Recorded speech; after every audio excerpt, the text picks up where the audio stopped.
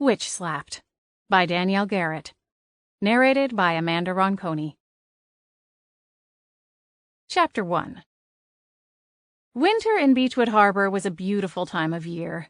Despite the weather that tended to fluctuate between peaceful, crisp days with no wind or rain and days with miniature monsoons that made it feel more like a ghost town. All the shops were decked out with twinkling lights and festive displays, and most every house had some kind of decorations on display. In the center of town, a huge Christmas tree was adorned with soft twinkle lights and glowing ornaments. Even the Beechwood Manor had its own Christmas tree, sparkling in the front window. Adam, Evangeline, and I had trekked into the woods behind the manor and spent hours debating which tree would look the best. After all, it would be showcased front and center for the entire neighborhood to see. Everyone in town was electrified with the spirit of the holidays. Not to mention that the tip jar at Siren Song was overflowing by the end of each day. There was only one real complication. Yule Feast was on the horizon, and Adam and I were about to venture into uncharted territory in our relationship. I had yet to meet his parents, and it was a conversation I'd been dreading for weeks. Now that the time was drawing near, the stress was almost tangible, like the tingling in the air right before a lightning storm. I knew it was on the way, and sure enough, one Wednesday night after a cozy dinner for two at McNally's, it hit. "My dad called today," Adam said conversationally as we wandered down the street. We were taking advantage of a break in the rainy weather that had plagued the harbor for the past week. The rain had finally let up and moved farther up the coastline. It was still freezing cold, but with the right amount of bundling into coats and gloves and scarves, we were able to resume our usual practice of taking a post-dinner walk around town. I cringed slightly. "Oh yeah? How are they doing?" Adam rubbed his gloved hands together, trying to get them warm again. "Same old, I guess. Dad's up for a promotion at work. I told him he's getting a little too old to be chasing bad guys down." Adam paused and grinned at the memory. He didn't appreciate that. I laughed lightly. "I wouldn't think so." Apparently he's going to remind me that he's the big bad wolf next time he's in town." I smiled and shook my head. That should be quite the showdown. I hadn't met Adam's wolf-shifter father, but I imagined that he'd been the one to teach Adam most of what he knew, and in beast form, Adam was quite intimidating. That is, when he wasn't pilfering around in McNally's day-old garbage, scarfing down as much discarded pub food as he could stuff into his muzzle. "Well, from the sound of it, you'll get front-row seats," Adam replied. He glanced at me out of the corner of his eye. "I invited them for Yule Feast." My stomach flipped over and curled in on itself. "You did?" Adam gave an easy shrug. "I thought they might like coming out to see the town and the manor. And of course, meet you." My mouth went dry. "Oh," I said, trying to manage a smile. "That will be nice." "Is that really so bad?" Adam fixed his dark eyes on me, giving me the "you're not getting off that easy" stare. "I mean, you look like you just swallowed a lemon or something." "I like lemons," I hedged. He groaned. "Ollie." "Sorry," I hurried to say. "It's not bad.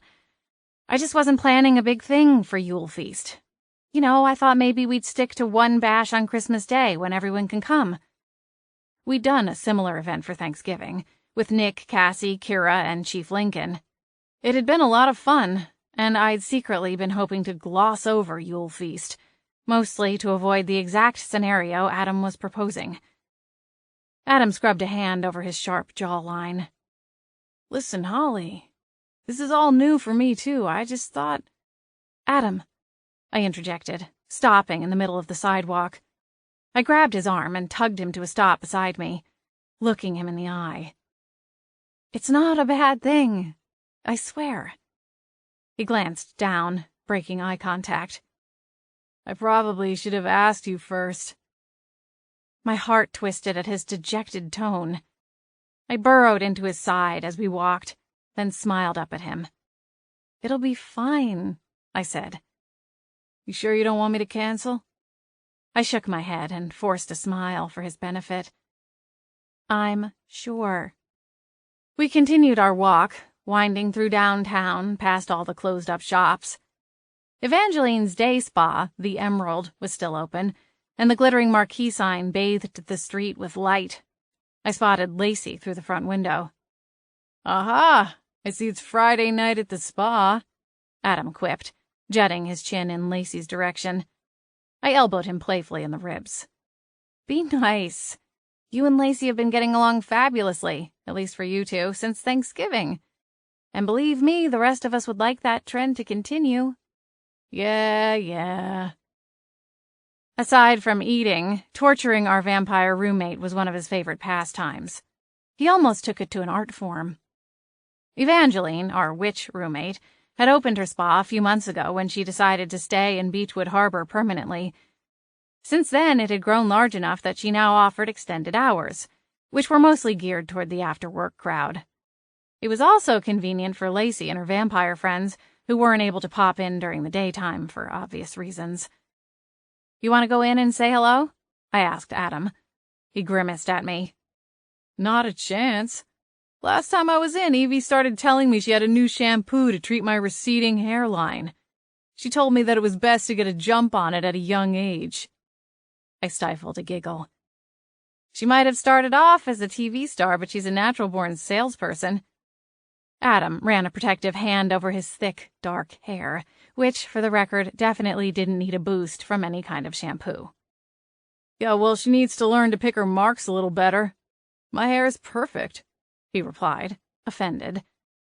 I rolled my eyes up at the night sky, pleading with the moon for mercy. Yeah, you and Lacey could have some kind of hair off. Please tell me that's not a thing, he said. I laughed and popped up on my toes to press a quick kiss to his lips. Don't worry, you totally win. Adam grinned at me. A kiss was usually enough to get him to quit griping, and ran a finger down the side of my cheek. Go say hi to the girls, but don't leave me hanging for too long. I don't want that to be the only kiss I get tonight. A sizzle of heat spread over my skin. Deal. I jogged off across the street as Adam started up the hillside that led back to Beechwood Manor. I paused at the door of the spa and watched him disappear into the darkness. He was so good to me, and for me. So why was I holding back, and so scared of letting him get closer? There were dozens of girls in town that would be thrilled to be dating Adam St. James. They would dream of the day he'd invite them to meet his parents for the official stamp of approval. For me, though, the idea was more terrifying than thrilling. Would I ever be able to get beyond my past and move towards some kind of future? With a heavy sigh, I tucked the tumultuous thoughts as far into the deepest recesses of my mind as I could, and pulled open the door of Evangeline's shop. The bright lights and upbeat music went a long way toward banishing the dark musings, and when Evangeline popped up from her seat at the front counter, I managed a genuine smile. She was decked out in a festive ensemble of a red pencil skirt and a green cashmere sweater. The colors looked even richer against her caramel skin and her bright, smiling eyes. Evangeline had a wardrobe that most women would kill for, and always looked put together. Even her pajama sets matched, and most were made from brightly colored silk to boot. She waved me inside, her gold feather earrings tinkling beneath her long raven locks. Holly, I didn't know you were coming in tonight. Lacey was perusing a stand of lotions, but turned when Evangeline greeted me, shifting her platinum blonde locks over her shoulder. Hey, Holly. Hello, ladies. Adam and I were walking through the neighborhood, and I thought I'd come in and say hello. Evangeline leaned to the right, glancing past me. Where's Adam? He went back to the manor. Evangeline folded her arms, looking 1 second short of stamping her foot. Is he still upset about my offer to give him some free shampoo samples? Apparently you really did a number on his ego, I said with a giggle. She heaved her eyes to the ceiling with a dramatic sigh. Shifters. Tell me about it. Evangeline dropped her arms and waved a hand, beckoning me further into the shop. When she'd transformed the abandoned gardening store into a day spa, She'd turned the storage room in the back into 3 decent-sized treatment rooms that were now hidden behind a long emerald curtain. The front of the shop was set up with display cases featuring all kinds of different concoctions. She stocked everything from fancy shampoos and soaps to at-home wax kits. As the owner, Evangeline worked full-time at the store and also employed an esthetician, Lucy, who also happened to be one of my customers, a telepath who used my potions to block her mother-in-law's unflattering, incessant internal monologue anytime she's in town for a visit, which, unfortunately for Lucy, is often. Evangeline's other employee was a strapping werewolf named Ben, a masseuse who was very popular with the area's female population, including, I suspected, Evangeline herself. Lucy and Ben were likely already gone for the night, as appointments were usually wrapped up earlier in the evening. Since Lacey and Evangeline were the only ones in the front room, Evangeline kicked her feet up on the reservations desk, showcasing a pair of ruby-red stilettos that probably cost more than I made in a month. Evangeline raised a hand to cover a wide yawn. "Phew, sorry." She shook her head. "Why does Siren Song close so early? I could really use a double shot." I smiled and sank down on the sleek black couch that was sandwiched between 2 product display cases. A glass coffee table sat in front of it, holding a neatly organized array of magazines. "What you need is some sleep," I countered. "You're turning into Cassie. You two could form some kind of 60-hour-a-week club. Sickos." Evangeline laughed. "I know, it's a little out of control. I'm debating whether or not I should be closed one day a week. I think Lucy and Ben are about to mutiny if their schedules don't die down a little." Lacey shot Evangeline a sly grin. "Oh, you know Ben would do anything you asked." I glanced back at Evangeline as she shrugged off Lacey's comment, but she couldn't seem to mask a wide smile. "Oh, really? Come on, spill." Evangeline laughed. "There's nothing to tell."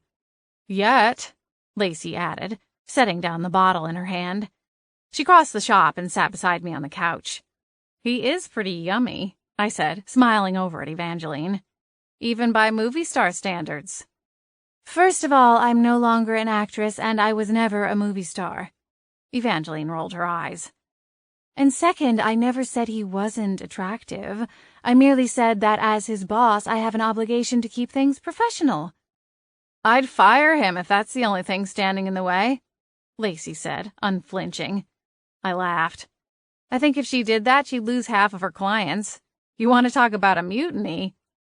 "Holly's got a point," Evangeline said. "His backside and quote-unquote magic fingers are the best advertising I never had to pay for." We all dissolved into giggles. "His schedule is tricky, though," Evangeline said. "That once every full moon thing is exhausting." "How long has he been a werewolf?" I asked.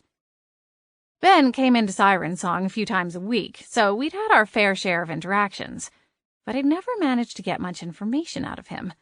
He seemed to prefer keeping to himself. But surely Evangeline knew his story. He'd been working at the Emerald for a few months. There was plenty of time for her to dig up some dirt. "A few years," Evangeline answered, dropping her feet to the floor. "He hasn't told me how he was turned, though." I nodded. It was a fairly common story. Most werewolves were very private and liked to blend into human communities rather than live inside the Haven system. I turned to Lacey. "You approve of this union? Don't vamps usually avoid werewolves?" "Only the ones who act like beasts on the days they aren't wearing their fur," she answered, her nose turning up slightly. "Ben doesn't seem like that kind of werewolf." Evangeline waved her hand through the air. "Enough about Ben. What's going on with you and Adam?" My heartbeat picked up again, slamming back into the same cadence as when Adam brought up our new Yule plans. "What do you mean?" I asked, my voice too thin. Evangeline hitched a shoulder. "How are things going? You never give us the gossip, girl." Lacey reached forward and snagged a magazine from the coffee table, clearly uninterested. I sighed heavily. He just told me that his parents are coming to town for the Yule Feast. Oh?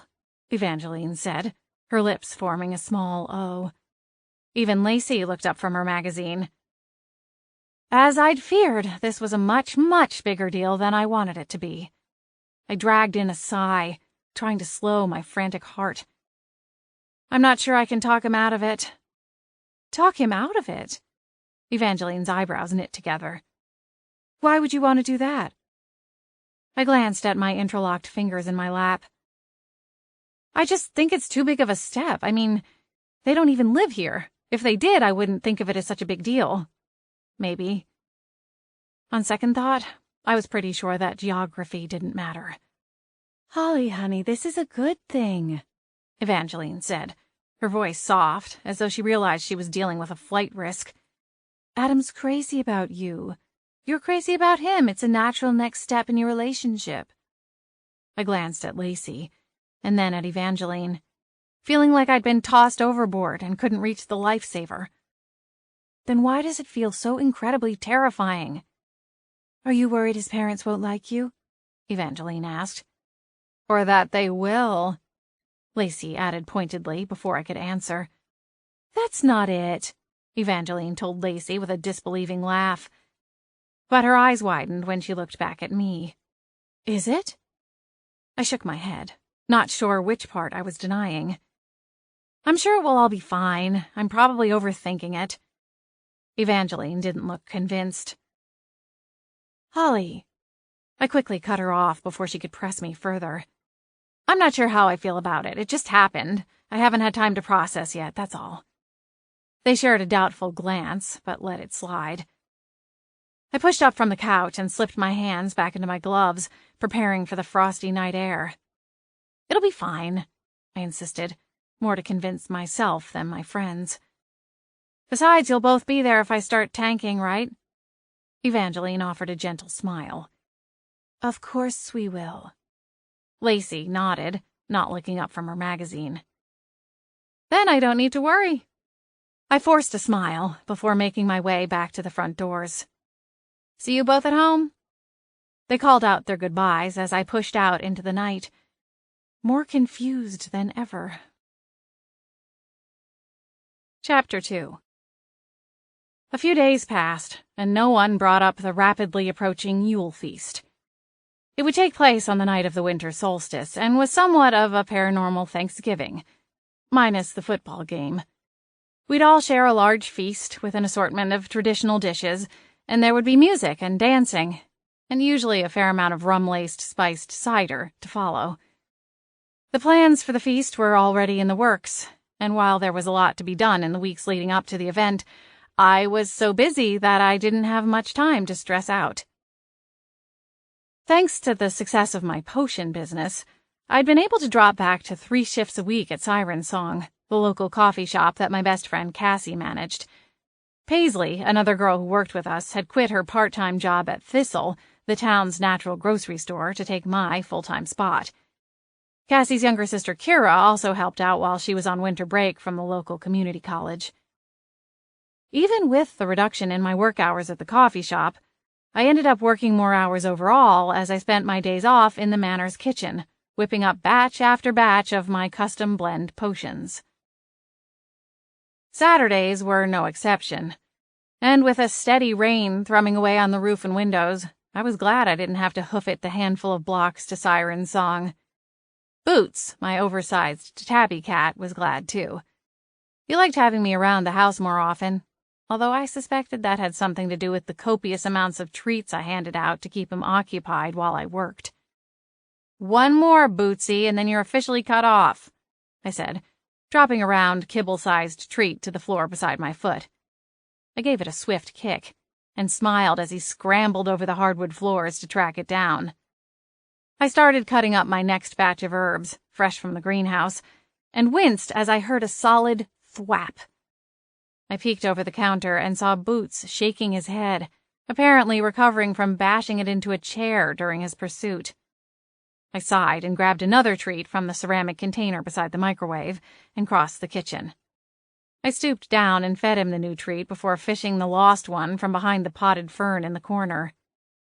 "Bootsy, you really need to work on your course correction skills," I said, stroking his silky head. "Poor little guy." A voice bellowed from the other side of the door. "Ollie?"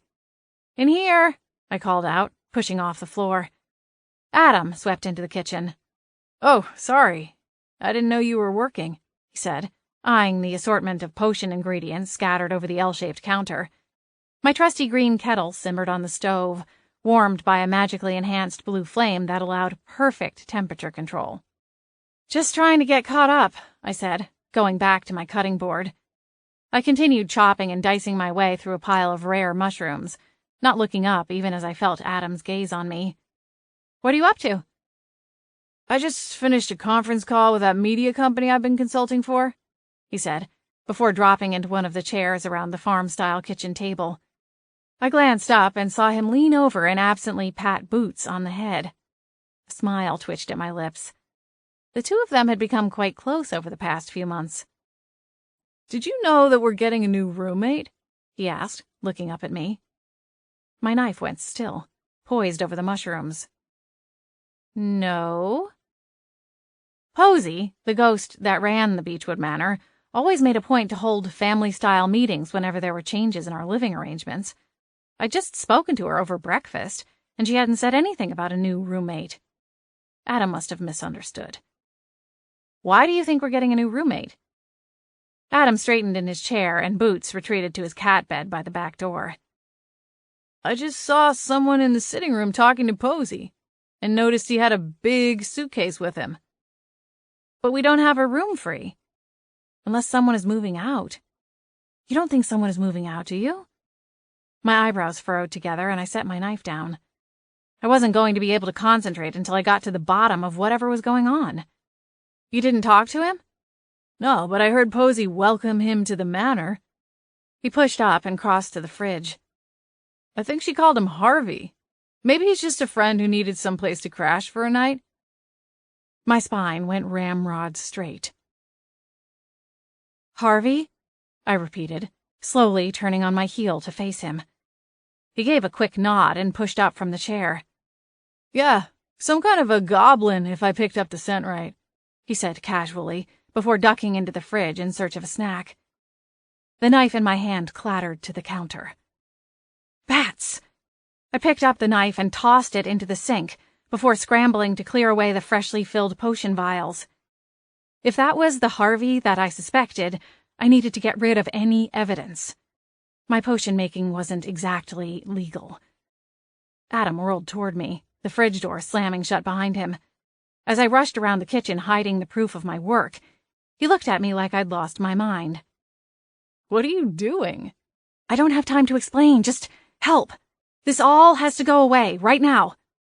Without further comment, Adam jumped into action and gathered up a basket full of vials and stashed it under the sink, while I extinguished the flame under the kettle on the stove, slammed a lid over the contents, and swept the leftover ingredients into the trash can.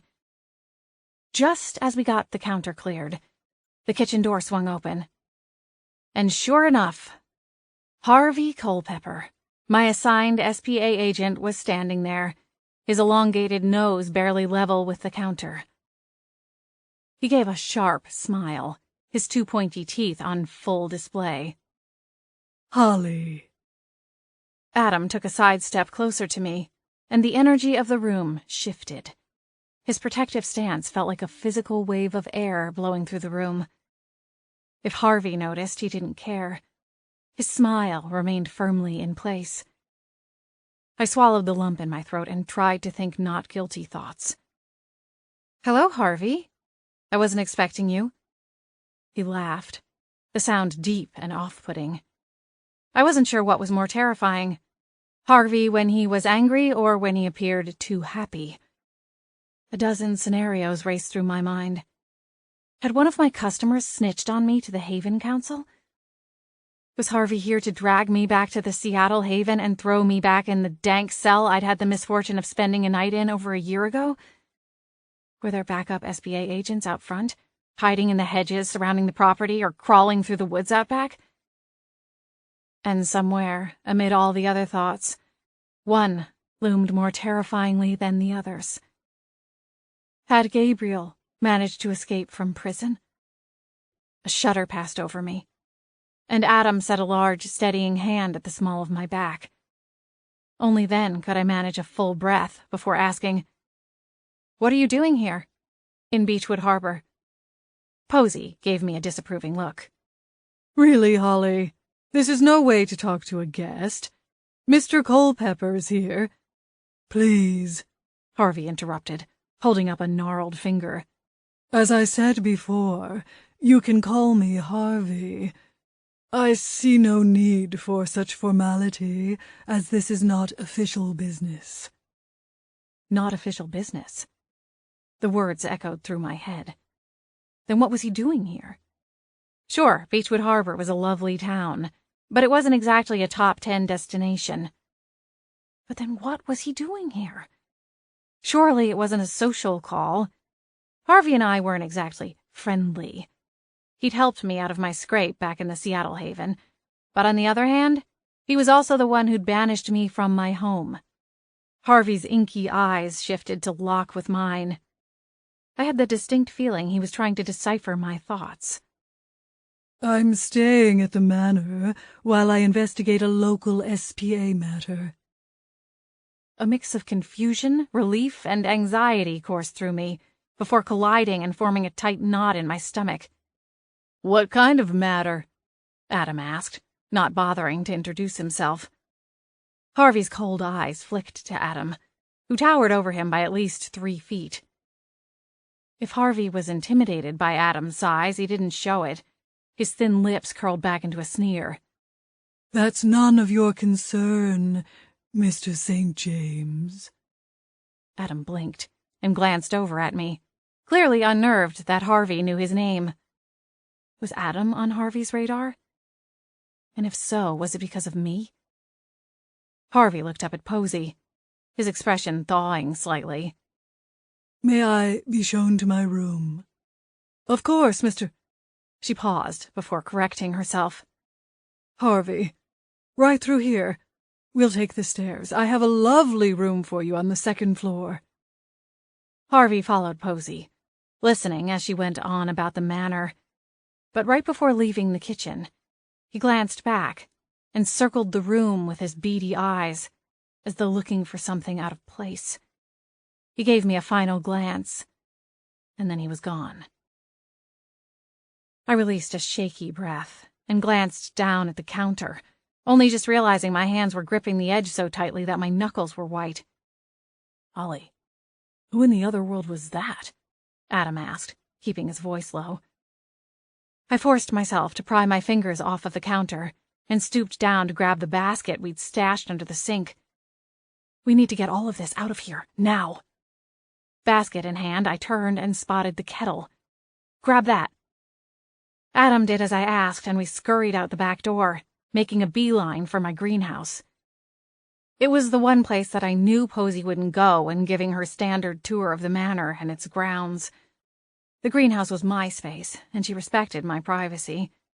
I'd been the one to bring the space back from the dead when I first moved in and found it boarded shut with caked-on dust and cobwebs coating every surface. I'd worked hard to put my stamp on it, and my roommates respected it as my own turf. When we were inside, I shut the door and applied a ward, sealing it closed.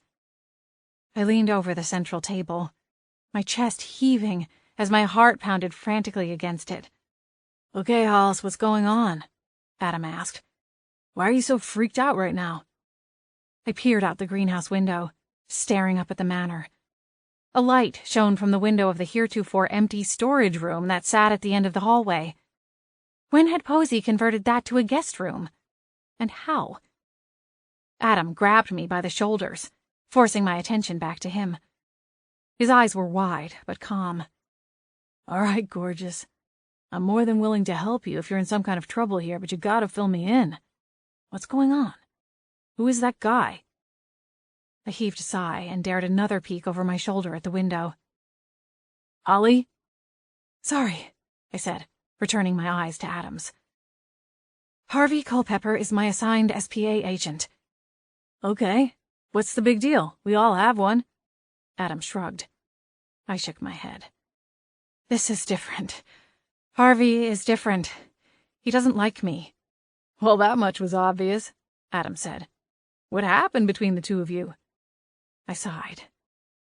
Remember when I told you that my SPA agent sent me here to Beechwood Harbor to keep me out of the reach of my crazy ex-boyfriend? Pat, my life sounded like a soap opera. That doesn't sound so bad, Adam said, arching an eyebrow. Well, there's a little more to the story. Adam groaned and rubbed a hand over the back of his neck. I was afraid of that.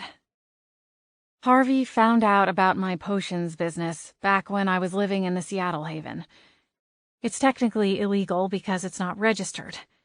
I'm not a registered potions master, so legally I'm not supposed to be selling potions to other supernaturals. Ollie... I know, it's bad. But there was no way the Haven Council was going to grant me any potions master license after everything with Gabriel. I would have been hard-pressed to get one just because of my family name.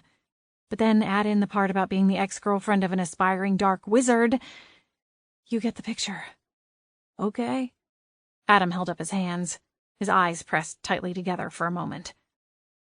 So you think he's here to check up on you? I peeked past Adam's broad shoulder and stared up at the manor. The light in the new spare bedroom had gone out. A tingle of fear slithered up my spine. I don't know, but it wouldn't surprise me if he and the rest of the SPA were still investigating me to make sure I haven't had contact with Gabriel. Which you haven't, right? I frowned at him. Of course not. He held out his palms in surrender. Okay, just checking.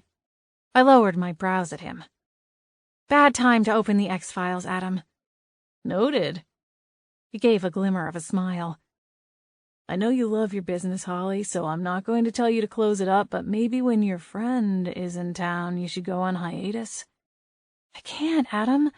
I have so many orders that I'm barely keeping things in stock. If I take a hiatus now, I'll lose out on all that business, and I'll have to explain why. Then no one will buy from me at all. Adam scratched his jaw. Is there anywhere else you can work? I don't know. Maybe Evangeline will let me use the spa. I'm sure she will. Then you can keep up with production.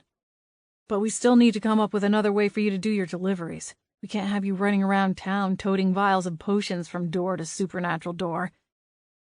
Whether Harvey's here specifically to keep an eye on you or not, he'd probably notice something like that. I nodded. He was right. I'd have to be even more discreet than usual.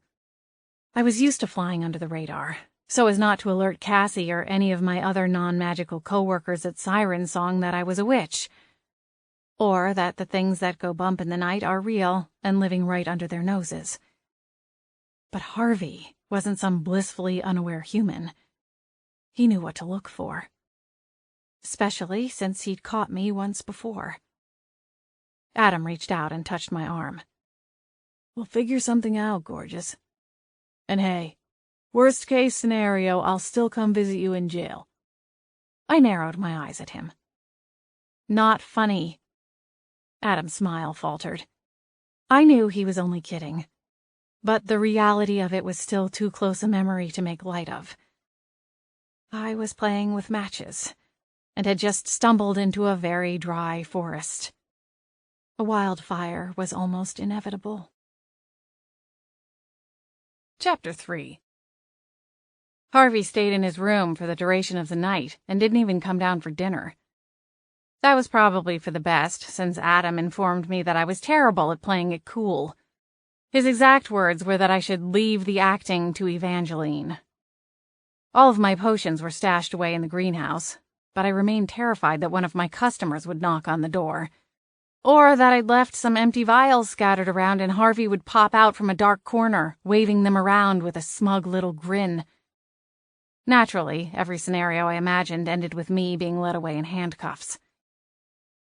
Thankfully, none of my imaginings came true, and the next morning Evangeline gave me permission to use her supply room as my temporary potion kitchen, after I hurriedly explained my dilemma over breakfast. Of course you can use the emerald. I breathed a sigh of relief. Thanks, Evangeline, you're a lifesaver. Not a problem. She sipped her coffee. Also, and I'm just tossing this out there, if you ever need help petitioning to the Haven Council, I have a pretty killer lawyer who could work with you. Really? I'd never considered the option before. After everything with Gabriel and my subsequent banishment, I gave up on the idea of ever getting back into the Seattle Haven again, let alone trying to apply for my potions master license. Sure. Evangeline set aside her coffee and reached for her fork, digging into the pile of fruit on her plate. He's not cheap, but he's one of the best in the business and would be willing to take the case if I asked. She paused, her fork poised in midair, and leaned forward in her seat. He has a little crush on me, she confessed. I chuckled and shook my head. Of course he does. She smiled and sat back. Let me know if you want to meet him. How much would it cost, do you think? She popped a piece of melon into her mouth and gave a little shrug. Probably low 6 figures. I tried not to choke on my coffee. What? Evangeline cocked her head, as though she couldn't understand my near heart attack. That's way out of my price range. I mean, bats, Evangeline. Her brow furrowed. You have your royalties from your share of the skincare line at the Emerald, your potion business, and then your salary from Siren Song on top of that. All of which adds up to less than half of what I'd need, I grumbled. Evangeline's face fell. Oh, I sighed. Is there any way you can sweet-talk him into doing some charity work? Evangeline laughed softly. Teddy's not the type to do anything for free, but I'll see what I can do. Thanks, I replied, trying not to sound too deflated. It was strange how I felt as though something had been stolen from me, when the option to take my case to the Haven Council wasn't something I'd even considered 24 hours ago. But the idea of running my business within the Haven system, with the almost limitless potential and reach I would have, was hard to ignore. There was also the bonus of being able to live my life without worrying about the SPA swooping in and carting me off to prison at any given moment. The skincare line is going well, Evangeline added conversationally. I wouldn't be surprised if we sold twice as much next year. I forced a smile as I gave her a nod, but my stomach twisted into a tight knot. If Harvey found out I was running my potions business, he'd not only shut me down, but Evangeline could potentially get dragged into the crossfire because some of my potions were sold out of her shop. Then she'd need her lawyer friend for her own defense. I hated the idea that I could be putting her in danger. We'd become good friends after initially getting off to an awkward start to our relationship. I didn't want to get her in trouble, or risk losing our friendship. I was about to suggest that maybe we should pull the products until Harvey was out of town again, but I slammed my mouth shut when I heard footsteps on the other side of the kitchen door. Evangeline shot me a look out of the corner of her eye. She'd heard it too. I sat up a little straighter and reached for my coffee mug. Evangeline followed my lead, and we sipped casually from our mugs like we'd just been discussing the weather. The door opened, and Harvey stalked into the room, his strides clipped and brisk, like he was on a march. He watched Evangeline and me from the corner of his eye on his way to the fridge. Good morning, Holly. Evangeline. Evangeline jerked upright, her eyes going wide with one question. How does he know who I am? I narrowed my eyes, remembering that Harvey had known who Adam was the night before without an introduction either. Was it some kind of SPA magic? Or was Harvey just downright nosy? I had a feeling I knew the answer to that one. Morning, Harvey. I tried to keep my hands from shaking as I stirred a fresh spoonful of cream into my coffee. Evangeline still looked uncomfortable as she drained the contents of her mug and stood from the table. She snatched her plate and mug up and hurried to deposit them in the sink, carefully skirting around Harvey as he continued to stare at the contents of the fridge. Glancing at me, she said, I'll see you later. She exited the kitchen without even giving me time to respond.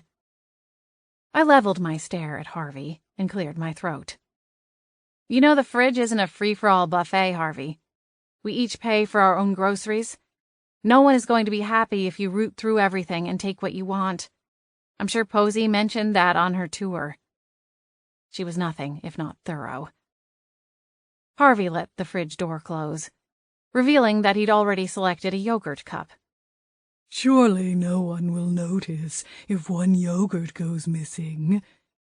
Besides, this looks like the brand you used to buy, if I'm not mistaken. He popped the top and offered a calculated smile. I'll pay you back. My jaw tensed. I'll just bet you will, I muttered under my breath. He gestured around the kitchen. How are things here, anyway? Seems you've been keeping your nose clean, he continued, leaning back against the counter. You'll be happy to know that Gabriel is still contained. I shoved up from the table. I wasn't worried. Harvey selected a spoon from the drawer beside him and dug into the yogurt as I dumped my own breakfast dishes in the sink and quickly washed them, along with Evangeline's. This home is quite nice. You should be thanking me for sending you someplace so clean and quiet. I stilled, almost dropping the mug that I was washing. Magic pooled at my palms, sizzling through the dishwater until bubbles rose to the surface. Keep it together, Holly, I reminded myself. I took a deep breath, and the bubbles disappeared. I've made the best of it. He smirked. I understand you're working at a human shop. What's that like? I rolled my eyes and whipped around. Is this an official SPA interview? Am I under oath here? Harvey didn't so much as blink. He took another maddeningly casual bite of his stolen breakfast. No, just idle conversation. Come now, Holly. I thought we were friends. After all, I saved your skin back in Seattle.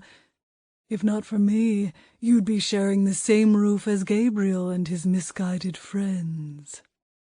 Technically, he was right. But I couldn't shake the feeling that he was fishing for something. Then again, could it be my own guilty conscience telling me to put up a thick wall? If I didn't have anything to hide, would I still feel this hostile? Harvey had kept the SPA from getting their claws into me. Granted, the solution had entailed banishment, but it had all worked out in the end, hadn't it? If I'd never been banished, I wouldn't have met Posey, Lacey, Nick, Cassie, Evangeline, or any of my other friends in the small town. I certainly wouldn't have met Adam. I released a heavy sigh. What are you really doing here, Harvey? Just shoot straight with me.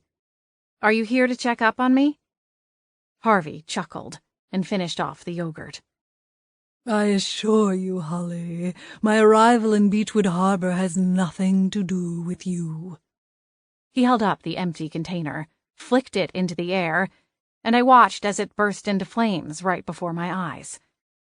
I frowned as the plastic melted and twisted in midair, and then popped out of existence. Vanished without a trace. So much for recycling. Harvey snapped his eyes back to mine. But if I find out you're not holding up your end of the deal, I have no problem taking you back to Seattle when I go. Without another word, he marched from the kitchen. Hours later, Harvey's not-so-subtle threat was still echoing around in my mind, making it next to impossible to get any work done. My fingers were clumsy, and every chop of my knife seemed to have a voice. Back to Seattle. Back, back, back.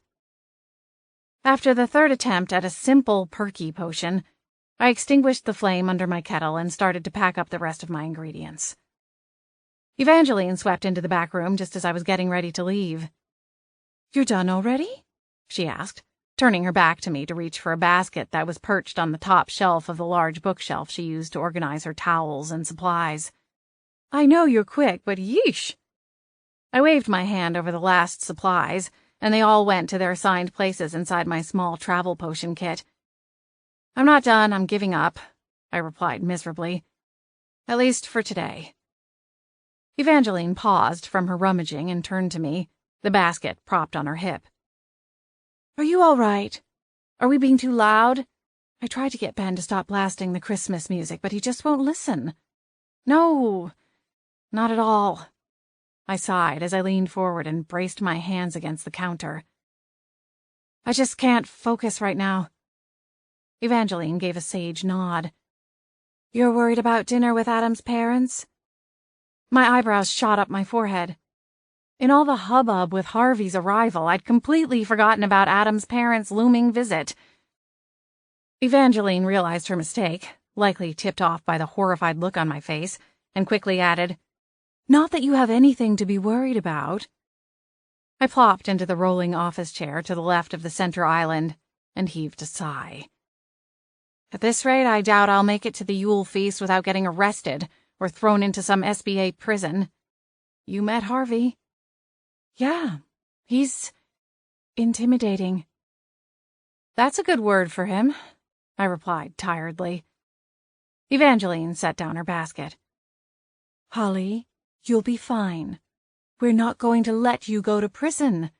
I'll call Teddy and see what he can do to help. In the meantime, you can keep working here as long as you need to. And if I can help with deliveries or anything, just let me know. We're all on your side. I shook my head. I can't ask that of you, Evangeline. You didn't ask. I'm volunteering. I cocked my head. Are you always this stubborn? She flashed a wide smile. Absolutely. I couldn't help but laugh at her smug expression. She crossed the small storage room and reached out for my hands. I let her heave me up from the chair. Thank you. Any time. Now you get back to work, and I'll see what I can do about that Christmas music. I didn't argue as she sauntered from the room, sweeping up her basket of supplies as she went. She pushed the door closed behind her, and moments later I heard her muffled voice as she spoke with Lucy and Ben, warning them that I was not to be disturbed. A few minutes later, the music softened, and I smiled to myself. It wouldn't hurt to get one more potion done. My second attempt proved to be much more successful, and I started packing up my supplies while the last draft finished simmering. Once the potion was bottled, I stashed it away with the rest of my potion-making kit in the cupboard Evangeline had assigned to me. On my way out of the shop, I noticed that Lacey was there. She and Evangeline were giggling over something in a magazine. I considered joining them, but knew that Adam would be waiting for me back at the manor. I waved to them on my way out and thanked Evangeline for her pep talk. When I got back to the manor, Adam was sitting at the base of the grand staircase. He was wearing his usual black leather jacket, black t-shirt, and well-worn jeans. A faded navy backpack sat on the step beside him. He must have just taken a shower because his dark hair was still damp and slightly tousled. As I shut the door, he popped to his feet and launched into an explanation before I could ask him what was going on. I have to go into Seattle, he explained apologetically. One of my clients got hacked and needs me to come right away. Oh no! I knew that Adam had to go when duty called, but I was still bummed that he had to leave, especially while Harvey was lingering around the manor. Sorry, gorgeous. It should only take me a couple of days to get things sorted out. Adam bent to retrieve his backpack and casually draped it over his shoulder. I'll call you as soon as I get to my hotel for the night. I nodded and wrapped my arms around myself. My jacket was slick with rain from the quick walk home. I wish I could go with you, I said miserably. Adam gave me a lopsided smile. Me too. But trust me, it won't be any fun. Just a bunch of techie geeks losing their minds because their bosses are breathing down their necks. So that makes you the White Knight? Adam laughed. Something like that. He stepped closer and pulled me into a tight embrace. Adam wasn't really the sentimental type, but he had his moments. I mumbled into his chest. I'll be fine. I think I'll go back to Evangeline's and hang out with the girls. I glanced over my shoulder, halfway expecting Harvey to pop up from behind a planter. You know, keep busy. Adam gave me a knowing smile. I think that sounds like a good idea. But you might want to feed the furball first. I laughed as Boots raced into the foyer, as if on cue. Sage advice. Adam pulled the front door open and gave me a quick kiss. See you soon, gorgeous. Try and stay out of trouble. No promises. He laughed, and then stepped across the porch and down the steps. Chapter 4. The following morning, after a quick phone call with Adam, I raced off to work, slipping out the front door before Harvey could ambush me in the kitchen again. Boots wasn't thrilled with my avoidance of the manor, but I assured him it would be a temporary arrangement. At least I hoped so. Despite the brisk weather, Siren Song was busy as ever, but the foot traffic tended to come in waves, leaving hours with hardly any customers coming through the doors. In the downtime, Cassie managed to keep everyone busy with winter cleaning, which was essentially the same thing as spring cleaning, just 3 months early. The project of the day was reorganizing the large cabinets in the supply room, getting rid of everything that hadn't been touched by the fluorescent lights of the shop in the last year. We alternated tasks, serving customers and sorting through the storage containers, until the last cupboards were declared purged of all useless items. "There," Cassie said, slapping her hands together after shutting the door. "Doesn't that feel better?" I humored her with a smile. Organizing and cleaning weren't really my favorite tasks, but it made Cassie happy. Much, I agreed. Now, if you ask me, I'd say we've earned a couple of cookies. Cassie's brilliant blue eyes went wide, and she held up a finger. "I have something even better." "Then by all means, lead the way," I replied, ushering her past me with a dramatic wave of my fingers. She went to the front case and pulled a pale blue box from the bottom shelf. I'd noticed it before, but hadn't stopped to ask what it was. Cassie popped it open, revealing 4 miniature cakes with small mermaids piped on them. I squealed at the delicate cakes. "Oh, my stars, Cassie, these are gorgeous. Where are they from?" She lifted one of the tiny cakes from the box, spinning it around to inspect it from all angles. "Mrs. Harding took a pastry class and made them for us. Isn't that sweet?" I swiped at the edge of the cake in Cassie's hand and came away with a dollop of frosting. I popped it into my mouth, savoring the decadent buttercream. "Very sweet." I laughed as Cassie rolled her eyes at the pun. Cassie handed the cake over. "Guess that one's yours now." I smiled and took it from her. The mermaids were adorable, but my stomach was growling, and the tiny taste of frosting had my mouth watering for more. Without hesitation, I bit a large chunk out of the side. Did she bake them from scratch? These are otherworldly." Cassie giggled and delicately nibbled at the cake she'd selected. "I'm not sure. If she did, we might have to see about getting in some special orders. Not that Matilda and Penny would be too happy about that." I flapped a hand. "Don't worry. Adam gives them enough business to keep them rolling along for quite some time." "I believe it. His appetite is endless. I think every time I see him, he's munching on something. I don't know how he doesn't weigh a ton."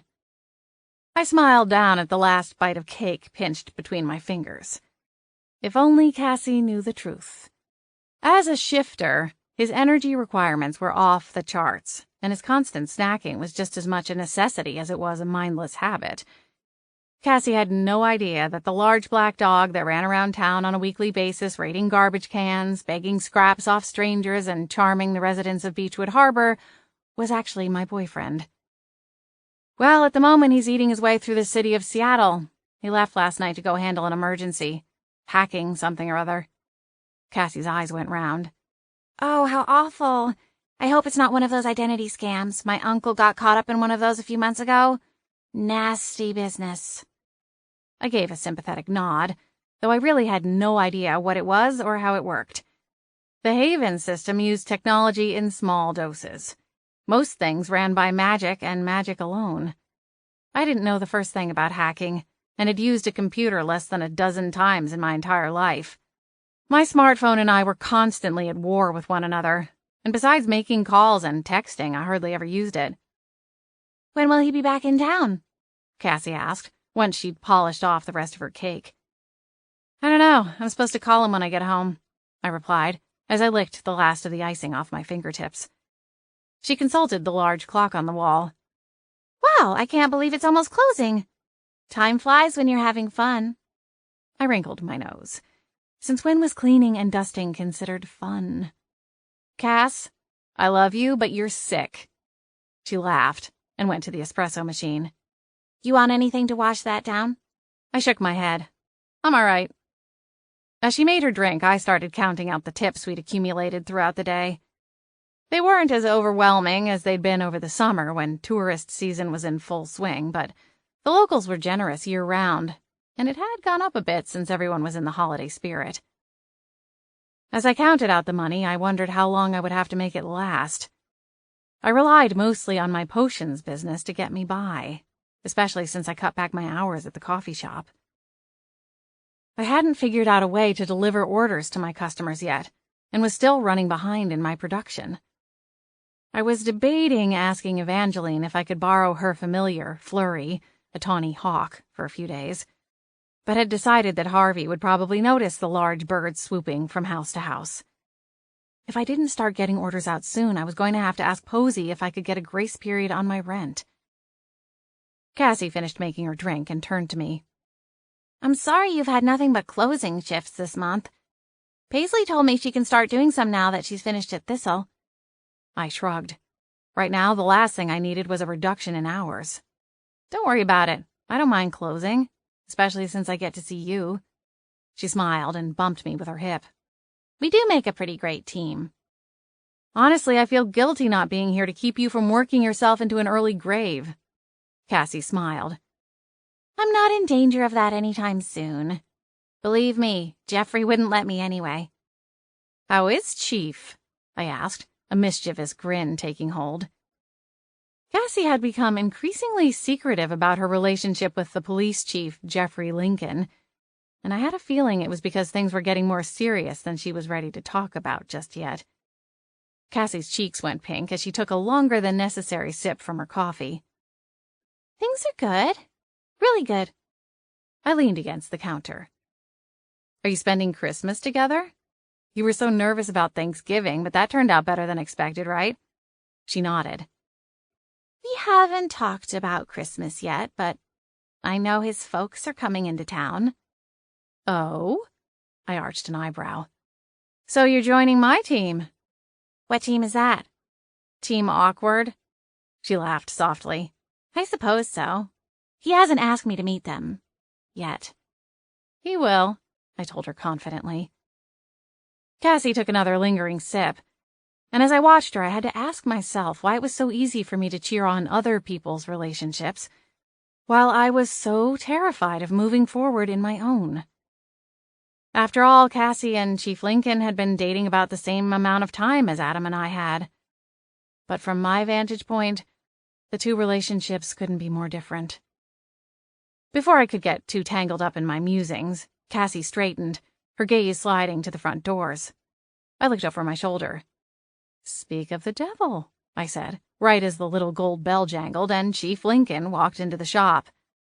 Nick, a PI friend of ours, was following close behind, dressed in a pair of black slacks and his dark gray duster. He must have just finished working. Hey, honey. Cassie beamed, smiling from ear to ear at the chief. I didn't know you were stopping by tonight. Chief Lincoln lit up brighter than the Christmas tree in the bay window at the front of the store. Yeah, the guys kicked me out early. Cassie's lips twitched. Were you hovering? Apparently, Chief Lincoln replied with a shrug. In any case, I figured I'd come see if I could sweet-talk you into taking off early, too. I bought a movie and a frozen lasagna. Who says romance is dead? I quipped, glancing at Nick. He suppressed a smile and leaned against the counter. Hey, I'm just here for a caffeine fix. I grabbed a paper cup from the stack by the cash register. On it. Thanks, Ollie. Cassie looked up at the clock above my head. Would you mind closing up on your own tonight, Holly? I took a dramatic glance around the shop, surveying it as though I'd just discovered the Wild West. I could almost see the tumbleweeds rolling.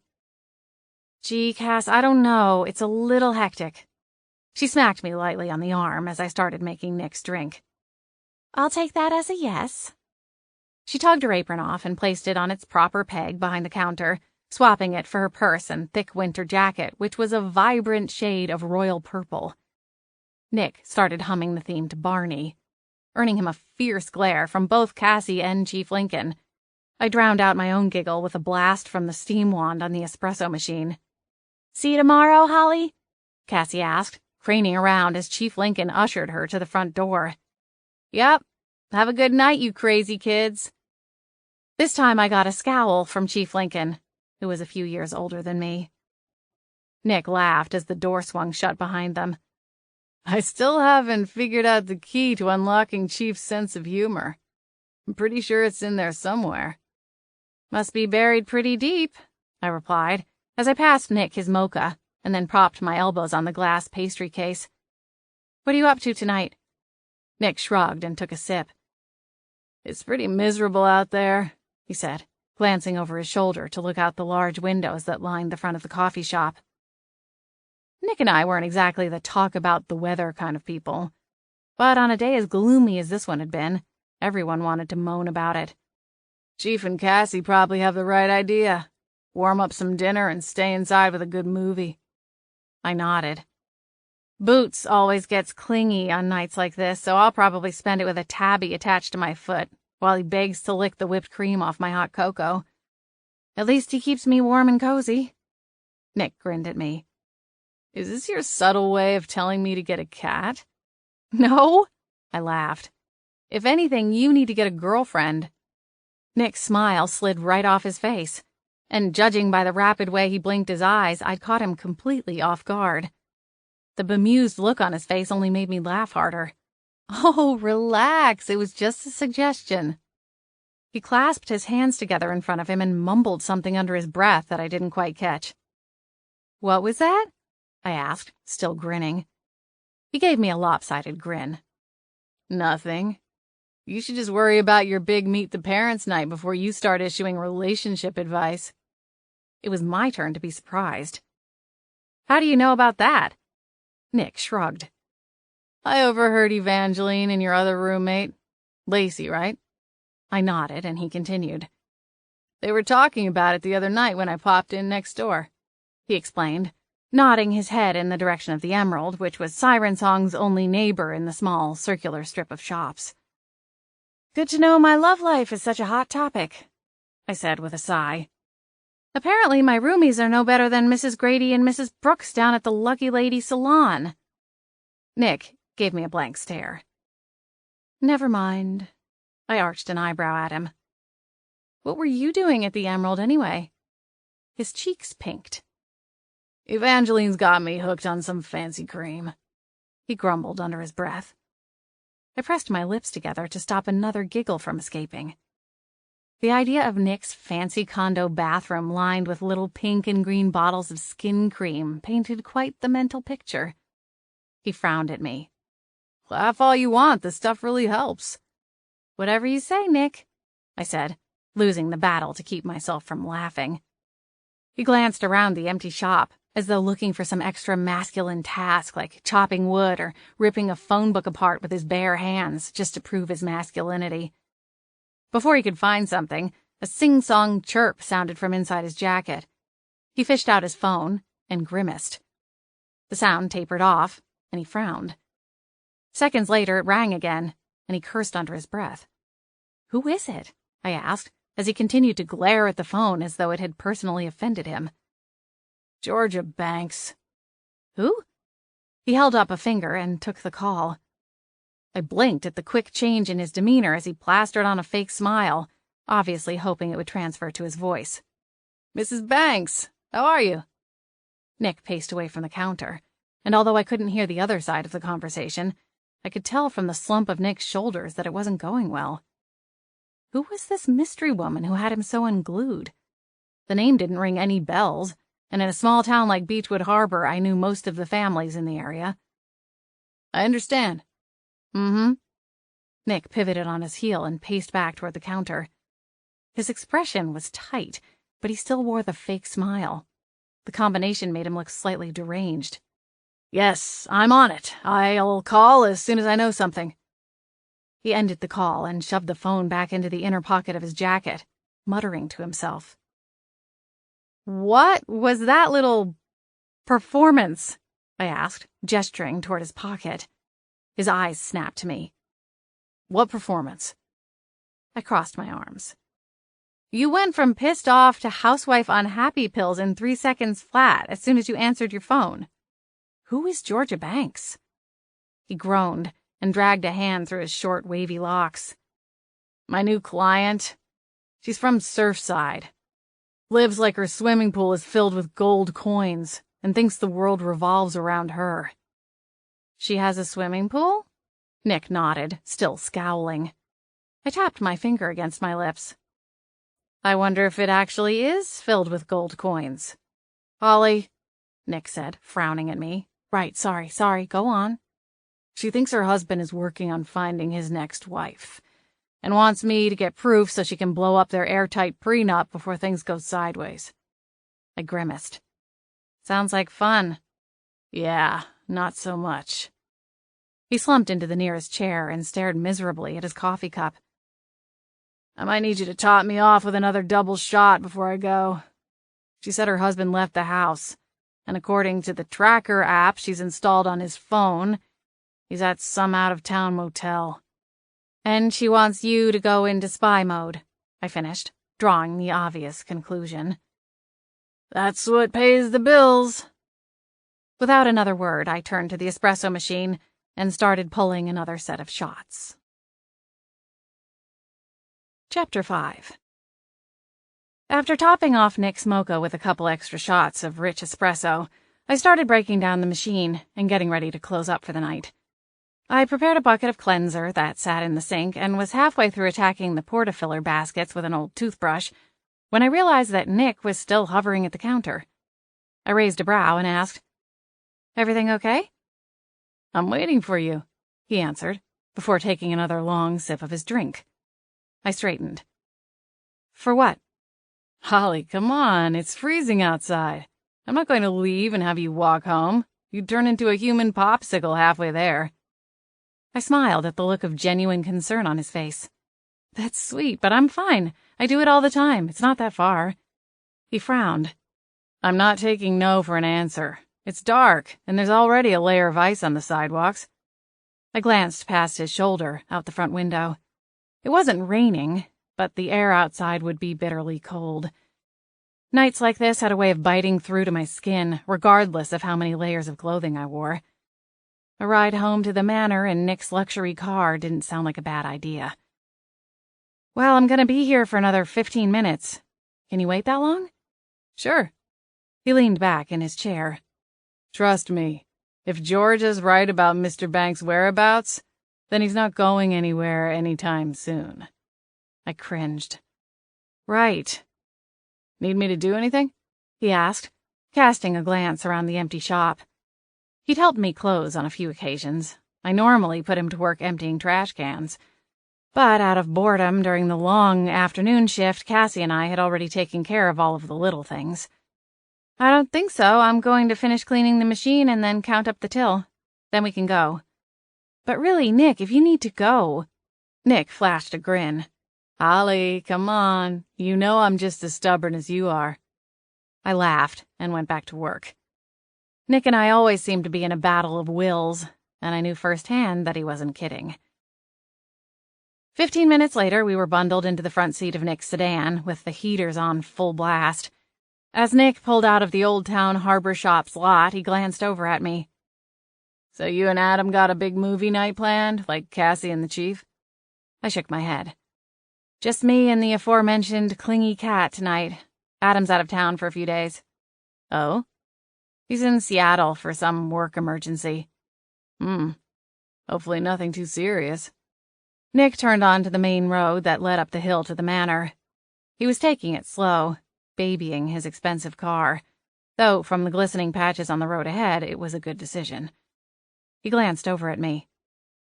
So, back at Siren Song. That crack about the girlfriend?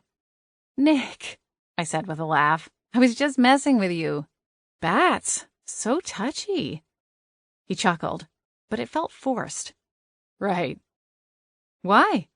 I twisted in my seat to face him. You have your eye on someone? I could work a little magic. Boy, could I. I still had a little of the faded flirt potion that I'd whipped up this past summer when I'd been debating dosing him and Cassie.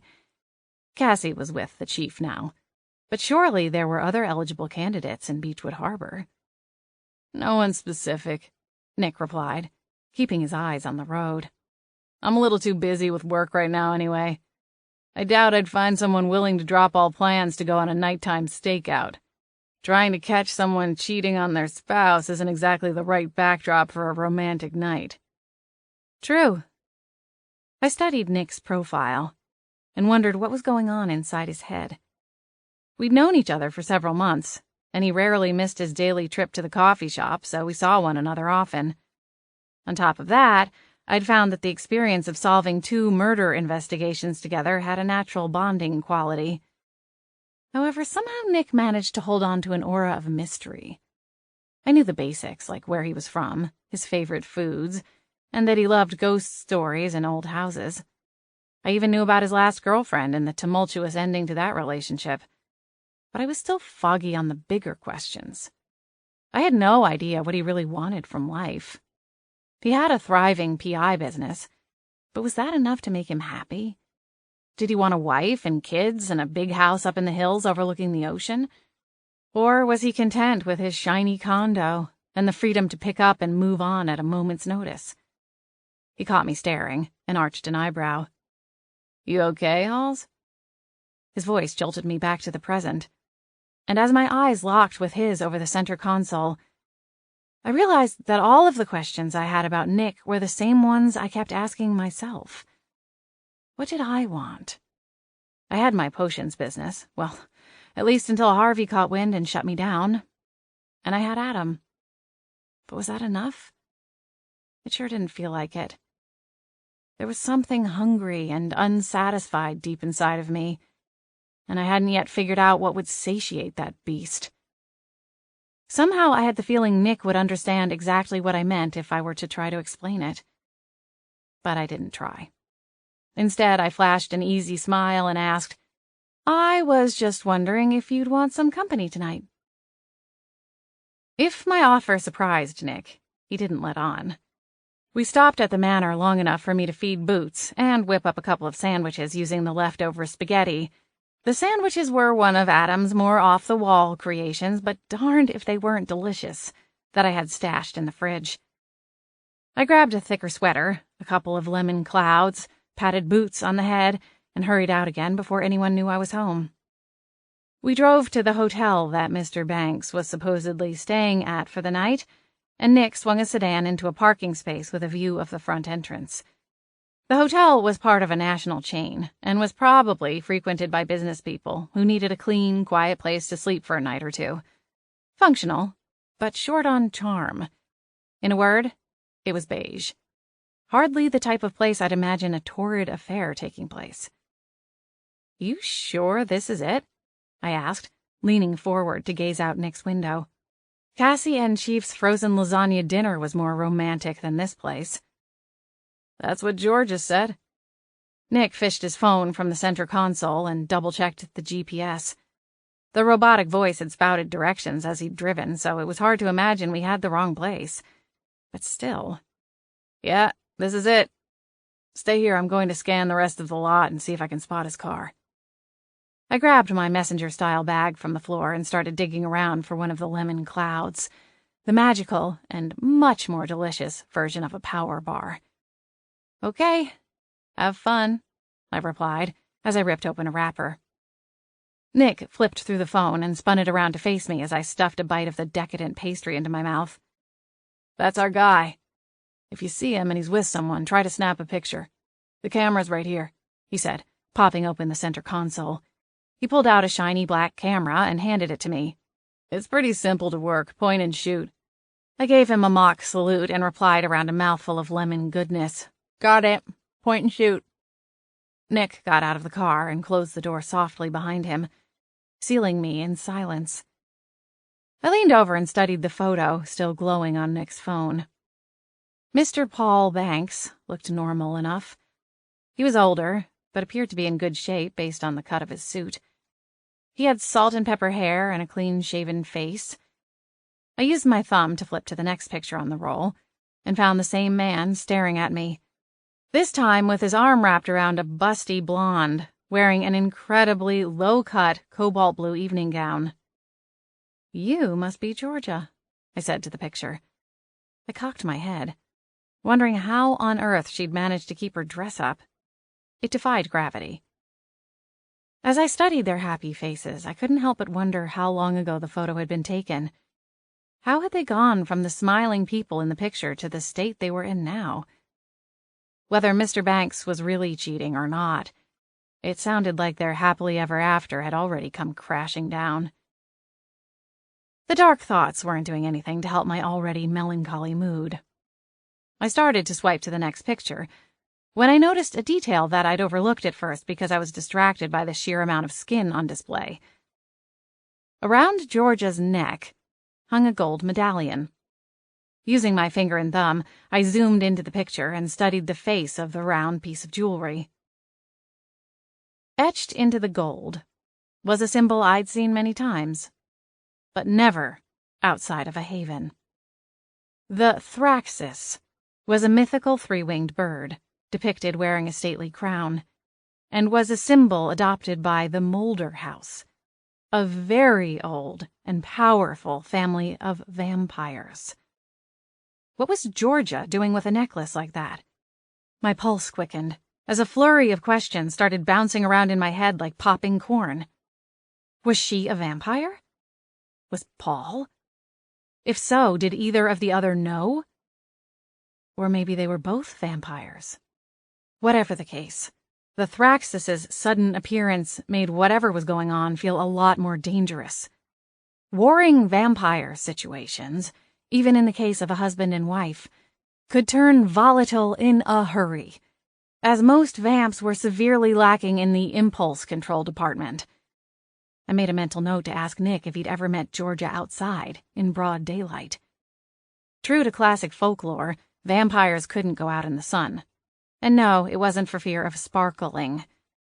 Most of them, within a few minutes of exposure, would develop a severe skin rash that was like an intense sunburn.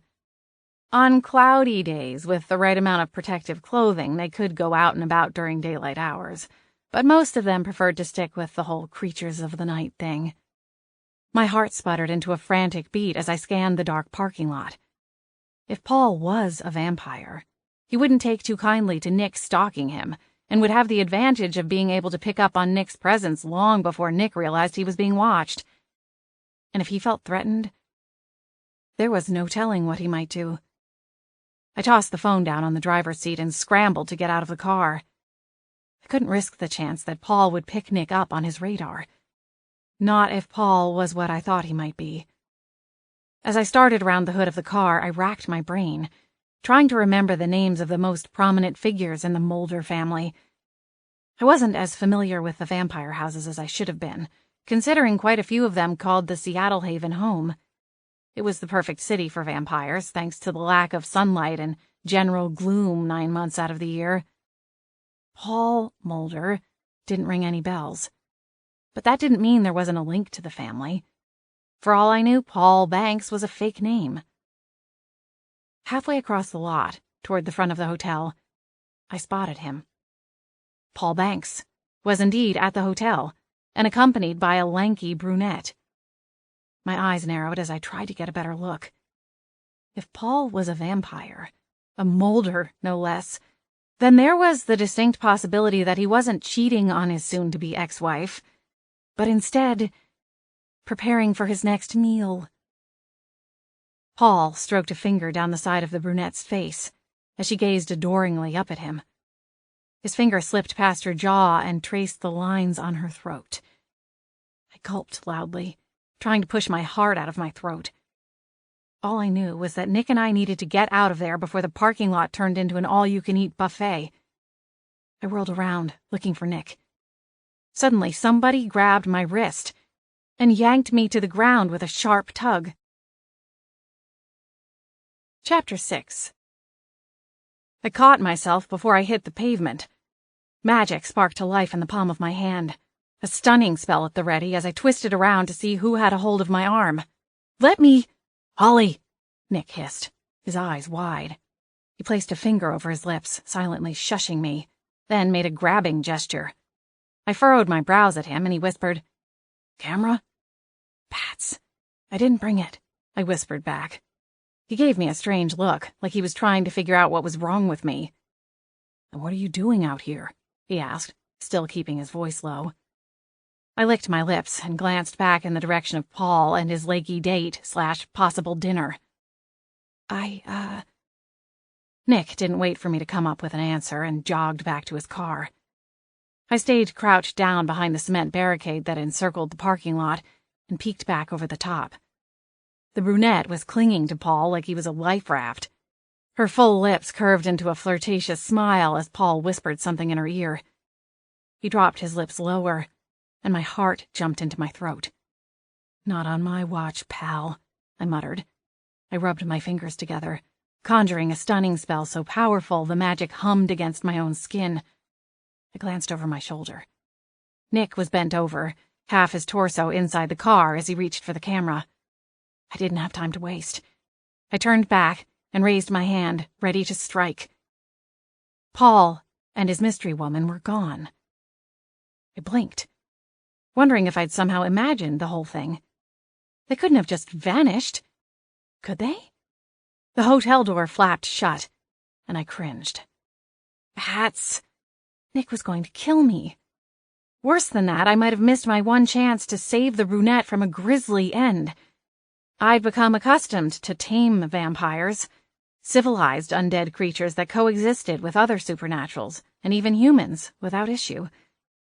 However, the Mulder family was one of the oldest vampire families in existence. And if gossip was to be believed, there were pockets of members that believed in the so-called ancient ways. I didn't know if Paul Banks was one of them, or if he was even a vampire. But if something happened to the woman and I could have stopped it, I'd never be able to forgive myself. "Where did they go?" Nick asked, crouching back beside me. I jumped and slapped my hands together to smother the magic that lingered there. "I think they just went inside," I said, jutting my chin in the direction of the front doors.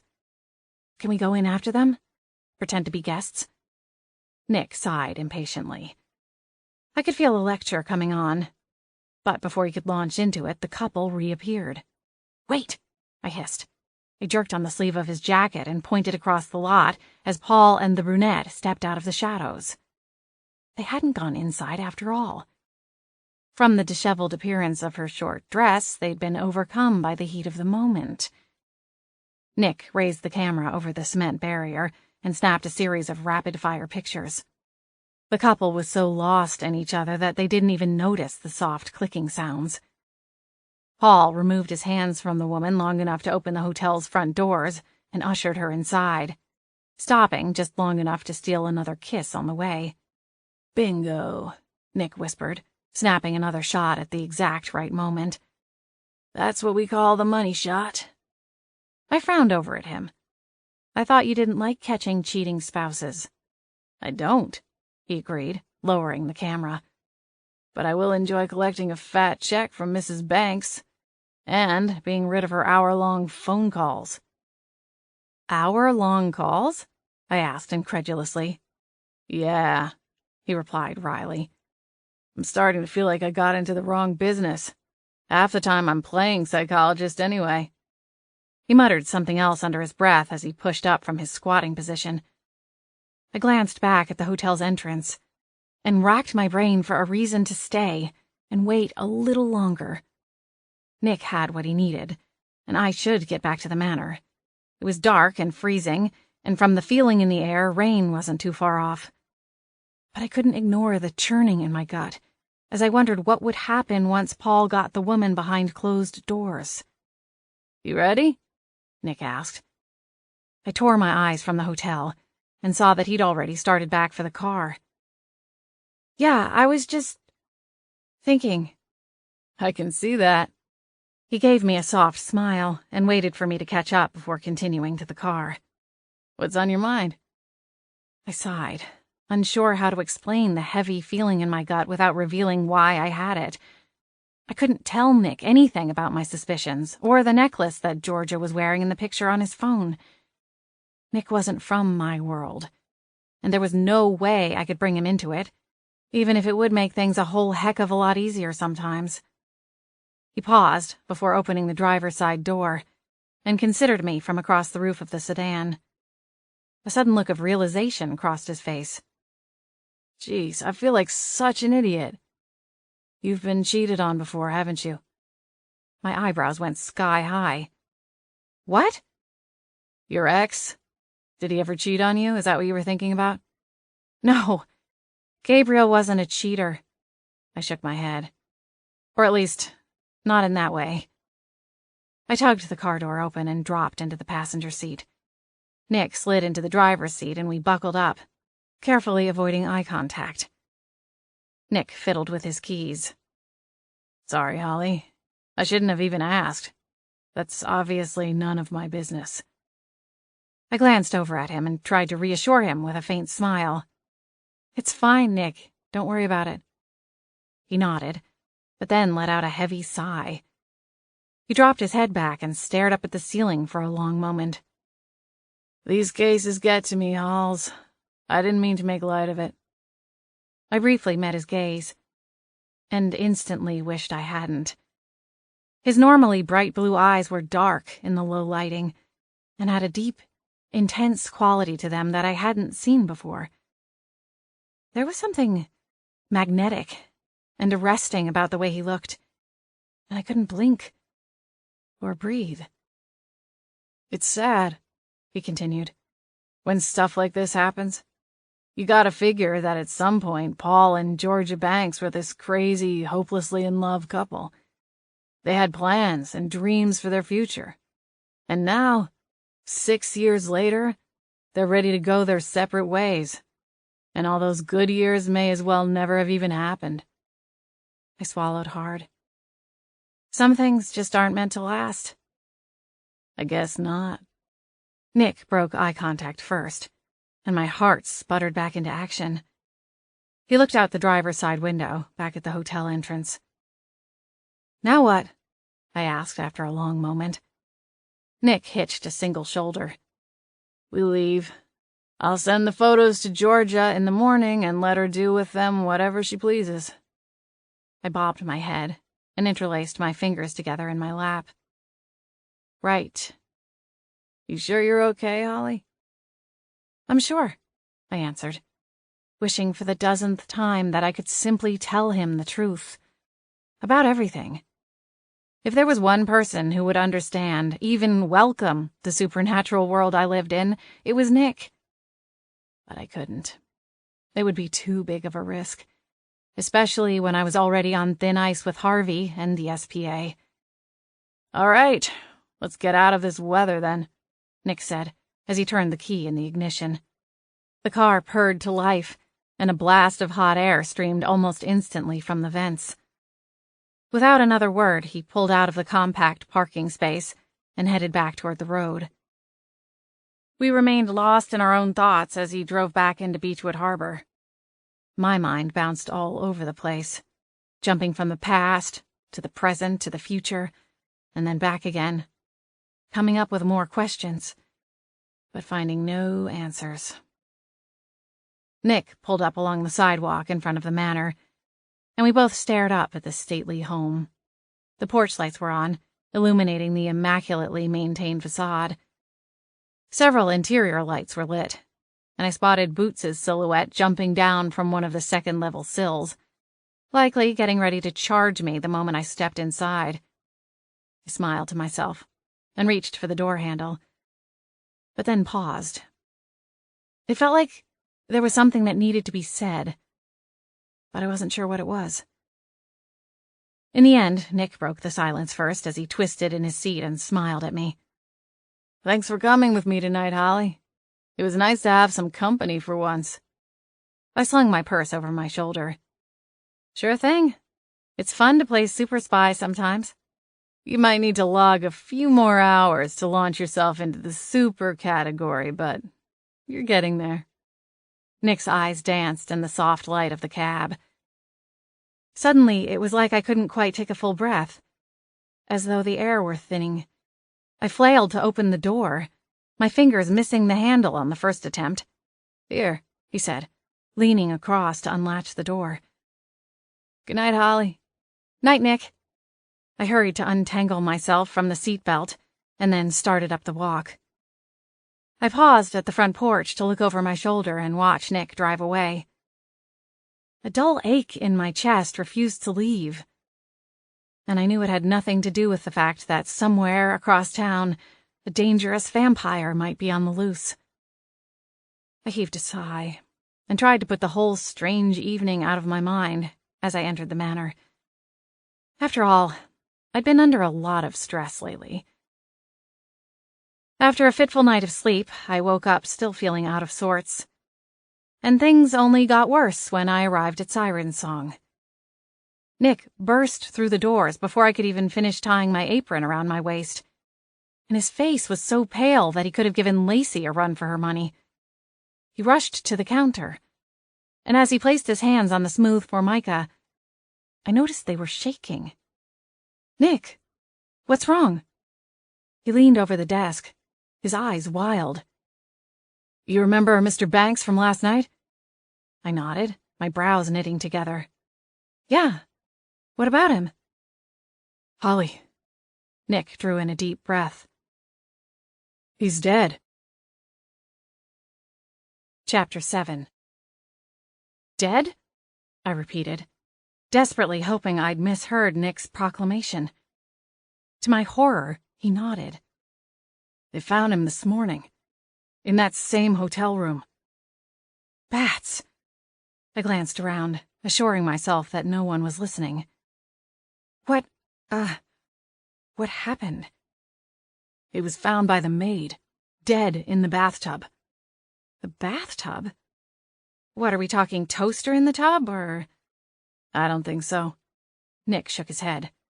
"I don't know much at this point. I heard the call over the scanner and recognized the address. When I got there, the team was still working the scene and I wasn't able to go in." As a private investigator and former journalist, Nick was adept at keeping his finger on the pulse of the news items in the small community.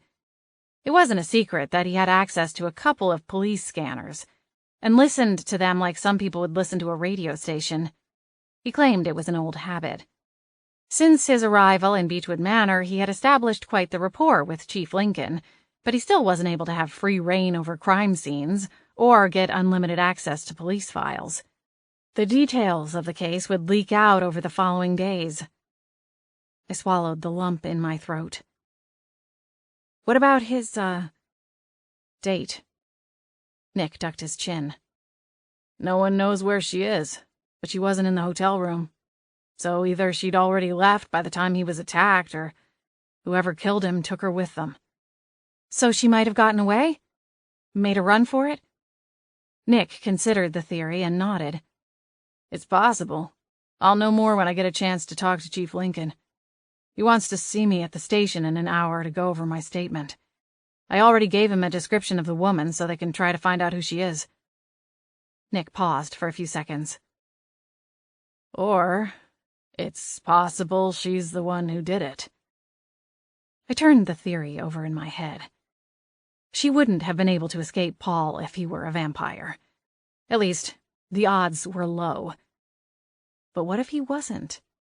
Maybe they'd had a fight. A lover's quarrel gone too far. It was horrifying either way, but I would rest somewhat easier knowing vampires weren't tangled up in the murder. A new, even more somber thought popped into my head. "How's Georgia taking it?" I asked, almost afraid of the answer. Nick frowned. "She hasn't answered her phone. I don't even know if she knows yet." My stomach turned. That's awful. Nick shifted uncomfortably. "I suppose it's not really news that should be delivered over the phone anyway. Chief Lincoln is headed over to speak with her." The room took on a sudden chill. I folded my arms and rubbed my biceps with my hands. Whatever their differences were, he had still been her husband. I couldn't imagine what it would be like to get that kind of news. "Are you going to show her the pictures?" With a pained expression, Nick nodded.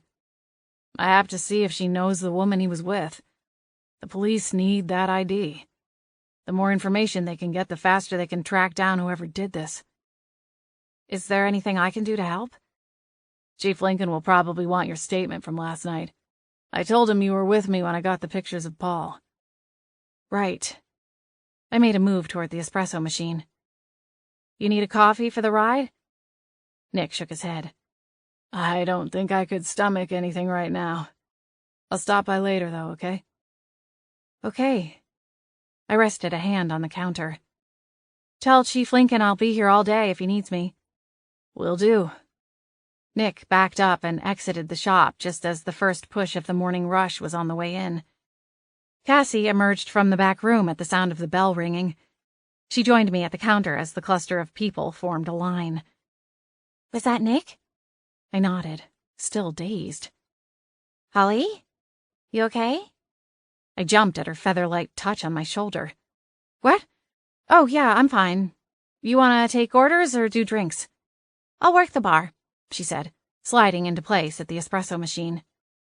She launched into whipping up orders made from memory, as most of the people lining up at the register were regulars who rarely strayed from their normal orders.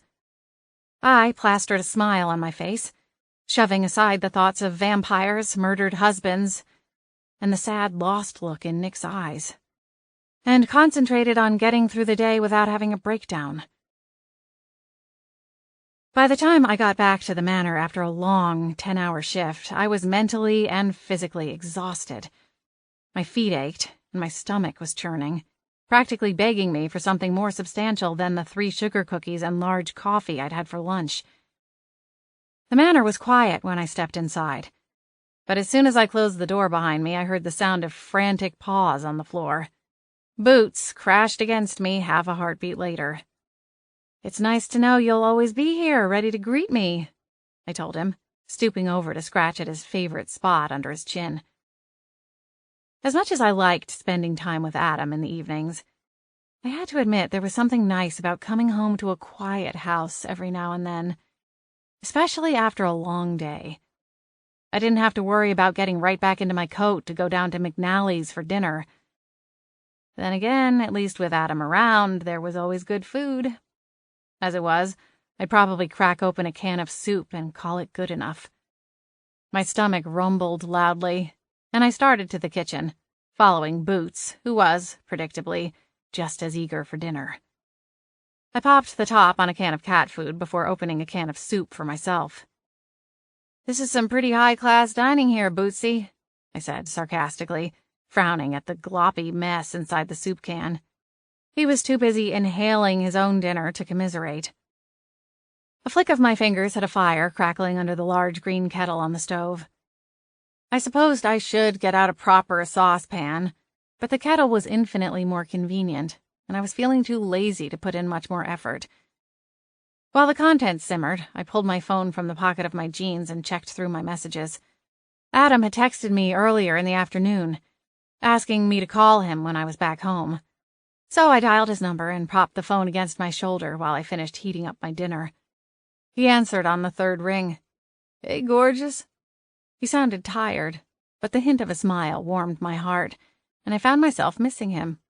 As much as I'd wanted the peace and quiet, I suddenly wanted the chaos and noise. Adam and Lacey taking shots at each other, Posey trying to break up the argument, Evangeline peppering me with questions about a new potion she wanted to attempt. Hey, stranger, I replied with a wistful smile as I removed my simmering soup from the heat. How was the day? Adam answered my question by rattling off some string of words that all sounded like English, but with the amount of techie mumbo-jumbo mixed in, it may as well have been Swahili. I laughed softly. So, good? Adam chuckled. Making progress. I poured the soup into a deep ceramic bowl, grabbed a sleeve of crackers from Adam's snack cupboard, and made my way to the table. How much longer are you going to be in Seattle? Adam heaved a sigh. At least another day. They want me to double and then triple check the security to make sure this can't happen again. All right. We'll try to hurry back, I said. You getting lonely over there? He asked flirtatiously. I pictured his face, the half-cocked smile he was sure to be wearing, and missed him all over again. I threw on my best Scarlett O'Hara voice and said, Oh, desperately, I do declare I don't know what to do with myself without you by my side. Adam laughed. You're impossible. Just answer one question. What do you miss more, me or the bakery? That's a tough one. Adam! Come on, gorgeous, he said, laughing. That's easy. Obviously, I miss Boots the most. I rolled my eyes and lounged back in my chair. Who is this, and what have you done with my boyfriend? He'll be fine. You can have him back in exchange for 2 cinnamon rolls with extra frosting. I laughed under my breath. That sounds more like the Adam I know. He joined in my easy laughter, and I relaxed against the chair. You know I miss you like crazy. But you still want the cinnamon rolls, I quipped. Well, listen, there's actually something I wanted to ask you, I said, leaning forward. I propped my elbows on the edge of the table and twirled my spoon through my rapidly cooling soup. Off the topic of pastries. Adam chuckled and then replied, Fire when ready. What do you know about the Mulder family? Vamps? Yeah. He sighed and asked warily, Why? I frowned into my soup. He really wasn't going to like the second part of my question. Let's just say, hypothetically, of course, that I may need to know exactly what they're capable of in case I need to talk to a few of them. And why would you need to talk to them? Adam asked, his irritation rising. I said it was hypothetical. Holly? I squeezed my eyes closed and rattled off the facts as though the speed of delivery would somehow soften the blow. Because I think Nick's client might be one, or was married to one till he ended up dead in a hotel room bathtub. Oh, and the woman he was last seen with has gone missing. At the end of my explanation, Adam groaned. Holly... I know. Trust me, I don't go looking for these situations. I just always seem to land in the middle of them. I really needed to figure out why that was. But Adam, if this really has something to do with the Mulder family, I can't just let Nick figure it out on his own. He's no match for any of them, and you know it. I know you and Nick have your differences, but you don't want him to end up getting taken down by some vampire on a binge. A long moment of silence stretched out between us. Adam? Okay, fine, he growled. But Holly, you have to promise me that you'll stay far away from the Mulders. You might think you have an inkling as to how dangerous they are, but I can assure you, the stories you've heard are not only true, but just the tip of the iceberg. If you don't believe me, just ask Lacey. I glanced up at the ceiling and trained my eyes in the general direction of Lacey's room. She was likely already out of the house for the night, but I made a mental note to corner her as soon as she got back. I promise I won't go looking for trouble, but I have to keep Nick safe. Adam didn't say anything, but his silence relayed his disapproval loud and clear. The rest of the conversation was tense, and no matter how I tried to wiggle back into his good graces, I wasn't able to recapture the ease and flirtation it started with. After a few more false starts, we wrapped up the call and said goodnight. I ended the call and set it on the table beside my bowl of soup, then glanced down at Boots. Be thankful you're a cat, Bootsy. Chapter 8. A knock on the front door interrupted my miserable dinner as I sulked over my bowl of soup, regretting the frosty conversation with Adam. Boots was asleep on the tufted cat bed by the back door and didn't raise his head at the sound. The manor was still quiet, and after the second knock I decided that I was home alone. I could normally count on Posy to float through the kitchen wall and tell me who was out on the porch waiting to be let in, but even she was absent. I shoved up from my place at the table, abandoned my now-cold soup, and went to answer the door. Chief Lincoln was waiting on the front steps. He was dressed casually in a pair of dark jeans and a puffy waterproof coat. He reached up and tipped the bill of his ball cap. Evening, Holly. Hello, Chief. I glanced behind me, unsure if I should let him in. The coast still looked clear, and without Adam around to provoke Lacey, things would likely remain quiet. As long as Harvey didn't come wandering through, we should be safe. Harvey, unlike the rest of my supernatural roomies, would be harder to explain. Lacey could hide her fangs, Evangeline could keep her magic wand stowed out of sight, and humans couldn't see Posy. But a 3.5-foot-tall goblin hybrid with sharp teeth and a grouchy disposition would be harder to explain away. "Do you want to come inside?" I asked, turning back to face him. It wasn't the kind of night for a talk on the front porch. While the rain had stopped, it was still bitterly cold, and a wind was whipping through the trees that enclosed the property. Chief Lincoln nodded, and I took a step back to allow him entrance. "Thank you." "We can go into the sitting room." He nodded and then followed my lead. "I take it you already know what this visit is in regards to." We entered the sitting room, and I waited for him to sit down on the love seat before I took my place on the couch. I nodded. "Nick came by the shop today. He told me you had some questions for me." "Okay, good." Chief Lincoln unzipped his jacket and dug out the small moleskin notebook he always had on him. I'd once asked Cassie if he took it to bed with him. She'd gone a splendid shade of maroon and ignored the question. He didn't give me any details, I hurried to add. The last thing I wanted to do was get Nick in trouble. Just that Mr. Banks was found dead and that the woman we saw him with was nowhere to be found. Chief Lincoln flipped to a fresh page. "Well, as you likely know, I can't provide much more information than what you already know. It's an open investigation. But there's no question that this was a murder. As such, I need to get your official statement as to what you saw last night." I laced my fingers together and anchored them in my lap to keep them from twitching.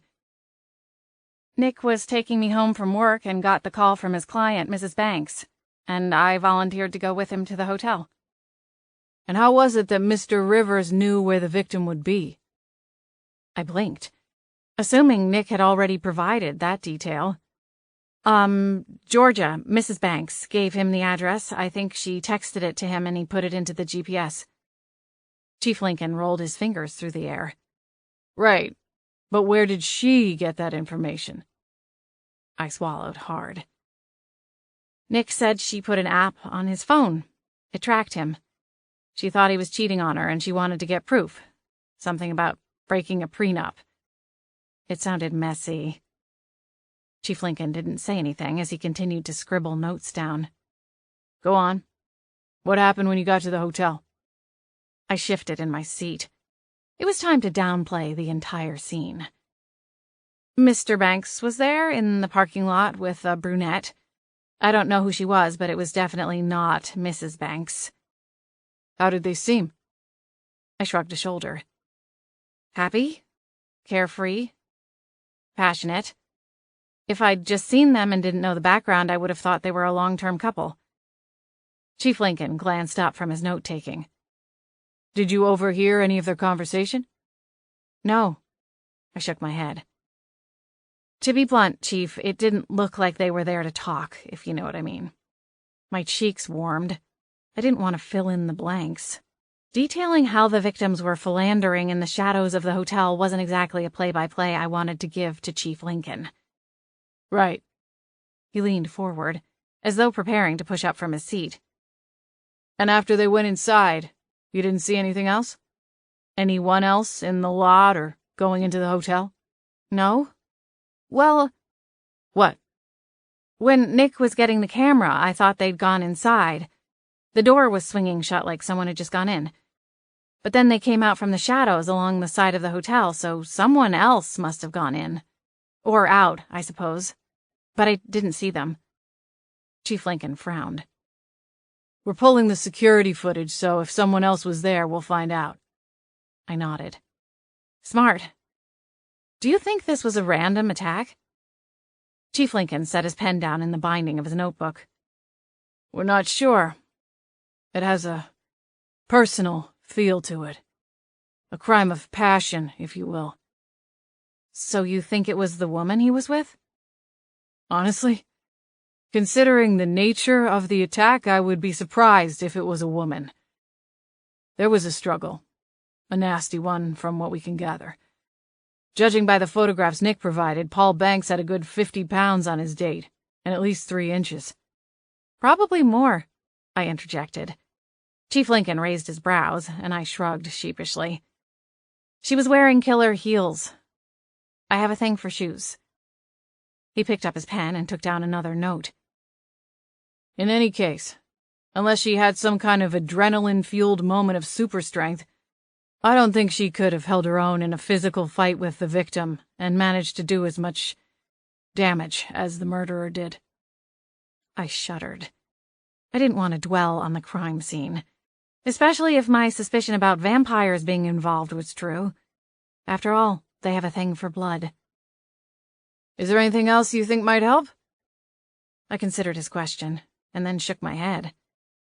Not really. Nick took some pictures before they went inside.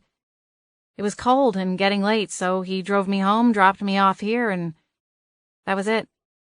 Chief Lincoln wedged his pen between the notebook's pages and tucked it back into his jacket's interior pocket. He zipped his jacket up to the neck and offered a polite smile. Thank you, Holly. By now you know the drill. If I have any other questions, you'll let me know? He smiled and gave me a nod. That's right. We stood, and I escorted him back to the front door. A blast of cold air greeted us as I opened the door, and Chief Lincoln frowned as he looked out into the night. You all right, Chief? He hesitated for a moment before bringing his gaze back to mine. It's just been a long day, that's all. Something about the way he said it made me think there was more going on inside his head. I paused, not sure if it was my place to pry. He was dating my best friend, but he also struck me as an extremely private person and a man of few words. After another long moment, he sighed. I've never seen anything like the crime scene today. It was something out of a horror movie, Holly. These things aren't supposed to happen here in Beechwood Harbor, or our neighboring communities. I nodded, agreeing with his grim assessment. Trust me, Chief, this isn't exactly what I signed up for when I moved here either. A slight smile tugged at his lips. I'll bet. It's a good thing we have good cops like you and your deputies. I know you'll find out who did this and make sure that justice is served. Thank you, Holly. The emotion in his eyes almost startled me. I'd never seen him look so raw. Whatever had been waiting on the other side of that hotel room's door had rattled him. Big time. The realization sank deep into the pit of my stomach and ignited the urgency to figure out who was behind the attack and why. Chief Lincoln was a good cop and an excellent shot, as I'd learned months before. But if the Mulder family was involved, he wouldn't stand a chance. Good night, Holly. Thank you for your time. Any time, Chief. Let me know if there's anything else I can do to help. He looked ready to argue, to give me the same speech he'd given me on 2 other occasions. Stay out of it. But at the last moment he appeared to have a change of heart and swallowed the warning. He smiled, tipped his hat, and left the manor. I watched as he walked down the path leading to the sidewalk where his unmarked car was parked. Once he was behind the wheel, I shut the front door and dragged in a deep breath. The people of Beechwood Harbor had all become like family to me, and I would go to the other world and back if that's what it took to keep them all safe. Despite Adam's warnings and worrying, despite the danger, and likely despite my own better judgment, I wasn't going to stand by and let anyone I loved get hurt. What was that all about? My heart leapt into my throat at the sound of Harvey's gravelly voice, and I whipped around to find him standing at the base of the staircase. His arms were crossed, and his beady eyes were narrowed in my direction, giving him a menacing look. I wrapped my own arms around myself and returned his harsh glare. Spying on me now? Harvey didn't so much as blink. Why was the police chief here? I didn't even waste my breath asking how he knew who Chief Lincoln was. It's none of your business, Harvey. It's a town matter. I considered asking him what he knew about the Mulder family, and briefly wondered if they had anything to do with his arrival in town. But before I could ask, he snapped his fingers and vanished, right in front of my eyes. I stared, open-mouthed, at the place he'd just stood. I did not know he could do that, I said to the empty room. Chapter 9. The following morning I wandered into town and made my way to Siren Song even though I wasn't on the schedule. I needed a caffeine fix and a pastry the size of my head. Siren Song could provide both, and a visit would give me an excuse to hang around, listen to the town gossip, and see if anyone had anything to say that might be helpful. Surely, by now, everyone knew that a grisly murder had been committed just outside of town, and there was no doubt that everyone would have an opinion and half-cocked theory. If I was lucky, some of the chit-chat might prove to be valuable. Cassie turned to greet me as I stumbled inside. "Morning, Holly." "Morning." I shuffled to the counter. "Coffee, bear claw, stat." "Perfecting your Walking Dead audition?" She stifled a laugh and picked up a pair of tongs to snag a pastry from the front case. "You'd think you would be more of a morning person. You've been working here for almost a year now." I shrugged. My body rebels and goes back to its true nature on my days off. She handed the pastry over and then went to work pouring a large coffee. "What's on your agenda for the day?" she asked. Cassie didn't know about my side business, and when I'd asked to cut back my hours at the coffee shop, I'd had to convince her that I was taking some online classes, which was only half a lie. I'd been studying potion work and spending more time with textbooks and ancient scrolls than I had since my academy days. "Not too much today," I replied. I cast a glance around the shop and frowned as I realized there were only 3 other customers in the seating area. All of them were wearing earbuds and didn't look like they were likely to launch into a lively discussion of a recent murder case anytime soon. The Lucky Lady Salon would be the place to go for fresh gossip. All the older, retired ladies in Beechwood Harbor liked to gather there, and they always had the best dirt. But it would take hours to glean anything useful, and I'd have to endure their nosing and prodding about my relationship with Adam. No, it would be best to have Posey flag down Gwen later and get the scoop. Gwen was a permanent fixture at the salon and would be able to give me the rundown. Ghosts really had it easy. Endless eavesdropping and the freedom to leave at any time, without the pressure of making up an excuse when the conversation got boring. "If you want, you could come over tonight after we close. Kira, Paisley, and I are doing a movie and manicure night." Cassie set my coffee in front of me. "Jeffrey's working some big case tonight and had to cancel our normal date, so I've declared it girls' night." "Sounds fun. I'll have to see what's going on with Adam. He's supposed to be coming home, hopefully tonight." "Oh, yeah." Cassie's sapphire eyes sparkled. She found the entire predicament way too amusing. "When are his parents coming into town?" I groaned. "I still have a week." "You think you're getting something sparkly under the tree this year?" she asked, wiggling her ring finger in my direction. I rolled my eyes. "No, Cass, I don't." She frowned at me and dropped her hand to the counter with an unceremonious plop. "Why not?" I quirked my lips to one side. "Are you expecting something sparkly under the tree this year?" Her smile faltered. "No." "Oh, and why not?" I asked, mimicking her sing-song tone. Cassie sighed and gave me an irritated look. "You wreck all my fun." "Sorry, doll. But remember, these questions and teasing can always be turned right around. You two have been together nearly as long as Adam and I have." I winked at her, thanked her for the coffee, and headed for the front door. "I'll call you later about girls' night.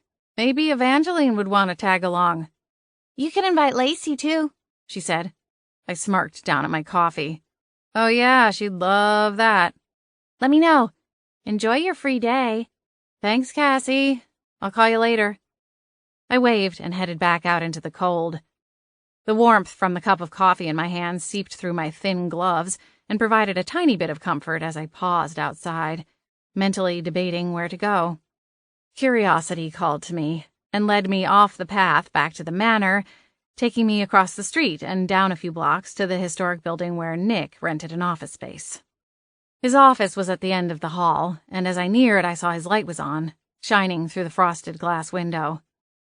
"Workaholic?" I said, shaking my head. "At least he's predictable." I tapped lightly on the door as I opened it to peek inside. Nick looked up from his place behind his large desk. He looked like he hadn't slept since getting the news about the murder. Deep lines were etched around his eyes, and the startling blue color had been replaced by a lackluster gray.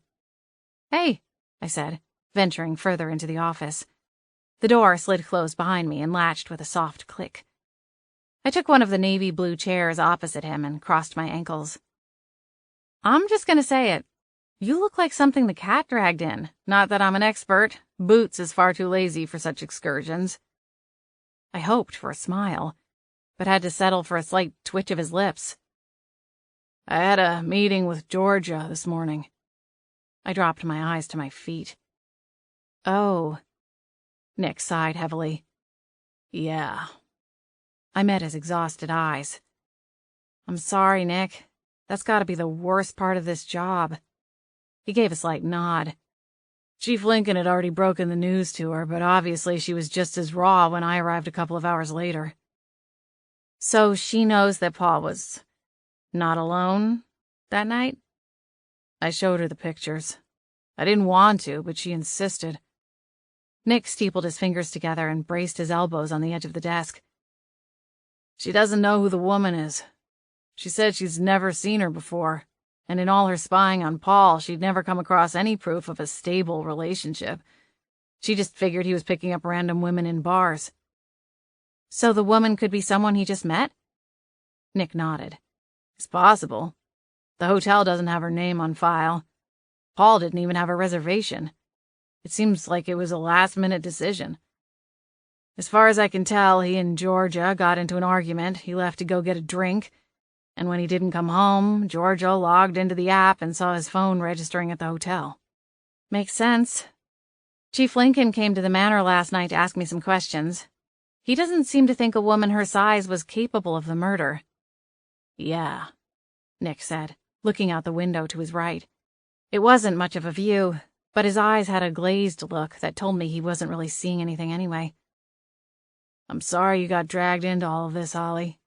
"It's not your fault." I shrugged and took a casual sip of my coffee. "Is there anything I can do to help? What's going on with the case?" "Not much right now.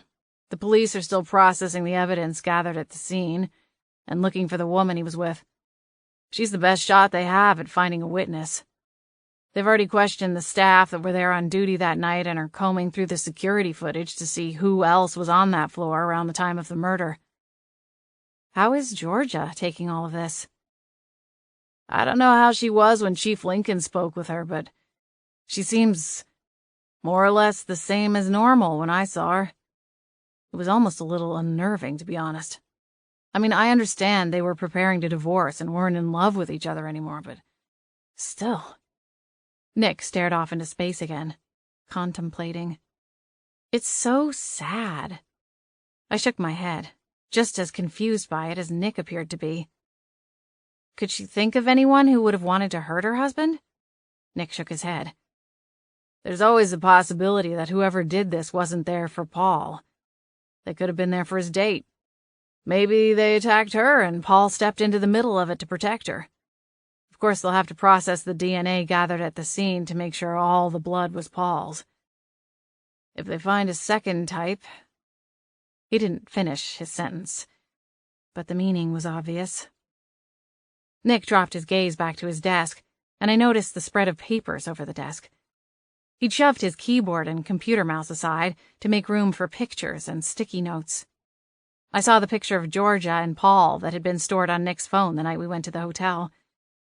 I stared at the medallion around her neck, and that same creeping suspicion washed over me. It was clear now that Paul wasn't a vampire. If he had been, the SPA would have swarmed the scene before the local cops could even get a peek. A dead vampire was not a sight fit for human eyes. But Paul not being a vampire only made me more curious as to how his wife had gotten a hold of a necklace bearing the symbol. Was there some chic boutique making a killing off otherworldly symbols and markings? Or had it simply caught her eye at a flea market or vintage shop? There were 100 ways she could have gained possession of it. If there was a simple explanation, I wanted to find it, and soon. I needed to quiet the nagging voice in the back of my mind that was whispering that something even more deadly than a mortal killer was loose in Beechwood Harbor. Chapter 10. I left Nick's office feeling even more fired up than before. I had to get to the bottom of the necklace situation. And there was only one person who could help me get some answers. Georgia Banks herself. But I had no idea how to convince her to talk to me. I couldn't take Nick with me and then go spouting off about vampires and ancient symbols. I had to go alone. But I had no way of knowing where Georgia and Paul Banks even lived. I paused at the edge of the sidewalk, and inspiration struck. Within 5 minutes, I had a large chocolate mocha in hand and was marching right back into Nick's office. He looked surprised to see me, but I got a real smile out of him once he saw that I came bearing coffee. "Holly, you didn't have to do that." "Well, I can't very well have Beechwood Harbor's best PI melting down, so a caffeine fix was in order." I handed over the coffee, and when his fingers grazed the side of the cup, I sloshed a little of the liquid. Oh, bats! I'd used a sprinkle of magic to keep the liquid from burning Nick's fingers, but a stream dribbled down his hand. "Ah! Do you have paper towels?" I asked. He shook his head and set the drink gingerly down on his desk. "I'll have to get some." "I'm really sorry, Nick." He headed for the door. "Don't worry about it. Be right back." He slipped out into the hall to go down to the shared bathroom space, and as soon as the door closed behind him, I sprang into action. I rummaged through the notes on his desk until I found Georgia's name and number. Underneath was a sticky note with an address. "Gotcha," I whispered to myself. I scribbled the address down on a fresh note from the stack at the edge of his desk and stuffed it into my pocket. I waved my hands over the notes, sending a cleansing charm over them to dry the sticky mocha mess. Nick came back in and offered me a handful of paper towels. I dried off the exterior of his cup and made a show of cleaning the desk before he took a seat. "Thanks, Holly." "No problem. Enjoy." I started back to the door, eager to get going. "Holly?" I froze in place, my hand just reaching for the doorknob. "Yes." "Have you seen my—" He stopped and lifted up a pen. "Never mind, here it is." I heaved a sigh of relief, wiggled my fingers in his direction, and scurried from his office. Once outside, I chucked my own empty coffee cup and hurried back to the manor. As I walked, I plugged the address into the GPS on my phone and started scanning the map for familiar landmarks nearby. I didn't have a car and didn't want to pay for a cab if it could be helped. It was easier, not to mention cheaper, to use the larkspur necklace to hop to a familiar location nearby and walk the rest of the way. Luckily, the Banks' home was on a hillside overlooking the ocean. Adam and I had been to the little seaside restaurant that was just a few blocks away from the high-end neighborhood, so I could visualize the restaurant and hop. When I arrived at the manor, I didn't bother going inside. Instead, I headed for my greenhouse. Once safely inside, I looked up the name of the restaurant. JJ's Seafood Shanty. I remembered the outside of the restaurant, the white clapboard exterior and the blue door. I squeezed my eyes closed tightly, trying to think of a place to appear where no one would see me. It wasn't even noon yet, so unless they served breakfast, I wasn't in too much danger. But still, there was no point in taking the risk, especially not with Harvey breathing down my neck. I locked on to the memory of the side patio and the fence that encircled it and whispered, "JJ's Seafood Shanty." When I opened my eyes, I was crouched down behind the fence and smiled to myself. Perfect. From the restaurant, the Banks' home was a brisk walk. The way was a steep uphill incline, and I arrived at their front door winded and slightly sweating. Great, Holly. Perfect first impression. I didn't have too long to agonize over the state of my appearance, because before I could ring the doorbell, the front door opened, and I found myself staring at Georgia Banks. I hopped back, teetering on the edge of the stairs that led to the porch. "Oh! Who are you?" Her beautiful face pinched into a severe look. "Are you some kind of reporter? You leeches don't have the common decency to give a grieving widow a chance to breathe." I held up my hands in surrender. "Mrs. Banks, please, I'm not a reporter, I swear." She folded her arms, and I noticed that she was dressed like she was going out for a date. She was wearing a clingy turquoise dress under an unbuttoned black overcoat. My eyes darted to her throat, and I noted she was wearing the medallion. "If you're not a reporter, then who are you?" Right. The cover story. That might have been helpful to make up before blitzing myself across town to confront the woman on a paper-thin hunch. "Are you deaf?" Georgia snapped her fingers in front of my face. Okay. Enough was enough. I planted my fists on my hips. "No, I'm not. My name is Holly Bolt, and I work with Nick Rivers." Georgia's expression softened slightly. "I'm here to ask a few questions about Mr. Banks." "Nick already came by. I also gave a statement to the police chief, Landon or something." "Lincoln," I corrected. "Whatever." She flipped a hand at me. "They know everything already. I don't have anything new to share." Georgia took a step backwards, ready to retreat into her house, and I held up a hand. "Does the name Mulder mean anything to you?" Her brown eyes widened a bit, and her hand went to the shiny medallion at her throat before she could stop herself. "I don't know what you're talking about." I arched an eyebrow. "Then why are you wearing the Thraxis?" "How do you—" "I don't—" she stammered, her eyes sweeping back and forth as though expecting my backup to pop out of the bushes in her front yard. "Who are you?" "Tell me where you got the necklace and I'll answer your questions." She considered me for a moment, and then took a hurried step back and waved a hand, ushering me inside her sprawling home. She closed and locked the door as soon as I crossed the threshold. The foyer was open to the second floor, with a large chandelier hanging overhead. Real crystal from the look of it. Georgia's heels clicked on the marble flooring, and I followed her through the house. The only word that really came to mind was lavish. Pricey-looking art adorned the walls, and the marble floors beneath my feet were polished to a soft sheen. The kitchen and eating nook amounted to the same square footage as the entire first floor of the manor. Georgia appeared accustomed, suited even, to the large home. Though it was hard to tell how old she was through her heavy makeup, I would have bet that she had barely 5 years on me. But just from the few minutes spent in her presence, it was obvious that our lives could not be more different. "Tea?" Georgia offered, more as a social obligation. I shook my head. "I won't take up much of your time, Mrs. Banks." She gave me a nod, and then licked her lips.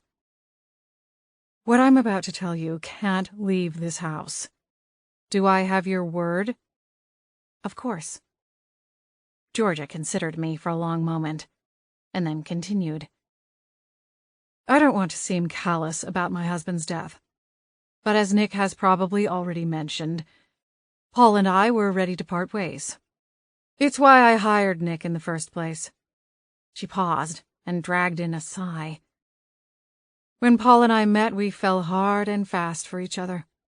We were engaged a year after we first met, and married the year after that. We were young and stubborn. We thought we knew what we were doing." Her eyes drifted across the room and out the huge windows above the kitchen sink. A large patio encircled what appeared to be an underground pool covered by a thick protective pad. "Things changed a few years ago. Paul was working more and more, and taking extended trips out of town. Meanwhile, I was here, building a life for us both. But the life I was building wasn't what Paul wanted. We started falling apart, unraveling from the inside out. A few months ago, I was unpacking his suitcase when he got home from yet another trip, and found lipstick marks on one of his shirts. That was when I went to Nick." She dragged her gaze back to me. The spark was gone, leaving her eyes dull and listless. "Paul comes from money. I, on the other hand, do not.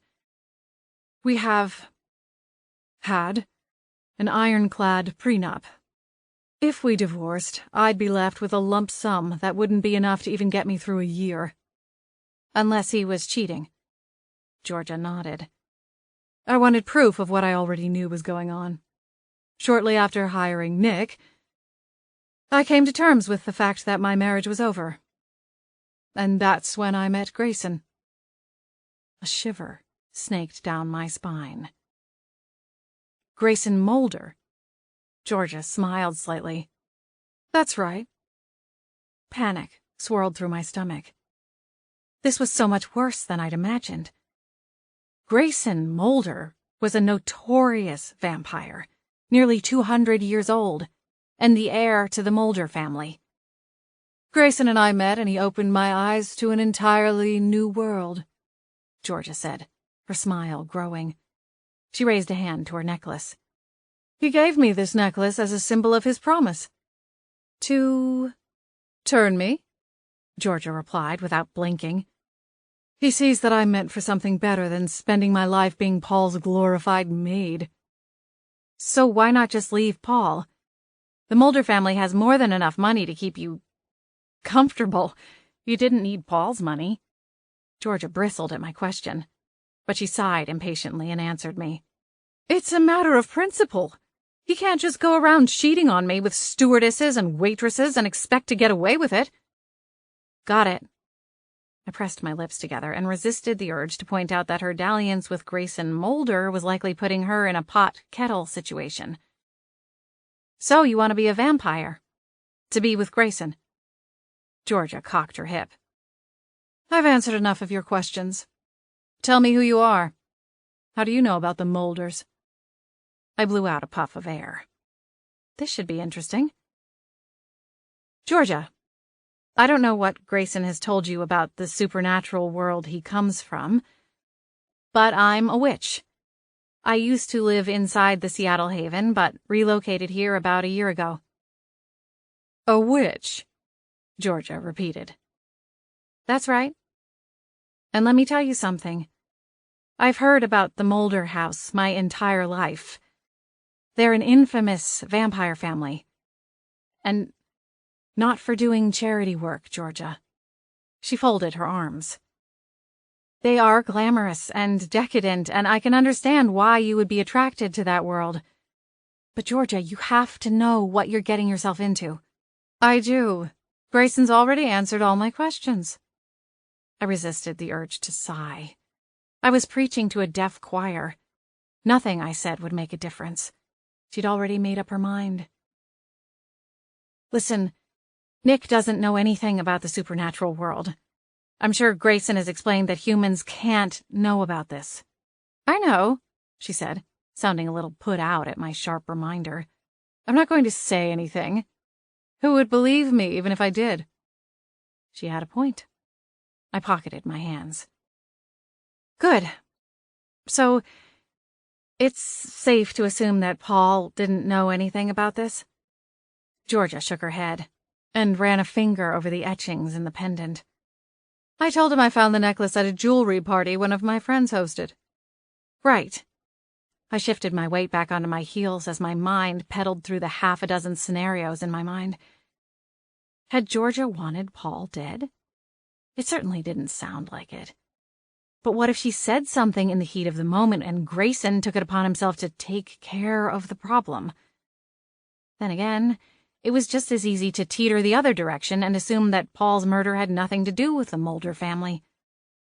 I don't know who killed Paul, Ms. Bolt, but I can assure you it wasn't me. I have an airtight alibi and 3 friends who will back me up. She scoffed and tossed her long hair over her shoulder. I'm sure Chief Landon is already running down security footage to prove I was at LeBlanc, an art gallery 30 miles south of where Paul was found. I'm sure Chief Lincoln will double-check everything. I wasn't sure what unnerved me more. That the woman before me wanted to be turned into a vampire, or the utterly breezy attitude she had towards the death of her husband. Is that everything, then? Georgia asked, before making a show of consulting the silver, or likely platinum, watch around her wrist. I do have places to go. One last question, I replied, holding up a finger. Where did you meet Grayson?"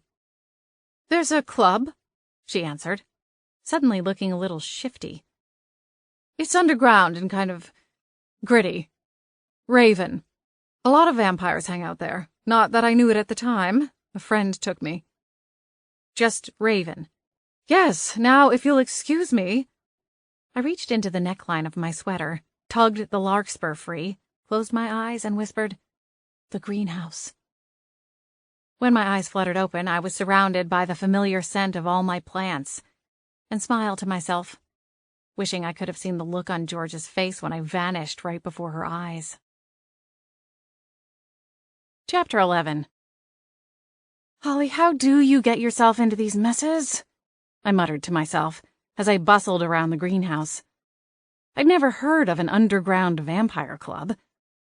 According to Georgia, the elusive Raven was the best place to start my search for information, but I had no idea where to even start looking for it. Luckily, I knew someone who would. However, undead or not, beauty queens needed their sleep, and it wasn't likely that Lacey was going to be in the mood to answer questions for at least a few more hours. Since I was still well behind on potion orders, I'd use that time to catch up. I needed to do some harvesting before heading over to Evangeline's spa to take over the back room for a potion brewfest. Evangeline was thrilled to see me, and quickly ushered me into the supply room after barking at everyone that I was not to be disturbed. I thanked her, and dove into work as soon as she closed the door. The hours flew by as I whipped up potion after potion, restocking my supplies and working on custom orders for my ever-growing clientele. The town of Beechwood Harbor was growing rapidly. Too rapidly, according to most of the residents. But it seemed that more and more supernaturals were moving into the area, most of them coming over from the Seattle Haven, which was only a few hours away. I wasn't sure whether it was the ocean views, the generally mild weather, or the charm of small-town life bringing them in. Whatever it was that drew them into town, I was grateful. My business had been booming for the past few months, and there were no signs of slowing down. Well, at least not before Harvey's sudden appearance. As I worked, I ran through all the facts of the case, and replayed my strange visit with the late Mr. Banks's pretty wife. I hadn't been able to ask her all the questions rolling around in my mind, the most pressing of which was why she even wanted to become a vampire. She was young, rich, beautiful. She already had everything that most people coveted. So why was she still unhappy and searching for an escape? How had Grayson Mulder sold her on the idea of giving up her mortal life? And why? Was it really love? Or was there something else he wanted from her?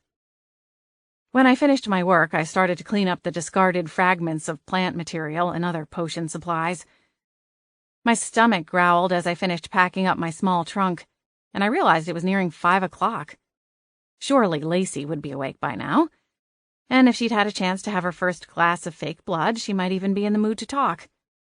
I tucked my potion supplies back into the cupboard Evangeline had assigned to me, and double-checked that all my security wards were set. I left the supply room and made my way down the hallway that led to the treatment rooms, and pushed through the dark green curtain that separated the retail space from the spa rooms. Lacey was already there, sitting at Lucy's station, getting her nails painted a shocking shade of red. Figured. Evangeline was seated at the front desk talking on the phone, but she looked up as I stepped into the room and offered me a smile. I waved at her on my way to join Lacey and Lucy. "Hey, Holly," Lucy said. "You all done working?" "Yeah." "Hey, Lacey." "Hello," she replied, before continuing to blow on the nails of her finished hand. "You need to spend more time at the manor. Your cat is getting clingy." I smiled. "Aw, are you two finally bonding?" Lacey wrinkled her nose and shivered. She wasn't an animal person. Heck, most of the time she wasn't a people person. "Adam should be coming back soon," I said. "That should get Bootsy off your case." "More like my leg," she grumbled. Lucy and I exchanged a look as we tried to control our giggles. "Trust me, Lacey, I would love to be able to do my work at home. I'm grateful to Evangeline for letting me work here, but the supply closet has nothing on the manor's kitchen. But with Harvey poking around, it just isn't possible." "What does he even want?" Lucy asked. I shrugged. No idea. but the other night Chief Lincoln came by to ask some questions about the murder. I paused, wondering if they'd even heard about it. You know about that, right? They both nodded, and Lucy said, It's all anyone can talk about. Some of the old-timers are saying the town's cursed. I rolled my eyes. Oh, brother. Yeah. Lucy finished Lacey's second hand and leaned back in her chair, rolling her wrists through the air to release the tension. It'll blow over, right? Lacey nodded. Next week there will be some news scandal to rave about. You know, someone cutting their grass before 10 o'clock on a Saturday morning, or a stray dog eating people's newspapers. She shifted her ice blue eyes to me and smiled. After all, you said Adam was coming back soon, right? I snorted. Don't make me stun you. Now, ladies. Lucy laughed. I glanced around the room and spotted a woman in her mid-30s consulting a bottle of shampoo. She looked lost in deep thought, but I leaned in a little closer and lowered my voice just in case. Anyway, when I finished talking to the chief, Harvey was there on the stairs and had apparently listened to the whole conversation. I told him off, and he vanished into thin air. Really? Lacey asked, sitting up a little straighter. Yeah, it was creepy. And you don't have any idea why he's here? Lucy asked. Not a one, I replied grumpily. Lucy frowned. Well, I hope he leaves soon. I'm going to need a double batch of Permasmile. I raised my eyebrows. Oh? The monster-in-law is coming back in 3 weeks. What? Why? I thought she moved to Maine. She did. Lucy shook her head, sending her shoulder-length black hair flying around her face. But she was there for exactly 2 weeks before deciding the entire layout needed to be changed. And guess where she's staying while the work is being done? I grimaced. Lucy heaved a sigh. Exactly. I reached across the narrow table and patted her shoulder. Lucy's mother-in-law was constantly picking at her, and even when she didn't say anything out loud, Lucy had the misfortune to overhear her every thought, because she hadn't yet mastered her telepathy. She relied on my potion to keep her smiling and relaxed so that she wouldn't throttle the woman. I'll have the potion ready for you tomorrow. Thanks, Holly. You're a lifesaver. She pushed up from her seat and added, I mean hers. I laughed and gave her a nod. I figured. Lacey, I'll go get you set up for your facial, she said, heading for the green curtain. Thank you. I'll be there as soon as these are dry, Lacey replied, wiggling her freshly painted nails. Quite the day of beauty you're having here, huh? I said, casually reaching for a magazine. Lacey shrugged. Why not? I flipped open the magazine and glanced over the top at the woman still agonizing over which shampoo to buy. Evangeline ended her phone call and swooped in to assist the woman. Once the two were lost in conversation, I turned to Lacey. Have you heard of a vampire club called Raven? Raven? Lacey blinked, clearly surprised by my out-of-nowhere question. Sure. It's not exactly the kind of place I hang out, but some of my friends like it. I drew in a deep breath, wondering how much I should tell her. Normally, when trying to puzzle out a case, I had Nick to bounce ideas and theories off of, but in this case, he had to be kept in the dark. Okay, so, long story short, the man who was murdered was married to a woman named Georgia Banks. She's been seeing Grayson Mulder on the side for a few months now, and he's agreed to turn her. What? Lacey snapped. That's insane. I held up my hands. Just the messenger. That's against the vampire code. Even a Mulder would know that. Lacey fumed. This has to be reported to the Vampire Council. Vampire Council? Lacey sighed impatiently. Yes. Some vampires prefer not to go through the Haven Council. Vampire matters are, well, they're different than other supernaturals. Most vampires have been around longer than the Haven system has even existed. I wasn't sure how I felt about another governing system running under the radar of the one put into place for all supernaturals, but I wasn't going to argue about it with Lacey. At least not before I had all the information. Still, it was disconcerting that I'd never even heard of the Vampire Council, and had spent the majority of my life living among supernaturals. I pushed my hair back and puffed out a breath. Okay, well, he hasn't done the turning yet, but what I need is information. See, Nick is tangled up in this case, Georgia was his client and he feels responsible to get to the bottom of it. Obviously, I can't tell him to stay out of the way, but I can't just sit back either. He has no idea what he's up against. If a molder killed Paul Banks... Lacey finished my thought. They would have no problem killing anyone who got in the middle of it. A shiver snaked up my spine as I nodded in agreement. I can't let that happen. She turned to me. I'll see what I can find out. Thank you, Lacey. I really appreciate it. She swept up from her seat. Just keep that cat away from me. I rolled my eyes as she stalked to the back room to continue her beautification. Evangeline was still busy with her customer, so I waved to her and mouthed my goodbye as I left the spa. I burrowed into my coat and hurried back up the hill to the manor. Boots would be howling for dinner by now, and no one would be there to feed him. My own rumbling stomach agreed that dinner was a good idea. I also needed to call Adam and see if he was coming back tonight or in the morning. When I walked in, the manor was quiet for half a heartbeat. Then a raging tabby shattered the peace with an ear-splitting howl before I even got the front door closed. A pair of glowing amber eyes appeared in the shadows at the end of the hallway, and I knew I was in deep trouble. "Boots, I'm sorry," I said, kneeling down on the welcome mat. I extended a hand, trying to coax him near, but he continued to glare at me. Okay, message received. Food now? Apologies later. Got it." I pushed up from the floor, kicked out of my boots, and shrugged out of my coat. Boots didn't race ahead, as per his custom, but instead followed me a few feet's distance, as though supervising me to make sure I didn't deviate from the course. I hurried to get him a bowl of food, spoiling him with the entire contents of the can instead of just half. Only after he finished stuffing his fluffy face did he come over and let me pet him. Holly?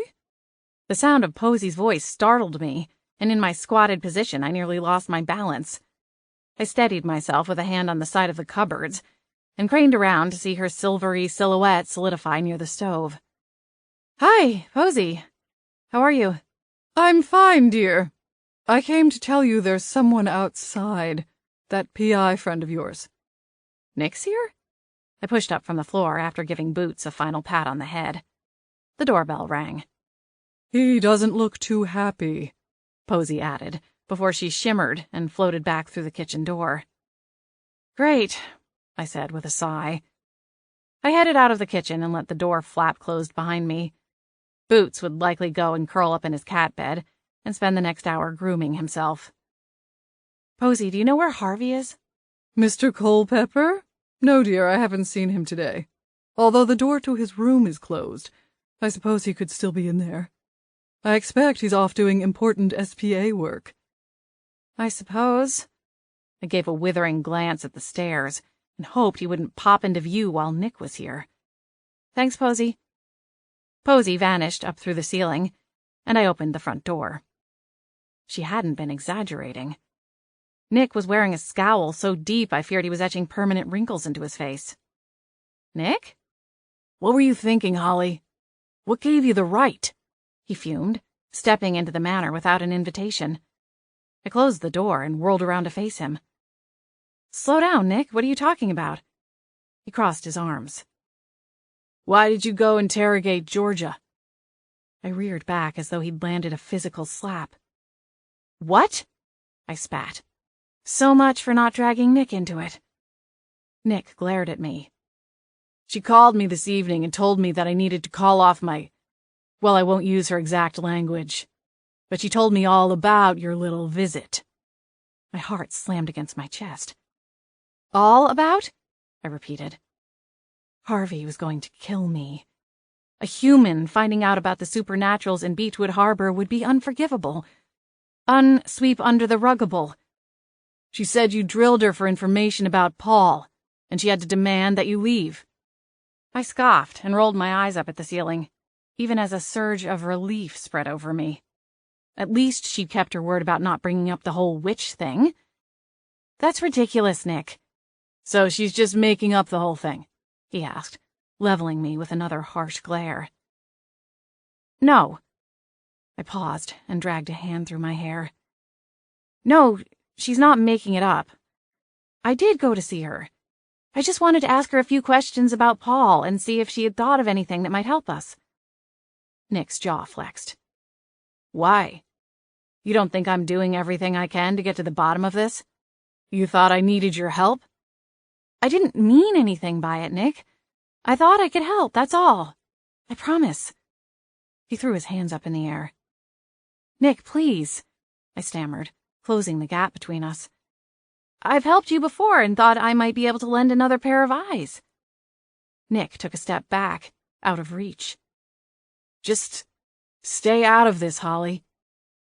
His anger surprised me. Nick and I had successfully solved 2 murders over the past year, and regularly joked about me going to work for him as a junior PI.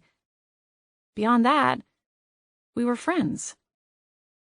I'm sorry, Nick. He stormed back to the front door. You might have meant well, Holly, but Georgia just fired me and is refusing to pay me because she thinks I broke her confidence. Your whim, or instinct to help, or whatever it was, just cost me a big job, and I have no doubt that Georgia will share her experience with her friends. A woman like this has pull, especially in a town this small. This could cost me my entire business, Holly. I was speechless. My mouth opened and closed, but nothing came out. Nick didn't wait for me to rally. He wrenched the door open and stalked out into the night. Only once he was gone did a few tears slip past my lashes. I had no idea how I would fix it, but I knew I had to. I dragged myself back to the kitchen to finish making myself something to eat, although my stomach was churning and I was no longer hungry. As I pushed the door open, I heard something rustling around. My jaw hit the floor when I stepped inside, and found Harvey, elbow deep in my messenger bag. His stubby fingers wrapped around 2 potion vials that I'd filled while working at Evangeline's. No, no, no. Harvey's eyes were dark as they flicked up at me. Well, well, well. A cruel smile twisted his features.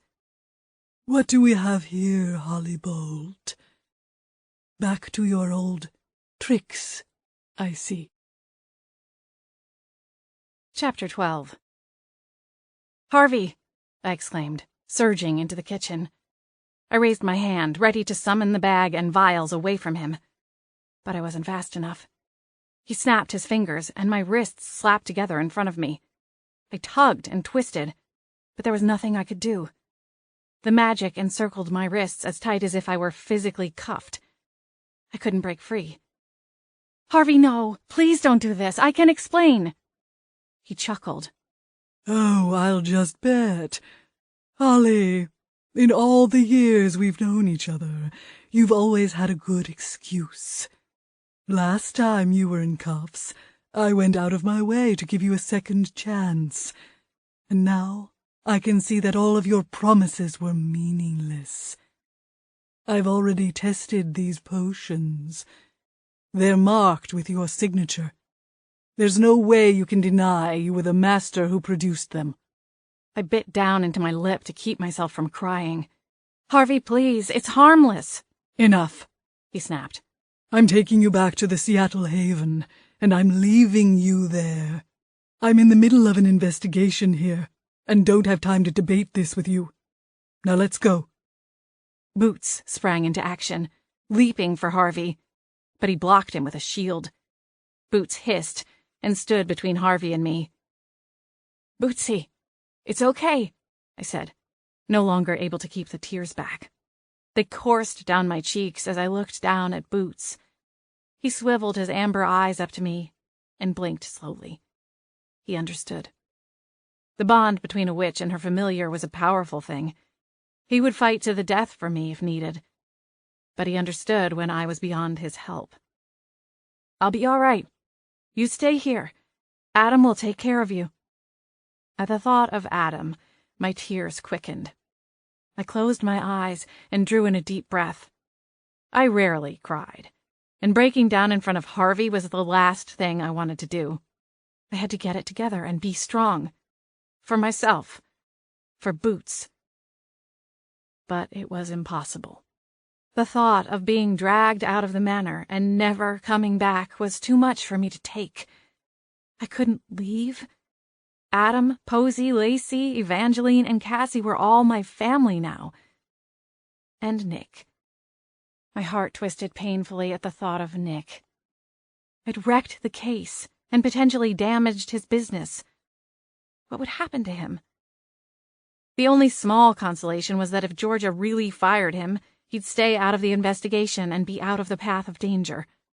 "Let's go, Bolt," Harvey demanded. "We'll use the SPA portal to get back to the city.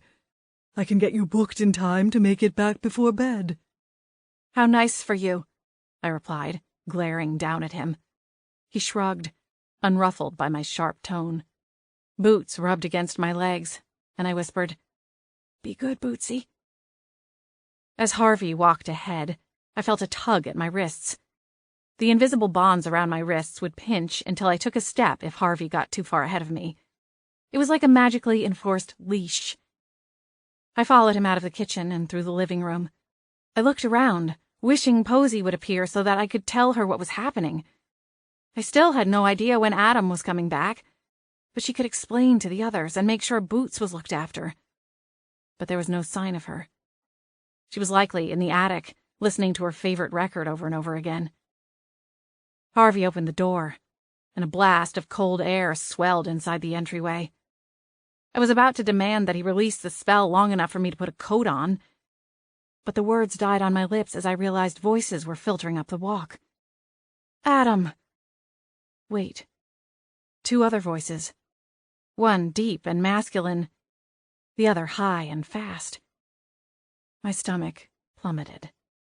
"No," I whispered. "No, it can't be." Adam appeared, a huge smile on his face, completely overlooking the goblin lurking by the door. "There she is. Gorgeous. Look who decided to come a few days early." He turned, and I squeezed my eyes closed, wishing myself away. If I could have gotten a hold of the larkspur, I would have vanished to some faraway island. Anywhere would be better than the humiliation of what was happening right in front of me. "Holly, this is—" I forced my eyes open and saw Adam standing next to a man who looked exactly like him, except he was a few inches shorter and a few pounds heavier, with salt and pepper hair and far better taste in clothing. In front of him was a woman in a posh red coat, black dress, and cherry red heels that perfectly matched her coat. She had shiny raven hair, deep green eyes, and rosy cheeks. "My dad, Mort, and my mother, Bella." "What a lovely little introduction," Harvey's gravelly voice interjected. Adam and his parents all swiveled to face Harvey, obviously just seeing him for the first time, as he came out from behind the door. "Unfortunately, Holly is a little too busy for a family reunion right now." Adam looked at me, concern etched in his face. His eyes dropped to my wrists and went wide as he realized they were pinned together. "What's going on, Holly?" "Harvey found some vials." Adam's shoulders tensed, and he rounded on Harvey. "You little—" "Adam, don't," I said. Mort stepped forward. "I'm sorry, but who are you?" Harvey snapped his fingers, and like a sleight of hand trick, a silver card appeared. He handed it to Adam's father. "Harvey Culpepper, SPA. And as I said, Miss Bolt and I have somewhere to be. If you want to see her, you can all come visit her at the Seattle Haven prison, once I get her booked for illegal potion work. Good night." Adam raced to me and wrapped his arms around me. I melted into him and started to cry again. "Take care of Boots," I whispered. "He's terrified." "Of course." Adam nodded. "I'll get you out, Holly. Don't say anything to anyone. Get Evangeline to call her friend, Teddy something or other." "I will." "Mr. St. James," Harvey said. Adam squeezed me tight and kissed me before releasing me. I found myself staring at his open-mouthed parents and felt my cheeks warm. Great first impression, Holly. Harvey moved quickly, considering that his legs were less than half the length of my own. He barreled down the sidewalk, and I dragged behind, only taking steps when the tension around my wrists became unbearable, or he barked out an order. He stopped at the corner, and I craned around to take one last long look at the manor. Then, with a snap of his fingers, it was gone. Harvey, you have to listen to me. We were still in Beechwood Harbor, but with a click of his fingers, we'd landed on the other side of town. Harvey wasted no time barreling toward his destination, not stopping to address my pleas or answer any of my questions. We walked for a few minutes in cold silence through a neighborhood, staying in the shadows between streetlights. Harvey walked up to an older home, bypassing the front door entirely, and went to a cellar door on the side. Where are we? Whose house is this? Harvey sighed. Enough questions, Holly. This is happening, whether you like it or not, or think it's fair. He stopped to square off against me and folded his arms. Back in Seattle, I stuck my neck out for you, against my better judgment.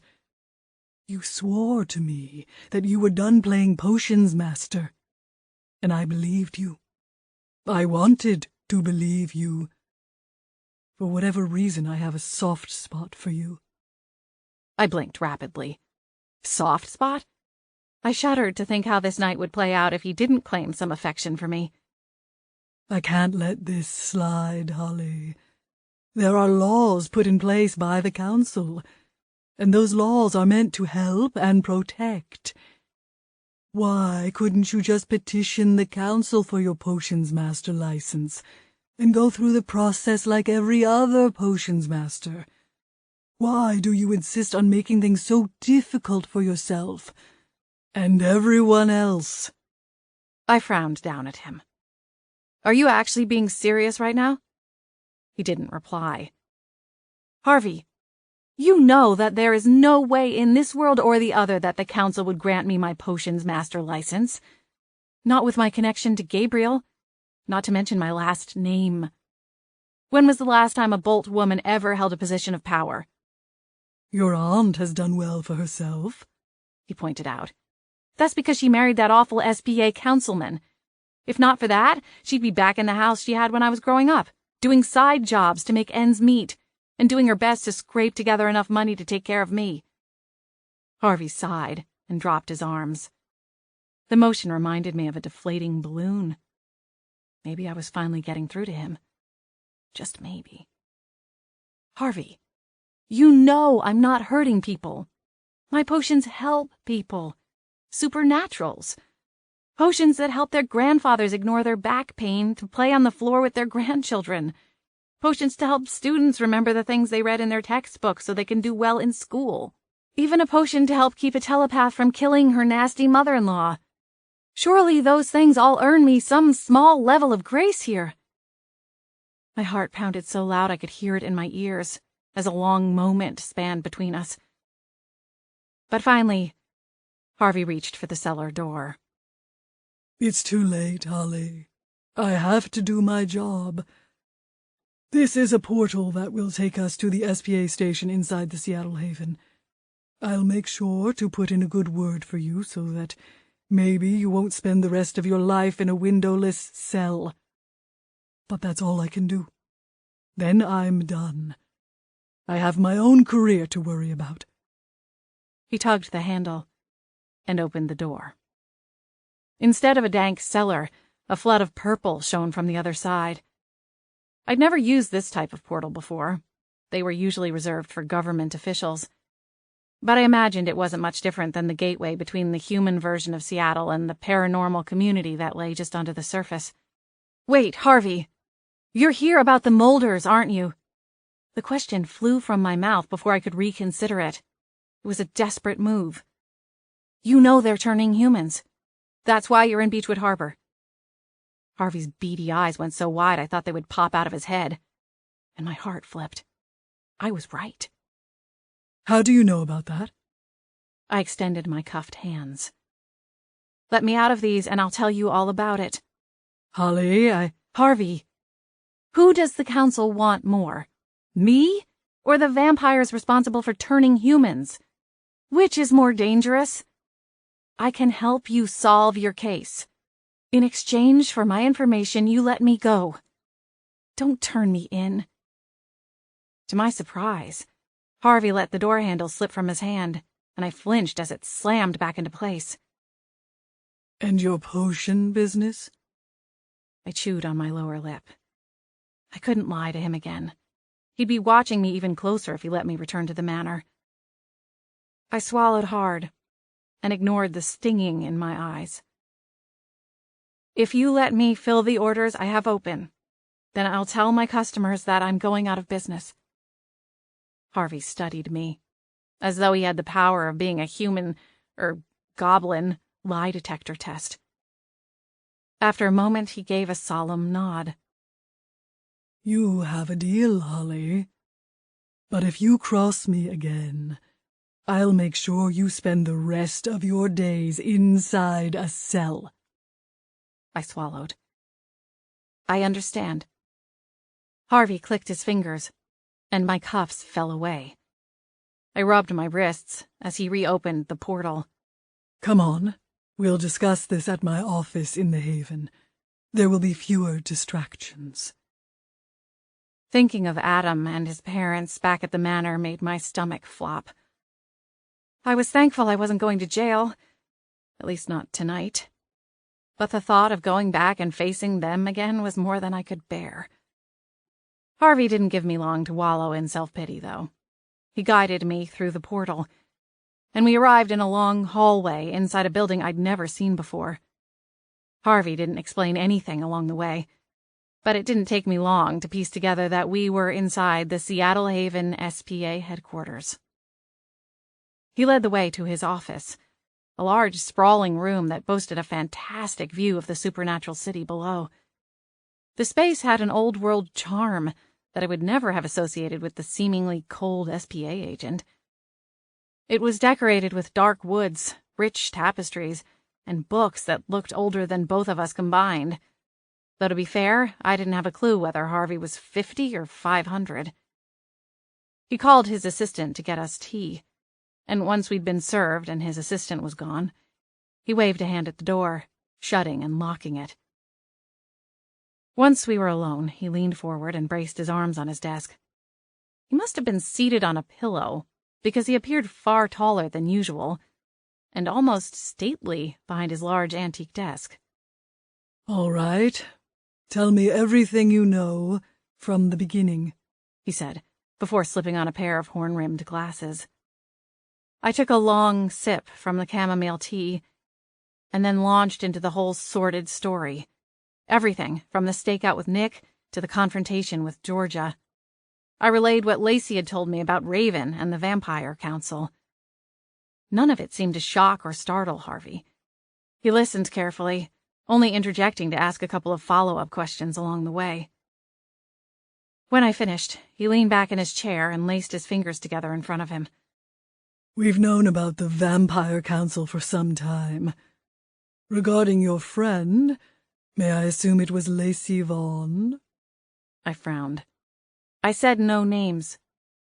He shrugged as though it didn't concern him. In any case, not all vampires prefer the ruling of the Vampire Council.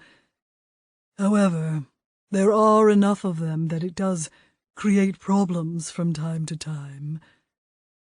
What interests me more is the medallion you saw on this woman, Georgia Banks. Do you think you could describe it to a crafter? My brow furrowed, but I nodded. Sure. Good. I'll set that up right away. Then can I go back home? My friends will be worried about me. Harvey gave me an impatient look. You'll go back when I'm good and ready to take you back. I sighed. Great. Harvey leapt down from his place behind the desk and left the office. Once he was gone, I let out a frustrated growl. I didn't have my phone on me, and I didn't have anyone's phone numbers memorized, so I couldn't use Harvey's phone.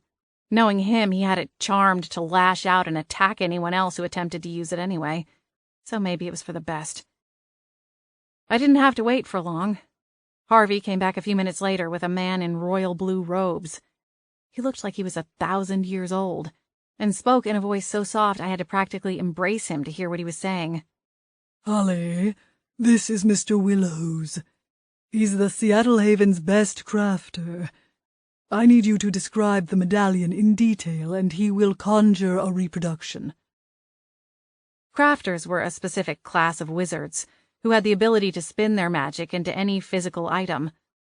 Large parts of the Haven were in existence because of crafters' work. All right. But Harvey, what's so special about the medallion? Why does it matter? Harvey narrowed his eyes at me. That's none of your concern, Holly. You just help Mr. Willows, and then I'll take you home. It rankled that he wouldn't tell me anything, even after I'd been so candid with him. Harvey helped Mr. Willows into a chair, and I took the one opposite him. After we began, Harvey slipped from the room. I described the necklace to Mr. Willows, who used his fingers to spin thin air into a gleaming replica of the necklace I'd last seen around Georgia Banks' neck. He handed it to me, and I turned it over, inspecting it. It's perfect. As we were finishing, Harvey returned and snatched the medallion from me.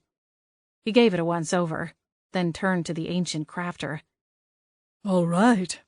Thank you, Mr. Willows. He pocketed the necklace, and then turned back toward me. Holly, let's go. You don't have to ask me twice. Chapter 13. True to his word, Harvey took me back through the portal. We arrived back at the manor at midnight, and he walked beside me up to the front door. He stopped short of opening it and turned to me. Holly? Yes? Everything we discussed tonight needs to be kept completely confidential. He started. His expression and tone were so grave that I was taken aback. This investigation is bigger than I can even begin to explain. Any leaks of information could bring the whole thing crashing down. I understand. He eyed me skeptically. Good, because months, years of hard work are at stake. I turned the handle, and Harvey took a few steps backward. Aren't you coming inside? I asked. He shook his head. No, I won't be staying here anymore. I need to be back at headquarters, working from the inside to see what I can track down. I'll have my assistant drop by tomorrow to collect my belongings. Oh, okay. I shifted, unsure what else to say. Finish your orders and notify your customers that they will need to find alternate arrangements for their potion needs. I gave a miserable nod. I will. Good. He nodded and pocketed his hands, burrowing them deep inside his coat. You'll keep an eye out for any other oddities. You'll be my first call. See to it that I am. He turned away, and I pushed open the front door. Harvey stopped short and spun back around. My heart sank. He'd changed his mind. He was going to cuff me and drag me off again. Instead, he said, Holly, when this is all done, I think you should go to the Haven Council and seek your potions master license. Harvey, I told you. I'll testify on your behalf. For the second time that night, I was rendered completely speechless. I know some of the council members personally, and can put in a good word for you. If what you said is true, about the good you're doing here, I don't think they will have a problem issuing a license. Wow, thank you, Harvey. I don't know what to say, I stammered. He held up a hand. Don't thank me yet. This isn't over. Not by a long shot. Right. He turned and continued down the walk, and seconds later a snap cracked through the night, and he was gone. I hesitated on the porch, one hand on the doorknob, as I stared out into the night.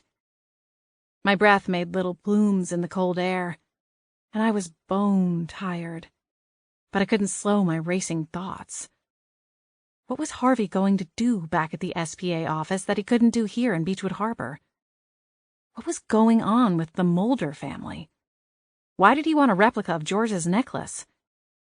And possibly, most pressing, would I really have a shot at getting my potions license with his recommendation? An icy wind kicked up and drove me inside. Suddenly all thoughts of the case and the strange conversation at Harvey's office fell away, as I recalled that Adam's parents had seen me dragged out of the manor in SPA cuffs just a few hours earlier. Nick was furious with me, and possibly in danger of losing his business, and my poor familiar was probably worried sick about me. Posy was the first one to find me.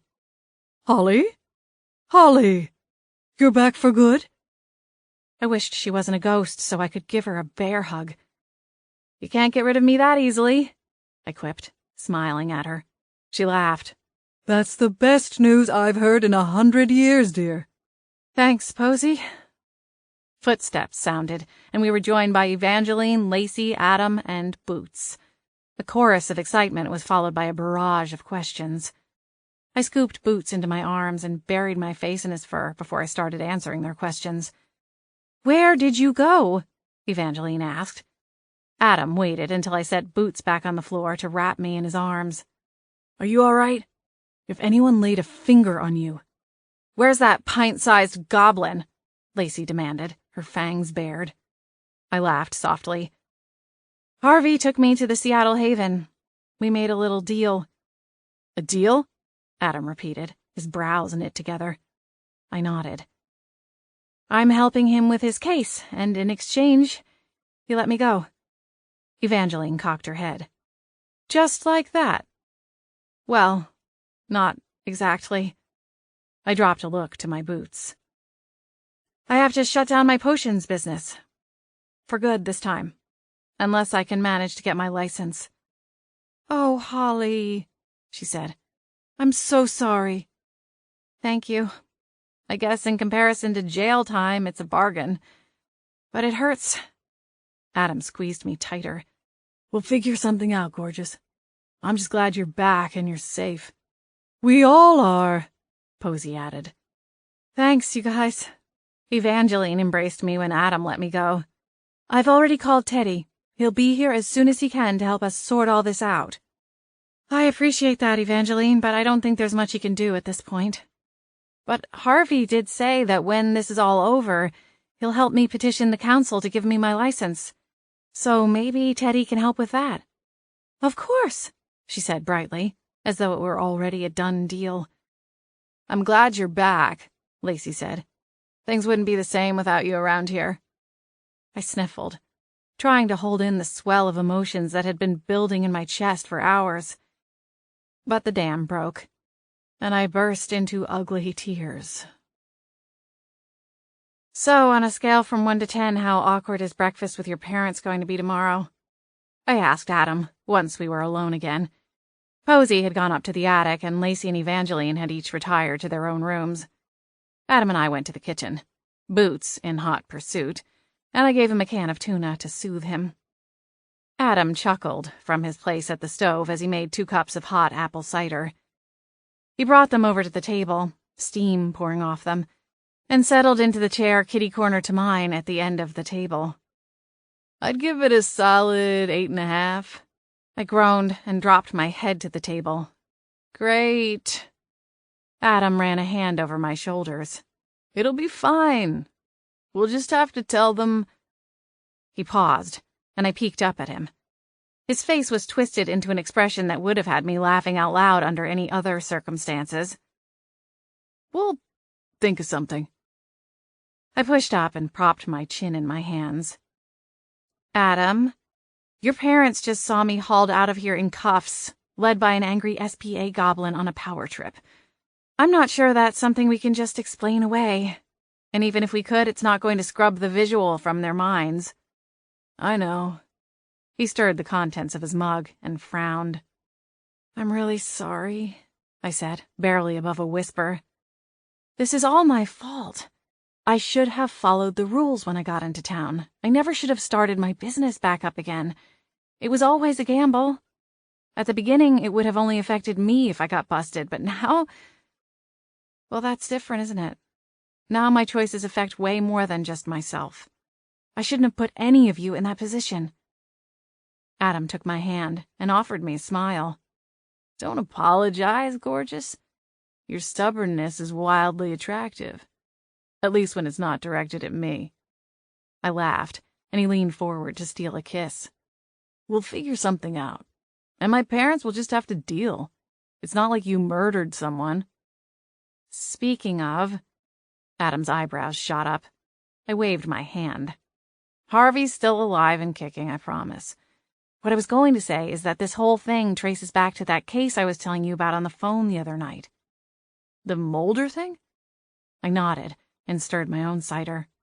Yeah, I can't really get into all the details. Harvey told me it's pretty top secret stuff, and honestly, I'm not even really sure what the SPA is trying to accomplish. But it's a big deal, and the only reason he let me go was because I agreed to help him and give him all the information I have. Bats, Holly. I know. Not ideal, but it was a last-ditch effort that paid off. He considered his still steaming mug for a long moment. I could almost see the gears in his mind turning, but had no idea what they were churning over. I just want you to be safe, Holly. All these murder cases with Nick... Adam, I groaned. No, I'm serious, Holly. This isn't some overzealous lady with a bottle of peppermint syrup in a back alley. This is really scary stuff. The Mulders are ancient, and they haven't survived this long by handing out lollipops and teddy bears. Don't you think I know that? He reached for my other hand and held on tightly. His dark eyes locked with mine. Holly, promise me you'll leave this alone. You'll let the SPA take care of this mess, and you won't go off half-cocked. Half-cocked? It's like you don't know me at all, I teased, desperate to break the thick mood between us. Adam didn't so much as grin. Okay, I promise. I'll leave it alone. I won't dig. I will go about my business. Thank you. I shrugged. It's for the best. Now that my business has been shut down, I need to find a second job. A mischievous smile twitched at Adam's lips. Too bad I don't have the budget to hire an assistant, he said, wiggling his thick brows at me. I rolled my eyes to the ceiling. I couldn't help but giggle at his suggestion. With one crisis averted, I set out early the next morning to solve the other. I stopped at Siren Song to load up on goodies, even though I knew there was no way I would be able to worm my way back into Nick's good graces, even with white chocolate chip cookies and a huge mocha with extra sprinkles. But, knowing Nick, it would be a good icebreaker to keep him from slamming the door of his office in my face. And I was right. He was in his office, hunched over his desk when I pushed open the door.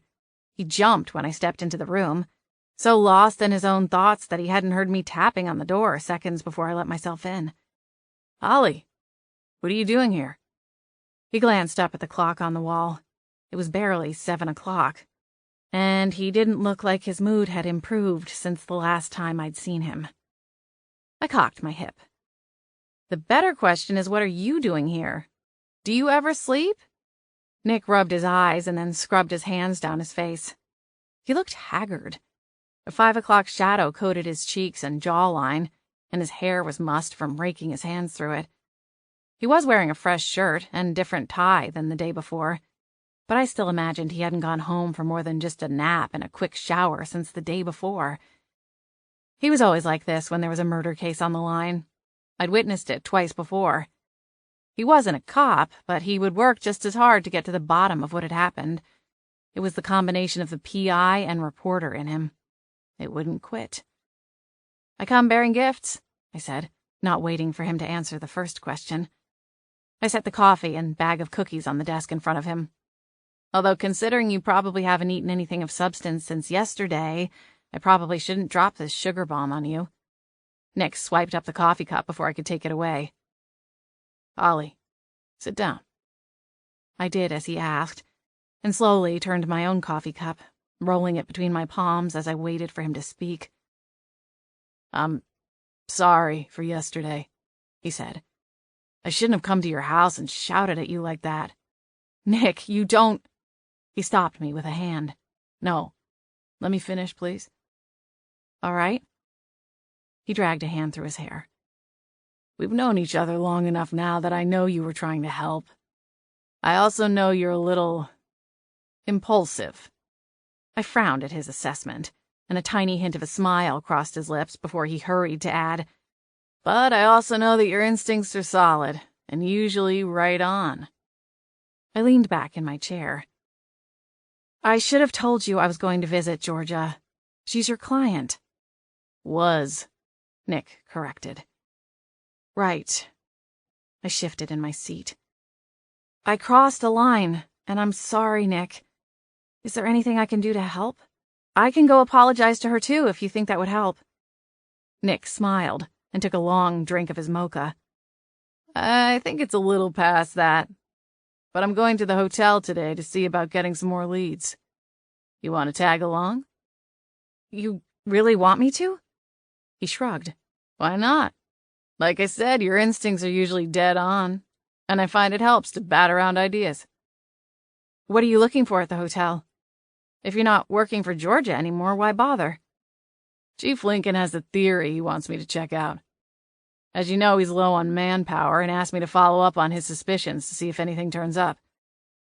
Also, Georgia has offered up a substantial reward for information leading to the arrest of her late husband's killer." Nick smiled. "I guess she figured it was the right move to make. Although if you ask me, it's more to garner attention to herself. Anyway, I figure if I'm not getting my stipend from her directly, then the reward money would be the next best thing." "How much are we talking?" "A cool $100K.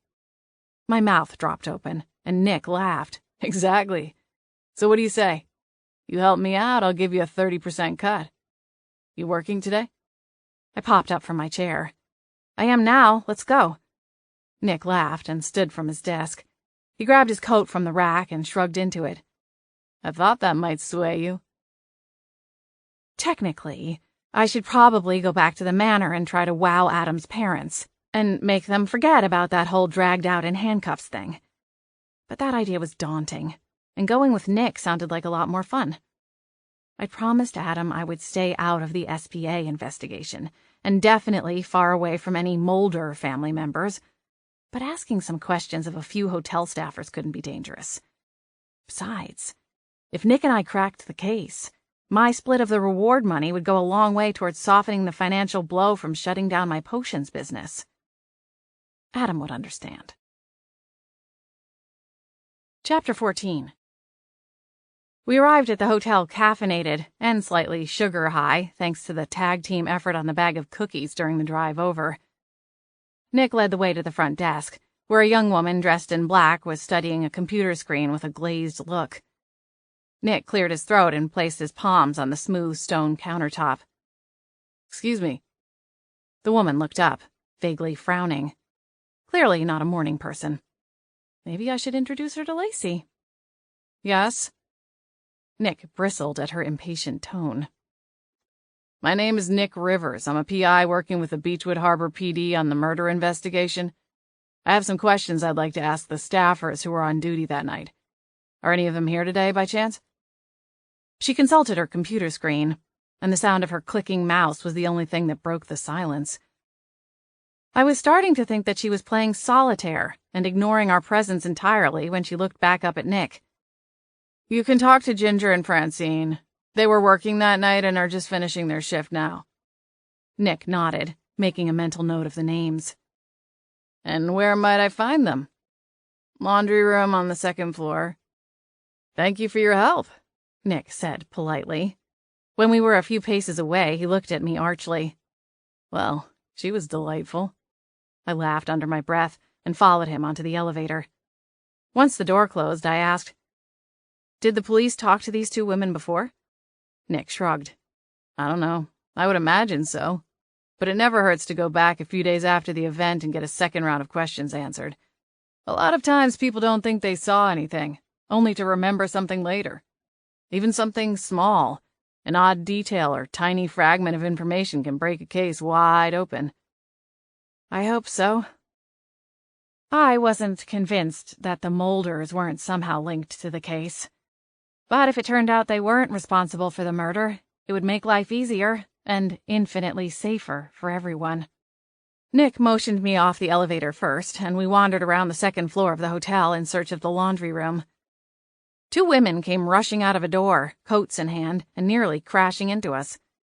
Behind them were some washers, dryers, and a folding table. Apparently, we'd found the girls from the laundry room. Or, more accurately, they'd found us. "Are you lost?" the taller of the 2 women asked politely. She had long blonde hair that was pulled back in a low ponytail and wore understated makeup. Her name tag identified her as Ginger. "No, ma'am. We're actually here to talk to you both," Nick replied. The shorter woman had a dirty blonde pixie cut. She cocked a hip and looked at him suspiciously. "You a cop?" I shifted a glance over to Nick. Why is that always the first question? He ignored me and answered the girl. "I'm a private investigator. My name is Nick. I work with Chief Lincoln and his department on cases from time to time, and I'm here to ask a few questions about the night of the unfortunate attack here in the hotel. The woman at the front desk said that both of you were working that night. I assume you're Francine?" The shorter woman nodded and looked up at Ginger. Ginger took the lead and waved a hand at the door. "Let's get out of here. I've had enough of the humidity for one day. We're both off the clock now, but we can answer your questions." The clear message? Make it quick. Ginger led us to a small alcove that held a couple of wingback chairs, a coffee table with magazines splayed across it, and some fake plants. "What do you want to know?" she asked. "We both spoke to the police when they were here, cleaning things up." She looked a little green just mentioning it. Nick cleared his throat. Neither of us had seen the crime scene, but from what everyone was saying, I was grateful to have missed it. "Had you ever seen the victim here before that night?" Ginger shook her head. "No, but our work keeps us in the laundry room for most of the night. I'm sure you can imagine the workload in a place like this. We have over 100 rooms and stay pretty busy, especially this time of year with people coming in for the holidays." "At least, we were busy," added Francine. Ginger nodded. "We've had a lot of cancellations since this happened. An unfortunate side effect. I wondered if that explained the clerk's frosty reception at the desk. No paying guests, and probably a horde of looky-loos trying to find out what happened. Well, the sooner we can get this cleared up, the sooner it will go back to normal." Nick retrieved a printed picture from inside his coat. It was the clearest one he had from the night we'd been out in the parking lot. Paul was tangled up with his mystery date. It was a haunting image in hindsight. "As you may have heard, the victim was here with a guest that night. She's missing. Do either of you recognize her?" The 2 women studied the picture for a moment, and then exchanged another dark look. "What?" I interjected, a coil of anxiety wrapping around my stomach. "You know who she is?" Francine sighed. "That's Naomi Givens. She's a hooker," Ginger finished. Nick flinched. "You're sure?" "Yeah." Ginger snapped her gum. "She likes to hang out at the Grasshopper. It's a bar a few miles up the coast. Anyway, when she's on a date with someone, she likes to bring them here. It's the closest hotel that's not full of roaches and mold." I recognized the name of the bar. Maybe Paul and this Naomi were both regulars there? I looked at Francine. "How do you know that she's a prostitute?" Francine shrugged one rounded shoulder and snapped her gum again. "She told me. We were in the elevator one morning. She was on her way out, and I was just getting off my shift. I've seen her in here before, always with a different guy. Usually pretty dressed up. Anyways, in the elevator, she dropped an envelope, and I picked it up for her and saw that it was stuffed with $100 bills. I didn't say nothing because it's none of my business, but she told me there was $2,000 in the envelope. She giggled about it not being bad for a night's work. Told me I was in the wrong profession." Ginger snorted. "As if you could call what she does a profession." Nick glanced down at the photo in his hands. Had you seen the victim here before? With her? Never seen him before, Francine said. Sorry. A sharp chirping broke into the conversation, and Ginger excused herself to answer her cell phone. Francine waved to her as she went before turning back to face us. I wish I could help, but that's all I know. When all this happened, Ginger and I were both in the laundry room. We work all our shifts together because she's my ride. Nick nodded and pocketed the photo. All right. Thanks for your help. Sure. Francine turned and followed the path her coworker had taken and disappeared around a corner. I shook my head, still processing how the new piece of information fit into the overall puzzle. Well, that's an interesting little tidbit. Very. Nick started back toward the elevator. At least we have a name. Chief should be able to find an address. Unless she uses a fake name, I replied. Looks like I'll be going to the Grasshopper tonight, Nick said. I laughed. You remember when I told you that you needed to get a girlfriend? I didn't mean by the hour. Nick rolled his eyes. Come on, let's get out of here. I'll swing by the station and catch Chief up, then head home to grab a few hours' sleep before I go looking for a call girl. I elbowed him playfully. Sounds like quite the night. Nick dropped me off at the manor, and I crept inside, hoping against hope that everyone would still be asleep, even though it was nearly 9 o'clock. Luck wasn't with me. As I walked into the kitchen, I was greeted by Mort, Bella, Adam, and Evangeline, all bright eyes and sunshine as they sat around the kitchen table. A large breakfast was laid out across the table. An old insecurity raced back to the front of my mind as I surveyed the magazine-perfect scene. Evangeline, with her flawless caramel skin, exotic eyes, and literal movie star smile, sitting next to Adam, with his parents beaming across the table at them. "Morning, Holly," Adam said, after wiping his mouth on a napkin. He hopped up from his seat and came over to me. "Let's redo these introductions, huh? Mom, Dad, this is Holly Bolt." My cheeks warmed. Hello, Mr. and Mrs. St. James. I'm really sorry for last night. It was all a big misunderstanding. Mort and Bella both smiled politely. "Of course. It's very nice to finally meet you," Mort said. It was all a mistake, Evangeline reiterated and smiled brightly. I mean, we've all been there, right? I wouldn't say all, Bella muttered as Mort picked at his plate. They both kept their eyes downcast. Evangeline cringed and mouthed, "Sorry," to me. Adam cleared his throat and wrapped an arm around my shoulders to steer me into the kitchen. "Let's get you a plate," he said, a little too loudly considering the table was less than 3 feet away. "So, Mr. St. James," Evangeline started, breaking the awkward silence. "Please call me Mort," Adam's dad corrected. "Kill me," I whispered under my breath to Adam. He nudged me with his elbow. Evangeline asked Mort something related to his work, and a lively conversation kicked up. Adam grabbed a plate for me, but refused to release it when I reached to take it from him. His eyes locked with mine. "Where were you, Holly? I came down to wake you up for breakfast and your room was empty." "I'm sorry. I went to make amends with Nick. My meddling cost him a client, and I needed to apologize." Adam let go of the plate. "For 2 hours?" I yanked it away from him and nodded. "Don't do this, Adam, not right now," I hissed, casting a pointed glance at the table where Evangeline was thankfully keeping Adam's parents occupied. "I said I was sorry. Drop it." Adam rubbed at his jaw and nodded. "Fine. For now." The look in his eyes stung me.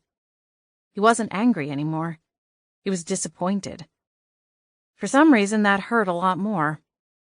I took my plate to the table and sat on the other side of Evangeline. The food was mostly cold, but I loaded up my plate with fruit and eggs and soggy buttered toast anyway. "Who cooked? Mrs. St. James?" I asked, expecting her to grant me permission to call her Bella. She pursed her lips and clipped, "Adam did." "Oh!" I smiled over at Adam as he retook his seat, sandwiching Evangeline between us. "I'm surprised at the lack of peanut butter and marshmallow fluff." Crickets. Okay, so Holly's magical comedy tour was officially not going to dig me out of this one. Evangeline looked at me out of the corner of her eye and offered a weak smile before saying, "Well, I've got to get to work." "Take me with you," I silently pleaded. She patted my knee under the table and then stood, gathering her plate and coffee mug in one sweep. Her absence left a gaping hole between me and Adam. "Mort, Bella, it was very nice to meet you. And Bella, remember to stop by the spa. I'll have Lucy refresh that manicure, no charge." Bella beamed at Evangeline. "Wonderful. Thank you, Evie." Evie? They were already calling her Evie? I sagged in my seat, desperately wishing I could use the larkspur and vanish myself to some faraway corner of the beach, where no one but the seagulls could find me. Chapter 15. Tragically, a day at the beach wasn't in the cards. After a stilted breakfast, Adam informed me that his parents wanted to take a tour of Beechwood Harbor, as they had never been before and had arrived too late the night before to really see much of anything. I hurried to dress and wished I could suck down a vial of Perma-Smile. Hey, it worked for Lucy. Once I was dressed, I peeked outside and frowned at the clear blue sky. At least if it started pouring down rain, I'd have a good excuse to get out of going on a walk with them. "All right, Boots," I said, turning away from the window. "Pep talk time. What you got?" Boots yawned widely and then laid his head back on his front paws. I frowned at him. Well, that was inspirational. I went to the wardrobe, grabbed a scarf, and wound it around my neck. "I'll see you later. Enjoy your nap." Halfway down the hall, I plastered on a smile and hoped I looked excited instead of deranged. I thought I'd pulled it off until Adam spotted me and asked if I'd been drinking. Mort and Bella came down the stairs a few minutes later, wearing smiles that were about as convincing as mine. Adam led the tour, pointing out the historical buildings and some of our favorite haunts as we wandered through town. I stayed beside him, with my hand looped through his arm, periodically adding my own commentary. We stopped at the bakery for a treat and then popped into Siren Song for a pick-me-up. As we pushed through the doors of the coffee shop, I finally started to relax. Bella was starting to come around, and Mort even chuckled at one of my jokes and asked for my recommendation on what to order. We took our coffees and pastries to go and continued our leisurely stroll through town. Bella sidled up beside me. "So, Holly, Adam told us that you're from the Seattle Haven. Any plans to return?" I struggled to swallow my bite of bear claw. Not exactly," I replied. I hung back a step and shot Adam a glare as Bella and Mort continued forward. What was I supposed to say? Adam pulled me forward and flashed his parents a winning smile. "I'm afraid I've corrupted her," he started. "She likes life outside the bubble." "Honestly, Adam, I don't understand why you are so rebellious." Bella shook her head. "I'd hoped that with your work trips into the city you would find a nice young woman that would convince you to stay." I looked up at Adam, my eyes wide. Does she not see that I'm walking right beside her? He winced. "Mom, we've gone over this already," he replied tersely. "Well, I want to go over it again," she snapped. "You're a shifter." "Mother!" Adam hissed, casting a glance around the streets. It was mid-morning on a weekday, so there wasn't anyone within earshot to hear Bella's declaration. "This isn't the time or the place." Mort bristled. "Don't speak to your mother that way," he said firmly. Bella looked over at me. "Listen, Holly, it's not anything personal." "Clearly. I just want Adam to have the best opportunities in life. That's all any parent wants for their children. You'll see. Someday you'll have your own and it will all make sense." I didn't know what to say. Adam had a successful business and lived life on his own terms. What more did she really want for him? If it was really about him getting married and having a family, then shouldn't she be encouraging our relationship rather than pecking at it? None of it made sense to me. "Mom, leave Holly out of this," Adam said, putting himself between his mother and me. "I'm happy here. End of story, all right?" He gave me a sympathetic look, and I returned my attention to the pastry in my hand. But its appeal was lost. The woman actually managed to ruin my bear claw. That was an unpardonable offense in my book. "Back so soon?" Nick greeted when I pushed into his office later that afternoon. I threw myself into one of the navy blue chairs and released a long, slow sigh. "Wow, what's up with you?" I massaged my temples. Adam's parents came into town early. Nick's eyebrows arched. "Oh?" "Yeah. They weren't supposed to be here for another week. Surprise!" Nick chuckled. "Isn't this supposed to be a good thing? The whole meet the parents routine? It's like a rite of passage." "Passage to where? Off a cliff? Because I'm pretty sure that's where it's going to lead." Nick winced sympathetically. "Ouch." I leaned forward and dropped my face into my hands. "I'm probably being paranoid, but I'm pretty sure they hate me. And it hasn't even been 24 hours yet." "And you thought escaping here would help? Who knows what Adams told them about me? We both know he's not exactly a fan." I glanced up at him. "No, he's just—" "Holly." I sighed. "Okay, fine. You're right." He chuckled again and kicked back in his seat. "Well, you want to get out of town later tonight? I'm going up to that bar to see if I can hunt down the elusive Naomi. I haven't been able to dig up much about her, but it's pretty likely that Naomi Givens isn't her real name." I wish I could, but Adam would go postal if I missed dinner. Let's just say breakfast was a little bit tense. I grimaced at the memory. I told him I was going out to grab some soda and iced tea. If I was gone for 2 hours, he'd probably notice. Nick smiled. "Fair enough. Well, I'll let you know what I find out. Tomorrow I'm going to the police station to comb through some of the security footage Chief Lincoln got from the hotel."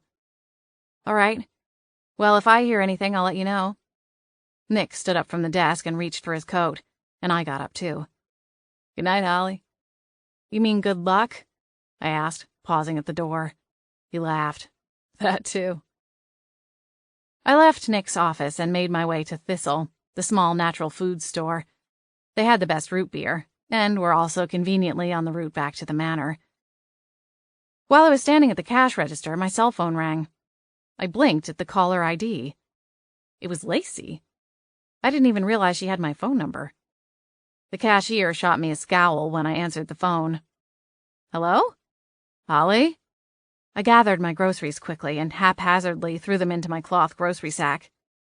"Yeah?" The background noise was so overpowering I could barely make out what she was saying. "You need to, I think. His name is—" I waved at the cashier, and she gave me a tight smile as I backed away and headed for the door. "Lacey, where are you? I can barely hear a word you're saying." "Hold on a sec." The sounds muffled, like she'd wrapped a hand around the microphone on her cell phone. Then her voice came through loud and clear. "I'm at Raven. You need to get down here. There's a guy you need to meet. He might be able to help with the case." I chewed on my lip, remembering my promise to Adam. I'd sworn I wouldn't get involved. "Holly, he's got information on the dead guy." My heart hammered. "I don't even know where the club is, Lacey." The background noise, now a hypnotic, pulsing type of music, drowned out all other sound again for a few moments, but then died off as though Lacey had moved to another room or quiet alcove. "You know that abandoned liquor store off the highway when you take the exit for Beechwood?" "It's there?" I asked incredulously, imagining the dusty, boarded-up shop. It was no bigger than a gas station convenience store, and had been closed as long as I'd been in town. Apparently the locals hadn't taken to having a liquor store in town, and had held some kind of protest until it closed down. I found it ironic, considering that it was common knowledge around town that there was more than just tea leaves inside the mugs of some of the most noted protest participants. Lacey confirmed that I had the right place. "Yeah, go around to the back. There's one of those garage-type doors that used to be used for deliveries. Knock twice, and someone will answer. The password is Ginger Snaps." I suppressed a smile. "Ginger Snaps?" Lacey sighed. "Just use it, and they will let you inside. Then come find me." "All right." I committed her instructions to memory and gave a nod. "Thanks, Lacey. I'll be there soon." She clicked off the call, and I glanced up and down the abandoned street before me. It was just starting to get dusky out, but the chilly temperatures kept people inside most nights. The local restaurants would still have patrons, but it wasn't like summertime, when live music filled the streets and people sat outside at the patio tables. Everyone was inside and would rush home as soon as their meals were done. I looked up the hill in the direction of the manor, and a hot poker of guilt stabbed at me. I knew Adam would be furious if I skipped out on dinner with his parents. But considering the way the rest of the day had gone, could he really blame me? Evangeline could take my spot at the table and carry on all kinds of charming and effortless conversation. I grimaced as the happy picture of the quartet from breakfast that morning flashed through my mind. With a shake of my shoulders, I convinced myself it would blow over. After all, they weren't even supposed to be in town for a few more days. Surely Adam couldn't expect me to drop everything just because they'd changed their plans. Besides that, this was no longer about me being curious or nosy. I had to protect Nick and hold up my end of the bargain with Harvey if I had any hope of getting my business back. And hey, a 30% slice of $100,000 would be nice right about now. With my resolve firmly locked into place, I hurried up the hill. Adam and his parents were in the living room. He and his father were watching a football game, while Bella worked her way through a thick stack of magazines that I recognized from when I'd lived inside the Haven system. They were the supernatural equivalent of the gossip rags that humans stock at the checkout lanes of grocery stores. All eyes turned to me when I walked in. Adam smiled at me. "Hey, gorgeous." "Hey there, I got some stuff from Thistle for dinner." Adam pushed up from the couch as his parents returned their attention to their own interests. "Let me help you," he said, reaching to take the single bag from my hands. We went into the kitchen, and Adam started unpacking the groceries. He closed the fridge and turned to face me. "Listen, Halls. About earlier." I held up a hand. "It's fine, Adam. I get it. I'm not what they were expecting." No, he insisted, rushing forward to grab my arms.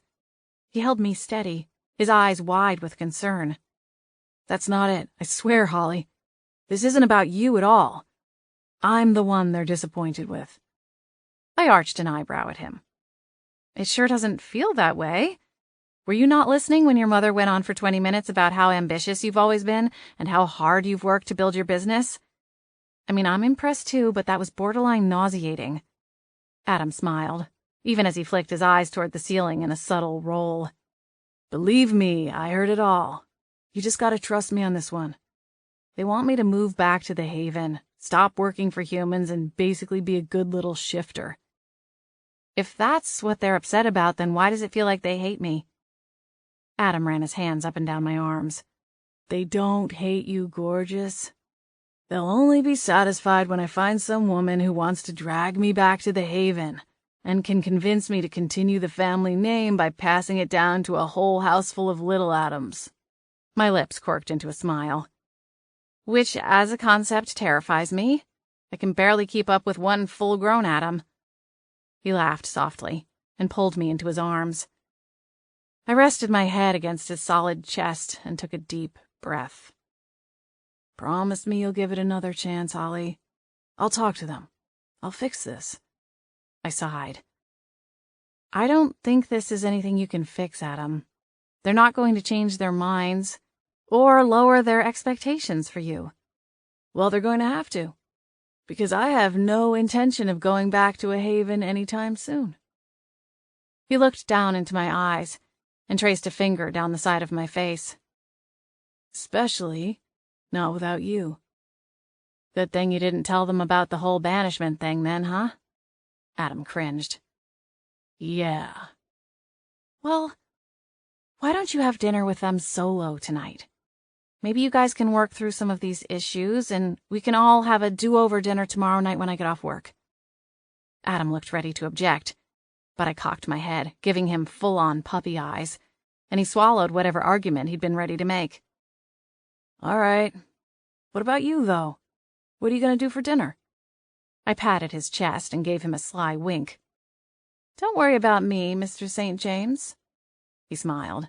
"I thought that was part of my boyfriend job description." I laughed and popped up on my toes to press a quick kiss to his lips. "I'll be good, I promise. Lacey called a little while ago. I'll go meet her."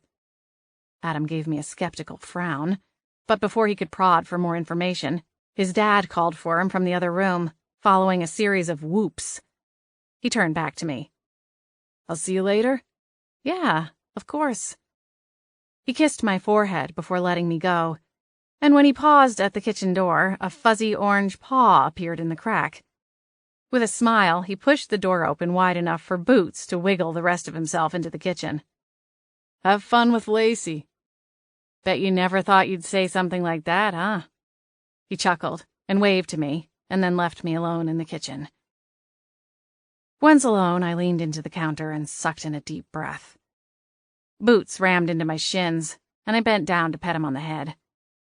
"Don't worry, Bootsy, I wouldn't dream of leaving without making sure you were well fed first." He meowed, and I laughed to myself on the way to his food cupboard. "It's nice to know that some things never change, Bootsy." Chapter 16. I followed Lacey's instructions and, with a little help from the Larkspur, managed to arrive at the abandoned liquor store roughly 20 minutes after her phone call. I expected her to huff and fuss about my tardiness all the same, but the odds were good that whoever it was she wanted me to meet was still within her sights. A gust of wind kicked up as I walked around to the loading door at the back of the building. I tugged the collar of my coat up around my neck and wondered what the dress code would be on the other side of the door. Lacey hadn't said anything, and would likely comment on my wardrobe choices no matter what I wore. But I wondered if I should have changed into something a little less American Eagle and a little more Saks Fifth Avenue. After all, vamps like glamour. It was part of their claim to fame. Utterly terrifying, but impossibly chic. The large garage-style door was shut tight, and without a clear window or knob, I wasn't sure where to knock. I delivered 2 hard raps to the center of the door, thankful for the thick gloves on my hands that protected me from the biting chill of the metal sheet. When a moment of silence passed, a swarm of butterflies escaped and rocketed around my stomach as I looked around. Was I in the wrong place? I dismissed the theory. This was the only abandoned liquor store off the highway. Lacey's instructions had been too specific for me to have made a mistake. As I was debating my next move, a bright floodlight burst on from above the door. I shielded my eyes against the sudden harsh light. "Password?" a deep voice demanded. I jumped and spun around to find myself squared off with a tall, broad-shouldered vampire who looked like he'd spent the night sucking on a lemon. Ginger snaps? The vampire blinked coolly as he sized me up. "Who are you here with?" A chill ran down my spine. "I'm not. It's just me." He crossed his arms, and I tried not to stare at his thickly muscled arms, each of which was roughly the size of a small tree trunk. Yeah, he could snap me in half without even trying. I didn't know much about this elusive Raven Club, but they had excellent taste in bouncers. I mustered up every ounce of courage I had and conjured a simple orb of light. I bounced it casually between my hands and looked him in the eye. "I gave you the password. You gonna let me in or not?" After a long moment, he took a step to the side and let me in through a door that hadn't been visible before. I blinked at its sudden appearance, automatically analyzing what kind of charm had been applied to make the door invisible. The bouncer issued a warning as he moved aside to let me through. "Stay out of trouble, witch." I smothered the light in my palms. "Noted," I muttered, snaking past without brushing up against him. As I hurried down the hallway, my eyes adjusted to the dim lighting. A closer look revealed a space that was much larger than it should have been, considering the limits of the physical building. Some pretty serious magic had been invested in the creation of the sprawling club. How had this place existed under my nose all this time, without even so much of a whisper of it reaching my ears? After all, up until Harvey torpedoed my business, I'd been right in the center of the local supernatural population. I couldn't believe it had never come up in conversation. I ached at the thought of how many potential customers lurked in the corners of the large room. I'd missed out on all of them. The club was painted a deep shade of red and illuminated with soft, glowing lights that floated and moved like fairies were skating through the air overhead. A large dance floor dominated most of the room, and from my spot along the wall, I watched the cluster of dancers as they swayed together to the same hypnotic beats I'd heard while on the phone with Lacey. Along the opposite wall, a bar spanned the length of the room, lined with 20-plus bar stools floating in midair.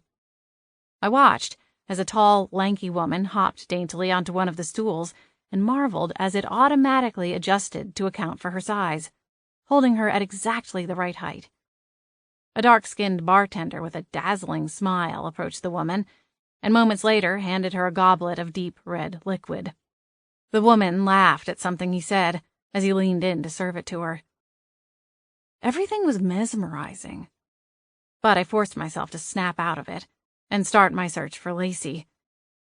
I was only here to get ahead in the case, not to drink and dance. That is, assuming they even had something other than 6 different types of synthetic blood on tap. I scanned the dance floor, trying to pick out her familiar face as the lights above moved and swayed. "Holly!" I twisted in the direction of the sound of my name and found Lacey rushing at me. As expected, she was decked out in a skin-tight black dress that highlighted her luminescent skin and made her long blonde hair stand out like creamy satin in contrast. She slowed her pace as she neared, and my cheeks went red as she scanned my own outfit. "That's what you decided to wear?" she hissed in a low voice.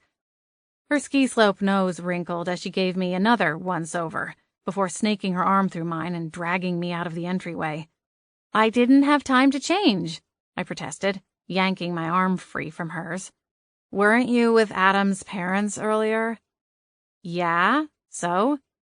She scoffed and rolled her eyes. "Honestly, Holly, I should give you classes." We walked, as she lectured me on my fashion sense, until we reached a booth hidden in the shadows in the corner of the club. My lips locked together as I found myself staring into a pair of eyes so dark they looked black.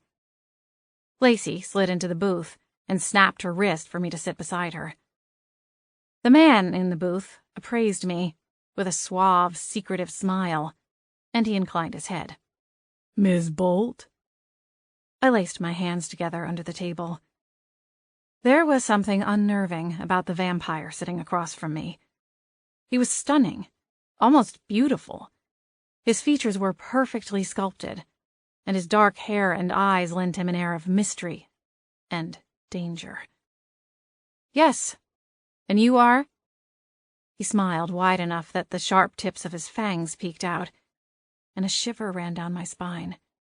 "Dread." "Is that your name or more of a general warning?" Lacey tossed her blonde hair over her shoulder, apparently unaffected by the man across from us. "Dread is a member of the Mulder house. He's Grayson Mulder's second." I nodded, like I had any idea what that meant. "Lacey said you have information on Paul Banks's murder," I said, wanting to get to the meat of the conversation so I could scramble away from Dread's intense stare. Dread leaned back in his seat and casually spun the crystal glass on the table in front of him. "That depends." "On?" My eyebrows furrowed together. "I'm not sure I follow." Dread took a maddeningly slow sip of his faux blood cocktail before leaning in. He dropped his voice another octave lower. "Miss Bolt, I don't know what you know about this situation, but you've obviously gotten in deep enough for it to have led you here. And your instincts, or whatever led you to this point, were right. I do indeed know who killed Paul." "You do?" I whispered. Dread grinned and nodded slowly. "I do. But information like that doesn't come cheap, Miss Bolt." I glanced at Lacey, and she shifted in her seat, refusing to make eye contact with me. What was going on here? My heart slammed in my chest, and my stomach caved in on itself. What would the price be, Mr. Dredd? I gulped. I was afraid of the answer. Human blood was a delicacy that bordered on addiction for many vampires. Dredd laughed, and despite his warm and polished exterior, the sound was cold and chilling. I assure you, it's not what you're thinking, Ms. Bolt. Blood is a cheap commodity that can be had just by walking out this door and charming the first person that attracts me. Well, that was unsettling. At least he didn't want mine. A sigh of relief hitched in my throat as Dredd's eyes narrowed and locked with mine. I need a favor. What do you need from me? I asked, giving Lacey another sideways glance. She wouldn't have set me up, but maybe she hadn't been aware there would be something expected of me. You're still working with that SPA agent, right? I swallowed hard. How did he know about Harvey? That was all supposed to be a secret. Nobody should have known about my involvement with him, not even that he was my assigned agent. Dredd smiled and took another long sip, happy to let me squirm a moment longer. He tutted, then said, Come on, Ms. Bolt. We both want the same things here. Don't be shy. He set down his crystal glass and turned the stem in his fingers. His mesmerizing gaze never dropped from mine. I want the SPA out of town. And from what I know of your history, you must want the same thing. Come on, tell me I'm wrong. I looked at Lacey, and she stared at the table. Ms. Vaughn didn't rat you out, Dredd interjected, glancing at Lacey. If that's what you're worried about. The Mulder house doesn't concern themselves with underlings, but there are certain names we listen for. Bolt is one of them. Underlings? I snarled. Magic pooled in my palms, hot and fast. Dredd merely shrugged. If you want the name of Paul's murderer, then I need you to go along with my plan, and not share the source of this information with the SPA. We would like the Vampire Council to handle this situation. So it was a vampire that killed Paul. What about Naomi Givens? Dredd didn't blink. He held my gaze for a long moment before asking, Do we have a deal, Ms. Bolt? I couldn't lie to a vampire. That was not a bridge I wanted to burn. Vampires were ruthless and didn't take kindly to those who double-crossed them. If I agreed to his terms, then I would be backing out of my deal with Harvey. If I did that, I'd never have a chance to get my potion business back. I pushed up from the table.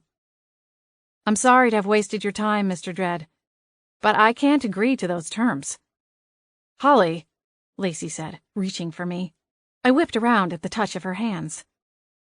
Lacey, how could you think I'd agree to this? You know that I can't afford trouble with the SPA. I can't trust some underground council to bring justice for Paul, and probably for Naomi too, wherever she is. Dredd looked completely unruffled by the entire turn of events. It apparently didn't matter to him whether or not the murder went unsolved forever, a fact that only incensed me further. Have it your way, Ms. Bolt. But if the killer isn't stopped, this won't be the only body you're going to have on your hands. You really want that on your conscience? I stopped at the end of the table and slammed my hands to the table. Bolts of magic bounced against the surface of the wood with a loud crack, and I could feel eyeballs on me. I dropped my voice low. I would say the same to you. But we both know your kind don't have souls, and I'm pretty sure that's a prerequisite to having a conscience. Holly! Lacey snapped. I glanced at her. I'm sorry, Lacey, but I'm not going to be blackmailed by this monster, Dredd offered with a sneer. If the fangs fit. He smirked, then carelessly shrugged a shoulder. Hey, I tried to help. Yourself, maybe. Lacey scoffed and pushed up from her own seat. This is the last time I get involved in one of your little Nancy Drew capers, Holly. She stalked off in a huff. Dredd chuckled. Making friends all over town tonight, huh, Bolt? I glared at him and pushed off the table. I don't need your information to pin this on one of your esteemed members. I have Georgia and I have the Thraxus medallion. I'll trust the SPA will deal with you. A few drops of their highest-level truth serum will have you spilling your guts in front of the council like that." I snapped my fingers inches from his face. Dread struck like a viper and grabbed my wrist in a vice-like clench. "What do you know about the Thraxus?" he growled. I yanked my arm, but his grip held tight. "Let go of me, and I'll repeat myself. Then I'm out of here, or your friends are going to get a little fireworks show," I said, keeping my own voice low as I held up my opposite hand to reveal the pool of bright orange magic. He released me and asked again, "What do you know about the Thraxus?" "I know where it is, and I'm pretty sure I can get more information out of its current owner than I could ever have gotten out of you." Dread's smirk was gone, leaving his expression icy and stern. "Where is it? Who has it?" I took a half-step back, surprised by his sudden interest. "Why? What do you want with it?" "It's a house heirloom, and it's missing. It's my duty as a molder to retrieve it." Apparently a case of the right hand not knowing what the left was doing. Grayson Mulder was the last one in possession of the medallion, and he'd given it to his paramour. I struggled to keep from smiling as I leaned in and said, "Tell me who killed Paul, and I'll tell you who has the necklace." Dread frowned. "Grayson Mulder killed Paul Banks." The information rattled through my system. The satisfaction of playing the game and winning dissipated in light of Dread's answer. The smile slid off my face as I realized the ramifications of what I'd just been told. Dread continued flatly, "They were doing some business dealings together. I don't know all the details, but a couple of weeks ago things went south. Grayson killed him." I tried to keep my face from revealing my surprise. "What about Naomi?" Dread smiled coldly. "She's one of us. She was in on it from the beginning. She lured Banks to that hotel and Grayson was already waiting in the room." I cringed. It was too cruel to fathom. "Now, witch, tell me where the medallion is." "You'll have to ask your boss about that," I said, before storming away from the table. To my surprise, Dread didn't follow. I didn't bother looking for Lacey. I hurried for the exit and pushed out, grateful for the first sharp breath of frost-laced air. Someone was lying. And if the web of deceit wasn't untangled soon, there was more than just one life on the line. Chapter 17. When I arrived back at the manor, things quickly shifted gears. Evangeline greeted me at the door, her arm linked with a man who looked to be a few years older than she was. He had rosy cheeks, sandy blonde hair, and a megawatt smile. She beamed and said, "Holly, this is Teddy." "Teddy! Oh, right." I slapped my hand over my face and shook my head. The lawyer. "I'm sorry. Long night." "That's all right," Teddy said, flashing what I guessed was his signature smile. He offered me a hand, and I shook it. "It's nice to meet you, Holly. Evangeline said you needed some help with the Haven Council issue." I nodded and gave Evangeline a distracted smile. "That's right. I forgot you were coming in tonight. I really appreciate you being here, but my mind is a little full right now." Evangeline patted Teddy on the arm and smiled up at him. "That's all right, Holly. We were actually going to get something for dinner and catch up, but I wanted you guys to meet first. Are you free tomorrow so you two can meet up?" I work until 3, and then I promised Adam we'd have dinner with his parents," I replied, glancing past Evangeline's shoulder to see if Adam was in earshot. The manor had plenty of room for all of us to sprawl out, but was quiet enough that I concluded Adam and his parents were still out to dinner. He was likely exposing them to the wonders of McNally's. "But let's say 4 o'clock? Would that work?" Teddy smiled. "Of course, Miss Bolt. Oh, please call me Holly." "All right, Holly. We'll meet then and figure out a plan of attack." I nodded. "Thank you. You have no idea how much I appreciate it." Evangeline tugged on Teddy's arm, guiding him toward the open door, and they waved before ducking out into the night. I shut the door behind them and went down the hall to my room.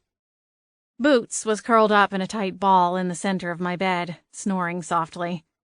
I didn't even stop to kick out of my shoes before flopping down beside his warm body. He stirred slightly, and I laid a hand over his back and lulled him back to sleep.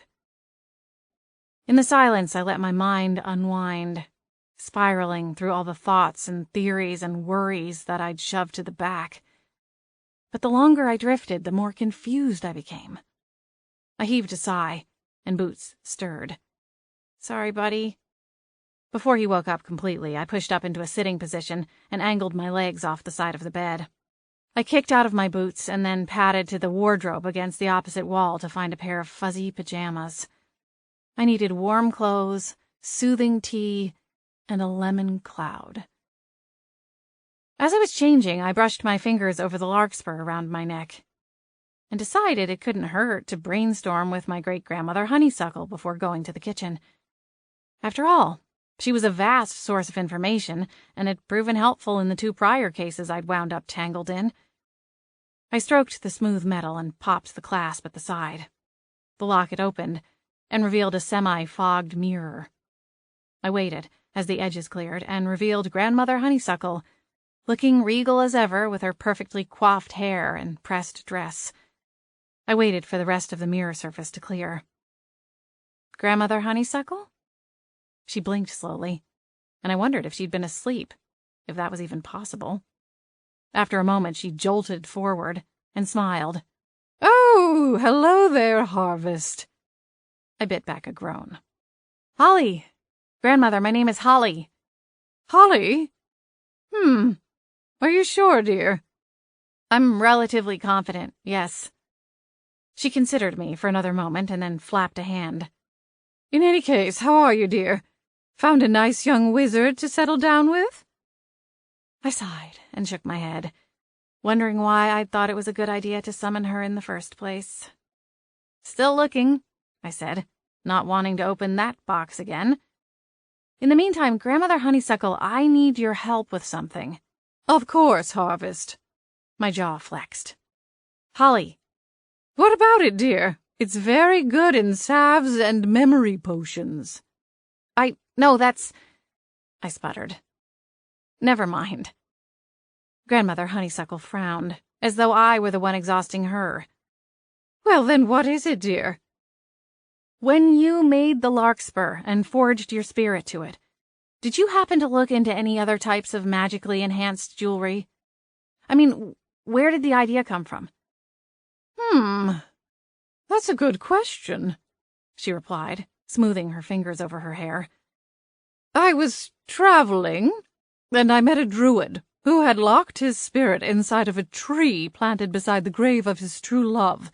He could live his life, but a piece of him remained behind. It got me thinking that it was a good way to go on beyond this life, even when the rest of me is in the other world." "Are there other necklaces like the larkspur, then?" She shook her head. "Not that I know of. I was something of a pioneer," she replied, puffing her chest out slightly like a preening peacock. "Have you heard of a medallion with the Thraxis engraved on its face?" Grandmother Honeysuckle's brow wrinkled. "You mean that gaudy Mulder House bauble?" I nodded, although I didn't agree with her gaudy assessment. It was actually a quite elegant piece. "Yes." She frowned. "Sullivan Mulder was the one who commissioned the piece. Once forged, he kidnapped a witch and forced her to enchant the necklace." "What did they want it to do?" "Allow them to go into the sunlight, of course. That's what all vampires want, dear.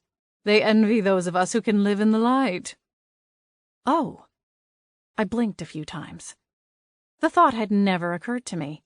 In all of my time living at the manor, I'd never once heard Lacey complain about her odd schedule, and it wasn't that she was too shy to say anything. No, complaining and pitching dramatic woe-is-me parties were a semi-regular occurrence for the vampiress. "So the Thraxis can do that?" Grandmother Honeysuckle shook her head. "Not as far as I know. Before she died, the witch cursed the wearer of the necklace. Any vampire that wears it will come down with a terrible disease that eventually sends them back to dust where they belong. They never made another one after the original killed Sullivan. I apparently missed this lesson back in my academy days. What would happen if a human wore the necklace? Honeysuckle reared back. Why on earth would a human wear such a thing? Let's say they found it at a flea market. A what market? Flea? Why in the name of the goddess would there be a market to purchase fleas? Back in my day, you got those for free at nearly every market.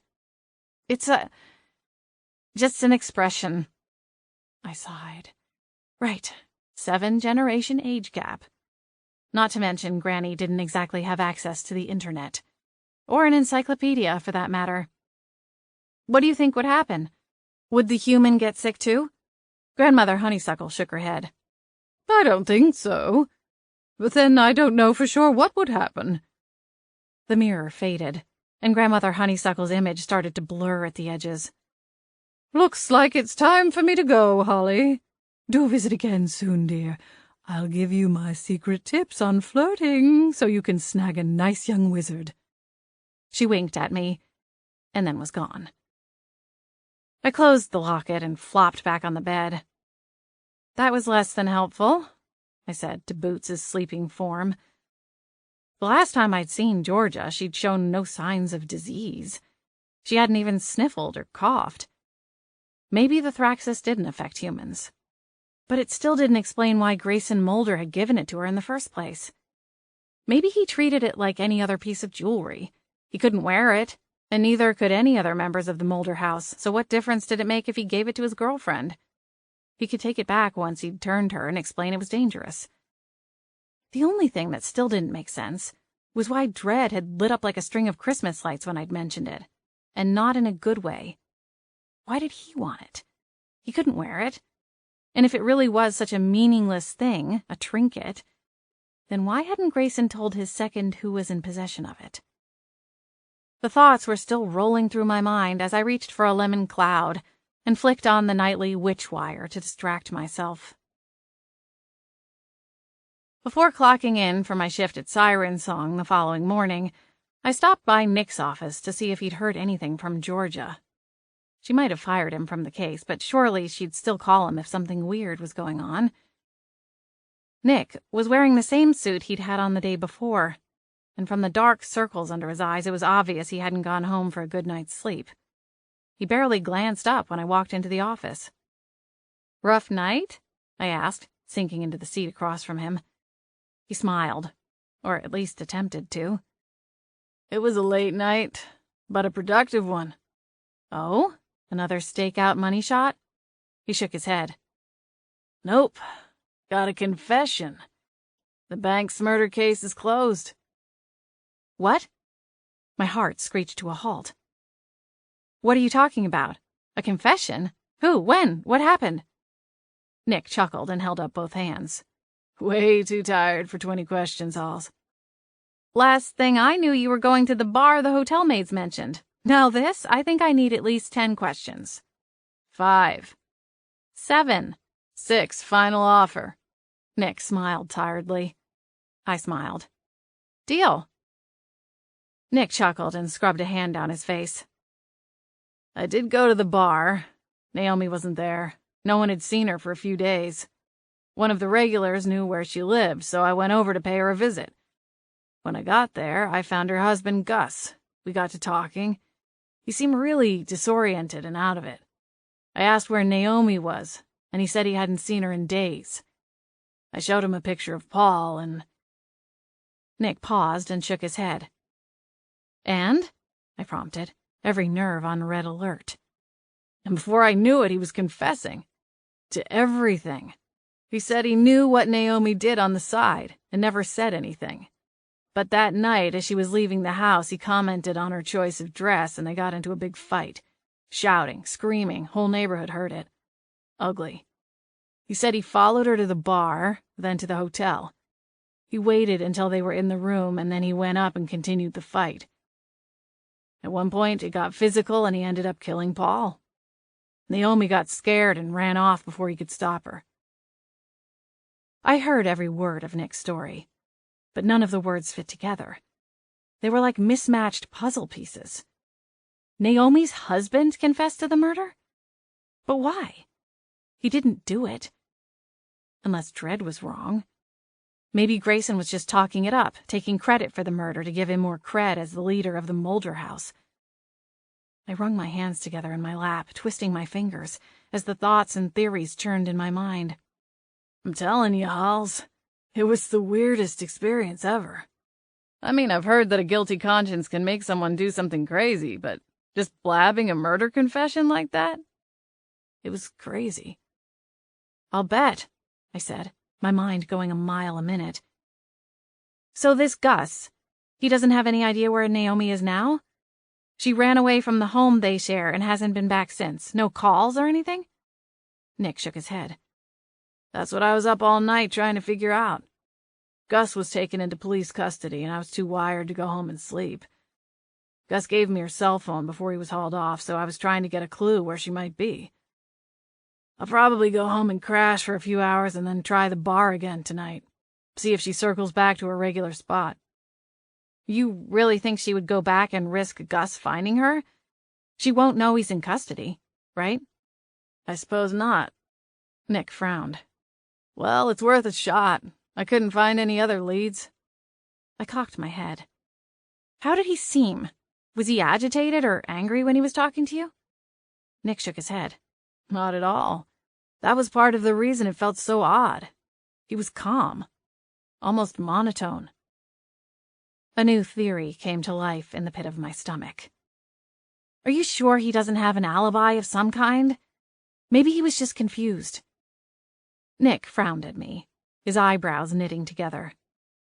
He did it, Holly.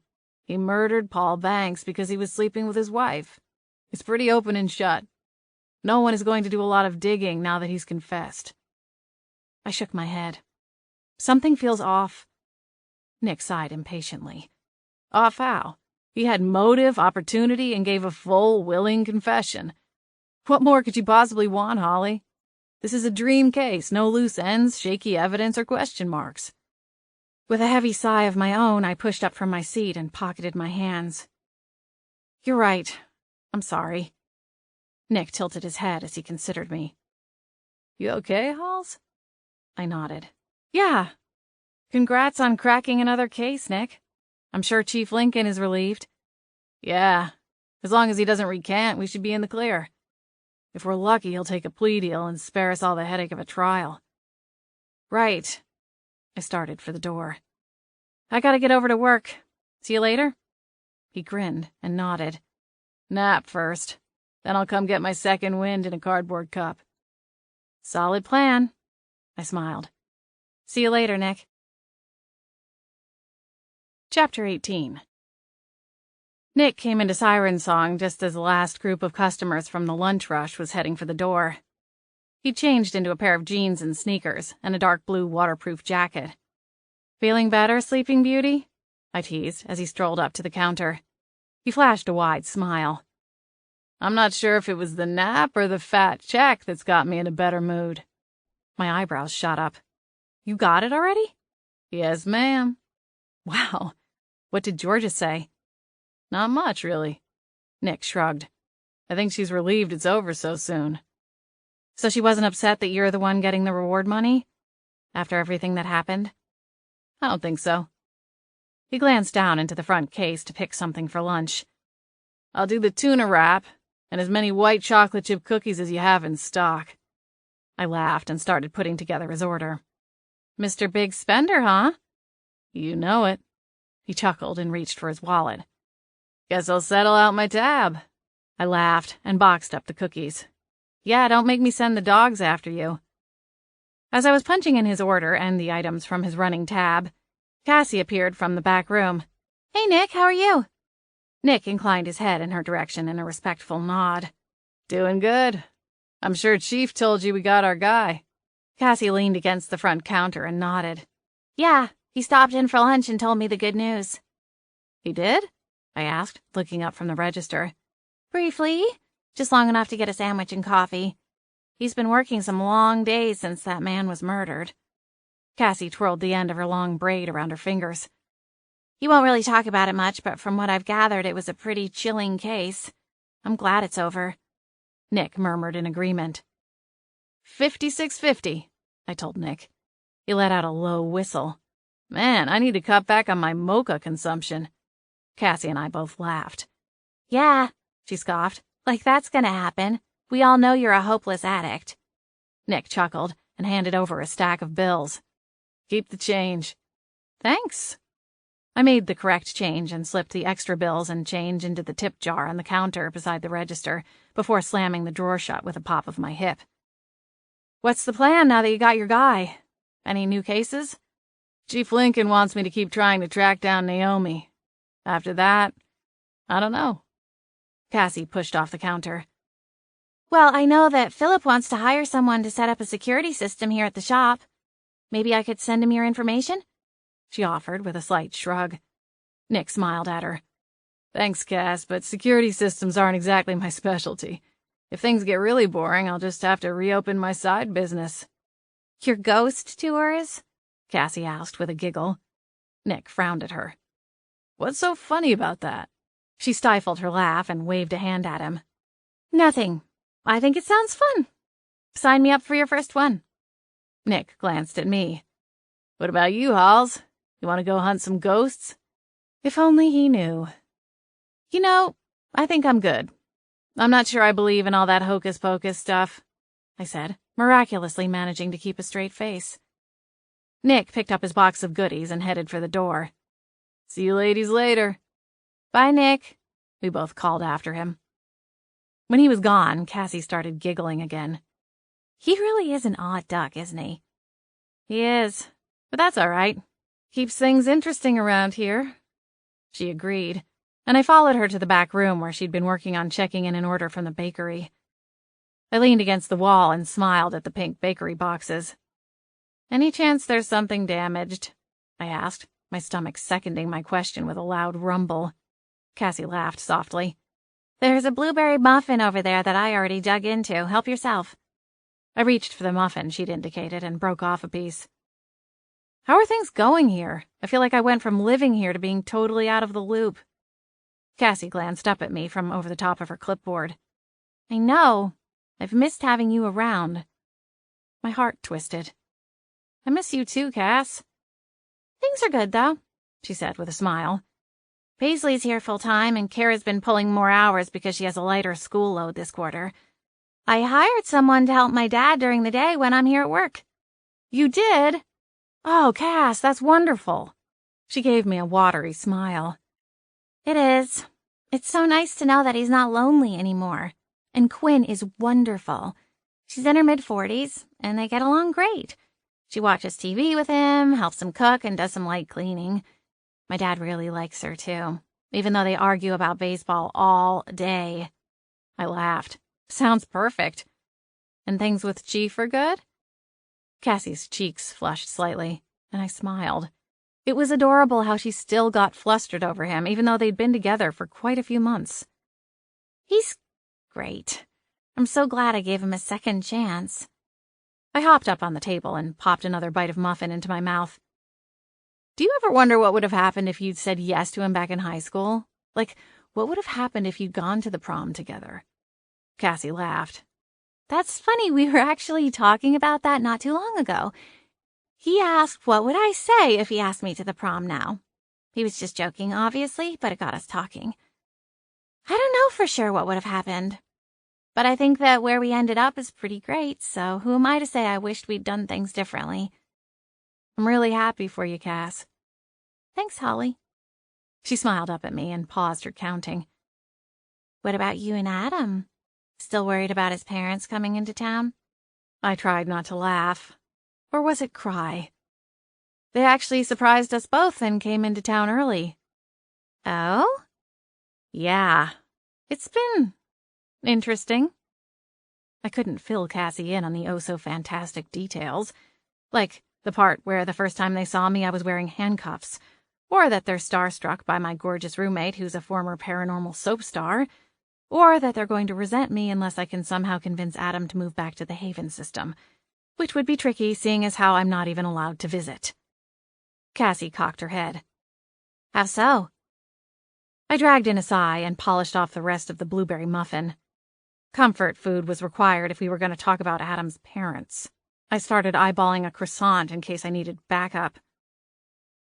They seem to want a certain type for Adam, and unfortunately I don't think I fit the mold. Cassie frowned. Like what? You're gorgeous, smart, ambitious, and you make their son very happy. What more could they possibly want? Thanks, Cass. I pushed my hair back from my face. I think they want him to be with someone who wants to get married, have kids, and be more of a homemaker, I guess. They don't seem to appreciate my entrepreneurial spirit and the fact that I'm not pushing Adam to move to a big city and expand his business. Oh, and his mom's wardrobe puts mine to shame. Cassie wrinkled her nose.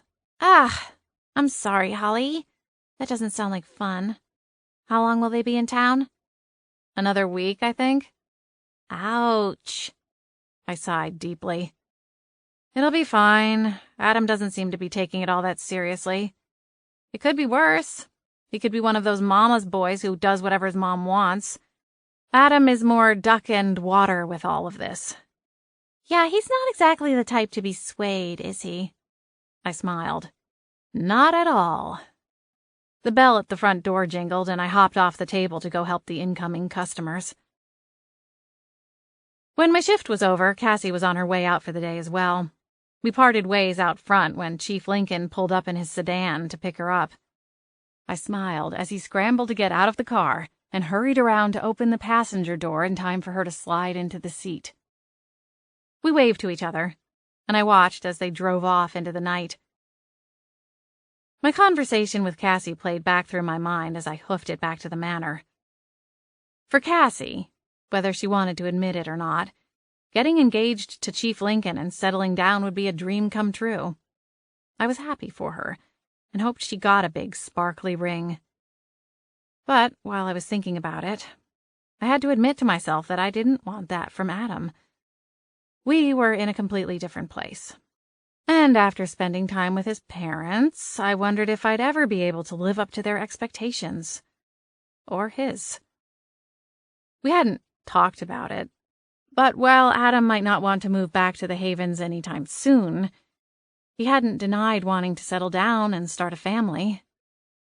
The problem was that I didn't know if that was what I wanted. Evangeline and Teddy were waiting for me in the living room when I got back to the manor. When I joined them after kicking out of my shoes and saying hello to Boots, I noticed that they were sitting so close together they were practically sharing a couch cushion. I took the love seat adjacent to them, and Teddy started the meeting. So tell me, Holly, what is it that you're hoping to accomplish with the hearing? All I've ever wanted is to get my potions master license, so I can legally sell my custom potions both here in the human world and inside the Havens. Beside Teddy, a pen hovered over a green notepad and moved of its own accord as I spoke. He followed my gaze and offered a quick smile. I hope you don't mind. I find I need a little help keeping notes. I nodded. Right. Not a problem. Teddy clasped his hands together and leaned forward. I'll shoot straight with you, Holly. I've poked around your record and can already tell you it's going to be a hard road. But I think we have a shot. As you know, the Haven Council can be a bit biased. But that's fine. We know what we're walking into, and we will fight hard to keep the focus on you and your business and keep the mess with Gabriel out of the conversation. Trust me, I'm all for that. He has nothing to do with this, so I don't see the point in discussing him. Teddy nodded. Good. Tell him about Harvey, Evangeline interjected. Oh, right. Harvey Culpepper is my SPA caseworker, and he's agreed to testify on my behalf, I explained to Teddy. There was no reason to point out that he would only do so if and when we solved the mess with the vampires. And now that a human had confessed to the crime, I wasn't sure where that left things with Harvey's investigation. I decided staying positive was the best course of action. Teddy nodded, excited. That's great. That will help a lot. Listen, I'm going back to the L.A. Haven tomorrow, but I'll be in touch and start filing paperwork for a hearing on your behalf. We should be able to get before the council within a few months' time." "Great. Thank you so much," I said, glancing at both of them in turn. A voice sounded from the arched entry to the foyer. "Knock, knock." Adam was wearing jeans and his signature leather jacket. "Holly, you ready to go?" he asked. "We were thinking McNally's would be a good choice. They're having that 5-bean stew tonight that you like." "Sure," I replied, smiling at him even as my heartbeat ratcheted into overdrive. "I'll be right there." "Okay, grab your coat." He glanced at Evangeline, Teddy, and then back at me before turning to go back down the hall. "I should get going. Is there anything else you need from me?" Teddy shook his head. "Not right now. Like I said, I'll be in touch once I'm back at my office." "Okay," I replied, nodding. "I feel bad that you came all this way just for that." Teddy smiled over at Evangeline. "Don't worry about it, Holly. The trip was more than worth it." "Right." I pushed up from the couch, suddenly feeling like an awkward third wheel. As much as I was dreading the dinner that lay ahead, it seemed a better option than watching Teddy and Evangeline go gaga over each other. "Have a safe trip back." "Night, Holly," Evangeline called after me as I slipped from the room. Chapter 19. McNally's was unusually busy when we arrived, and we ended up waiting a handful of minutes for a table to open up. We awkwardly hung back by the front door, all four of us shifting from one foot to the other and avoiding eye contact. A thick tension loomed over our heads, but no one wanted to make the first move. Adam kept glancing at me, as though I was somehow supposed to conjure up something to say. "Sorry, pal. Magic doesn't work like that." After what felt like an hour, but was probably closer to 5 minutes, a waitress came to take us to a table in the back. She passed out menus with a smile and sashayed away to get our drinks while we decided what we wanted to eat. I watched her go and wished I could follow. I'd rather be elbow-deep in dirty dishes than sitting across from Mort and Bella with nothing to say, pretending that I hadn't seen the McNally's menu 1,001 times before. "So, Mom, Dad, what were your thoughts for Yule dinner?" Adam asked when the silence became deafening. Bella lowered her menu and looked at him questioningly. "I thought you and Holly had plans for us already." Right. Chalk up one more epic failure. The girlfriend who couldn't cook her way into a job at a fast food kitchen. "We had some ideas," Adam started, pausing to clear his throat. "We thought we could do dinner at the Manor. Maybe invite some of our local friends to join in the celebration." Oh, thank the stars. Lacey and Evangeline could help me like they had on Thanksgiving. I offered Bella a confident smile. "Any special requests?" "Mort likes pecan pudding, and Adam's favorite is—" She stopped herself and gave a crafty smile. "Well, of course you already know Adam's favorite dish." I glanced at Adam. "As far as I know, Adam loves all food equally." Adam chuckled, but Bella's lips didn't so much as twitch. "Actually, it's pumpkin pie. But then I suppose all we should really ask is for you to stay out of handcuffs for the duration of the celebration." "Mom," Adam hissed. Bella shrugged one shoulder. "It should go without saying, but as a precautionary bit of advice, I thought I would put it out there." My cheeks flamed, and I buried myself behind my menu, silently steaming. Adam draped an arm around my chair, and I took some comfort in the small gesture of protection, but it wouldn't take away the sting from the verbal slap his mother had just delivered. Who did she think she was? Just because she was a perfect shifter who married a shifter and lived by the Haven rules without question, that made her better than everyone else? "I think what your mother means is that we'd like to have a calm, peaceful evening," Mort said after a long moment. "No," Adam growled. "I don't think that's what she meant. We discussed this, Mother." I peeked over my menu as Bella gave a long, suffering sigh. "My apologies." "Not to me," Adam replied tersely. "To Holly."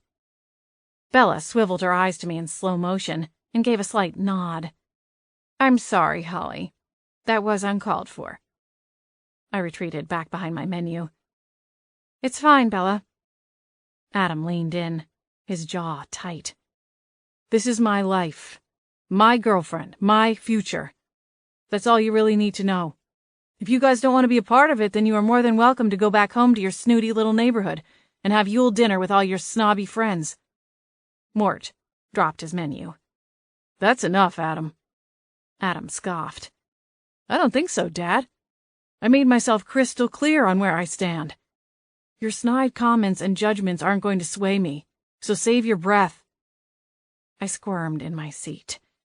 This was getting stickier than Evangeline's old soap opera. I think I'm going back to the manor, I said, pushing my menu aside. Adam reached for my wrist. Holly, no. You don't have to. I moved out of his reach and stood from the table. It's fine. I'm getting a headache anyway. I grabbed my coat from the back of my chair and hurried to bundle back into its warmth. I'll see you later. Adam tried to protest, but didn't stop me as I left them and made a beeline for the front doors. Outside, the air was crisp and clear, and I decided to take the long way through town to get back home instead of going straight to the manor. I pocketed my hands and strolled down the street, fighting off the hot tears pushing against the backs of my eyes. At the end of the street, I stopped to let a lone car go by. I stared up at the stars, wishing they had the answers to my questions. If only they could untangle all of my dark worries and mixed emotions. I considered calling one of my friends, but didn't want to interrupt their evenings. Cassie would tell me something cheery. She'd assure me that it wasn't as bad as it looked. Nick would clam up and tell me something practical, like to keep my chin up and it would all work out. Evangeline liked to talk about dating, but I got the feeling that she had more experience with short-term relationships, so I'm not sure what her advice would be. And Lacey? Well, Lacey was probably still angry at me for my behavior at Raven. As for Posey, she was still adjusting to the scandal of Adam and I dating while living under the same roof, and likely wouldn't have anything helpful to offer either. It was times like this when I missed my mother the most. She'd always been a well of information for me, and even if she didn't have any advice, she could stroke my hair and tell me that it was all going to be okay in the end. And I'd believe her. Tears blurred my vision, making the stars sparkle and shine as they melded together. My cell phone rang and jerked me from my tangled thoughts. I fished in the deep pockets of my coat, searching for the slim device, and wondered who it was. Surely Adam was still at McNally's, probably trying to talk his parents into giving me a second. Or was I on my third chance? Cassie would be with Chief Lincoln. Evangeline had seemed pretty cozy with Teddy. I found the phone, tugged it free, and groaned at the display. Harvey Culpepper. Great, I grumbled, sliding my finger across the screen to answer the call. Hello, Harvey. Holly, have you been able to get any more information? Nice to hear from you too, Harvey, I quipped as I started across the street. This is business, Holly. I need to know what's going on. You're my eyes and ears, remember? How could I forget? Holly! Fine, I sighed. Let's see. The woman with the victim was identified. Her name is Naomi Givens. As far as I know, the cops haven't found her yet. Oh, also, there's a minor detail that her husband confessed to the murder and the cops have him in custody. For a moment, I wished we were face to face so that I could see his eyes bug out after I dropped that bomb. What? Harvey bellowed. I pulled the phone away from my face. Volume, Harvey. I don't think a new set of eardrums was included in our original agreement. What in the other world happened? He barked. As I continued up the hill toward the manor, I found myself wishing for a massive mug of tea and my fuzzy slippers. I filled him in on the arrest, as well as the information that I'd gleaned from Dredd. By the time I reached the front porch, he was up to speed. It's obvious that this Gus person has been glamored. Thanks for the tip, Harvey, I replied with a dash of sarcasm. I'd already figured that out. I just don't know who glamored him. If Dredd's information is correct, then we need to be looking at Grayson Mulder himself, and that seems... Out of your league, Harvey said, throwing a bite of sarcasm back my way. I clenched my teeth. This entire thing is out of my league, Harvey. But that didn't stop you from shoving me into the deep end. I'm not an SPA agent or anything remotely close to it. I didn't mention the part where my own life was rapidly deteriorating and that I probably shouldn't be trusted to do much more than mope and wallow for at least the next 24 hours.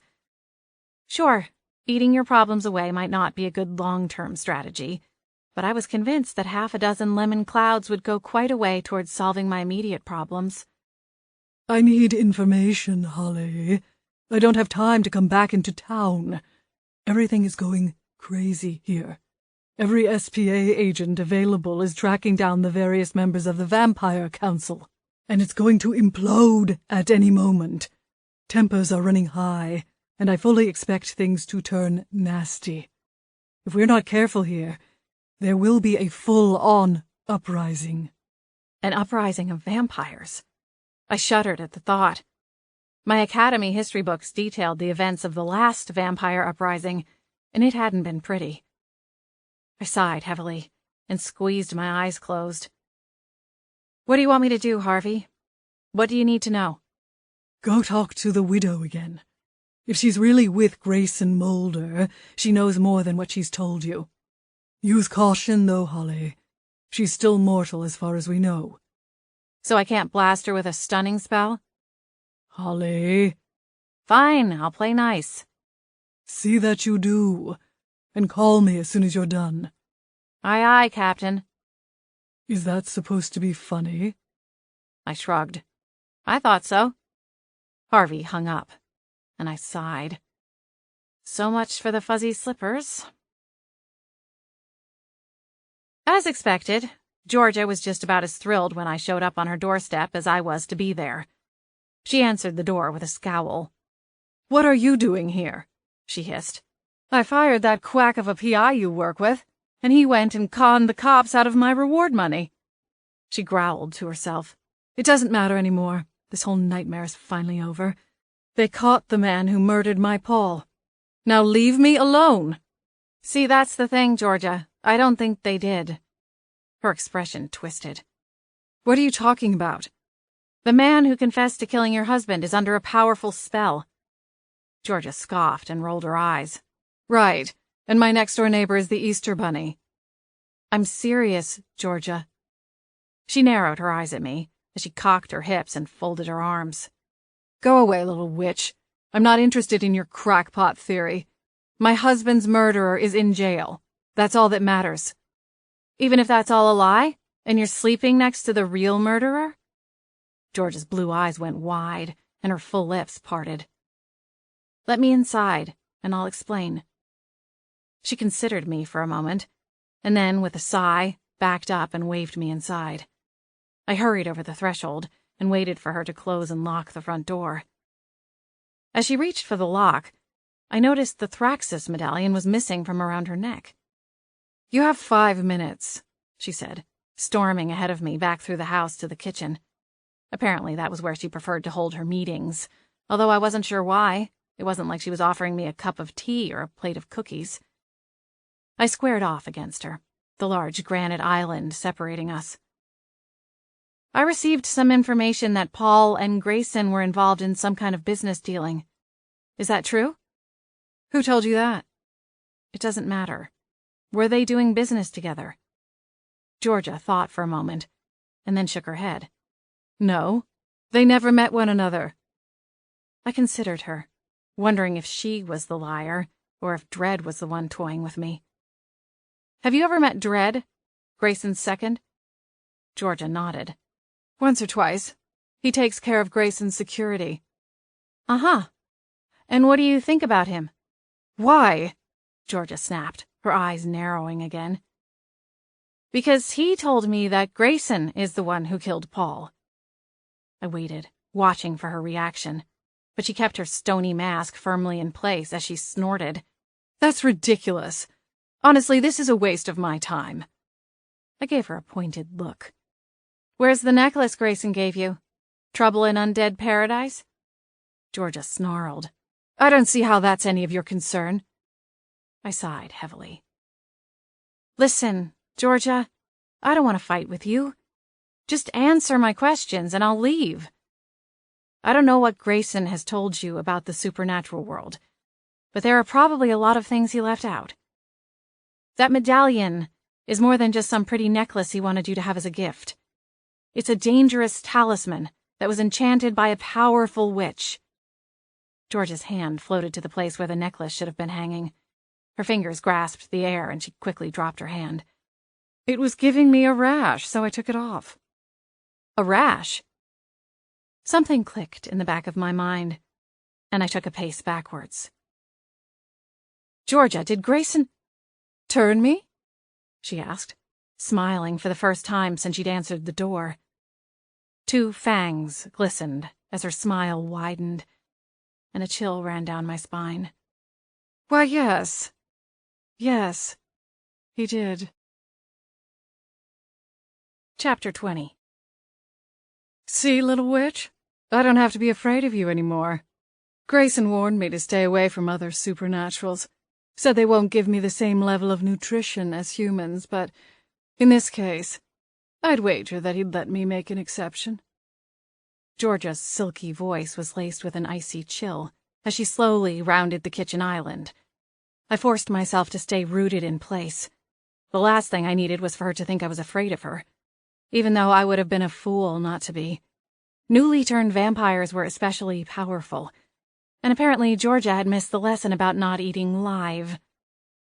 Georgia reclined back against the island, her fingers sliding over the smooth stone as she surveyed me.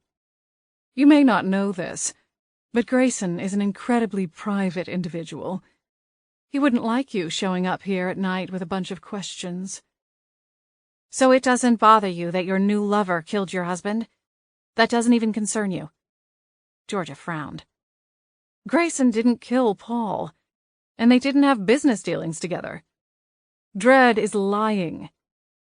Why would he do that? Grayson is his lord, or whatever you vampires would call it. I don't know why. All I know is that he is. I'll see to it that Grayson deals with him. The police chief already came and told me the news. Paul was killed because he was sleeping with the wrong woman. Her husband killed him. I'd never even met the man before. And you don't think that maybe he was glamored into confessing? It doesn't strike you as odd that someone would give such a full confession out of the blue like that? Georgia shrugged. People crack. He probably had a guilty conscience. But what if Grayson is lying to you, Georgia? She slammed her hands on the counter, sending a loud boom through the expansive kitchen. Stop it! Grayson didn't do this. He wouldn't have. We tell each other everything. She stalked toward me, one finger pointed in my face. He has no reason to lie to me. Oh, of course not. A bloodthirsty vampire was probably a highly reliable boyfriend.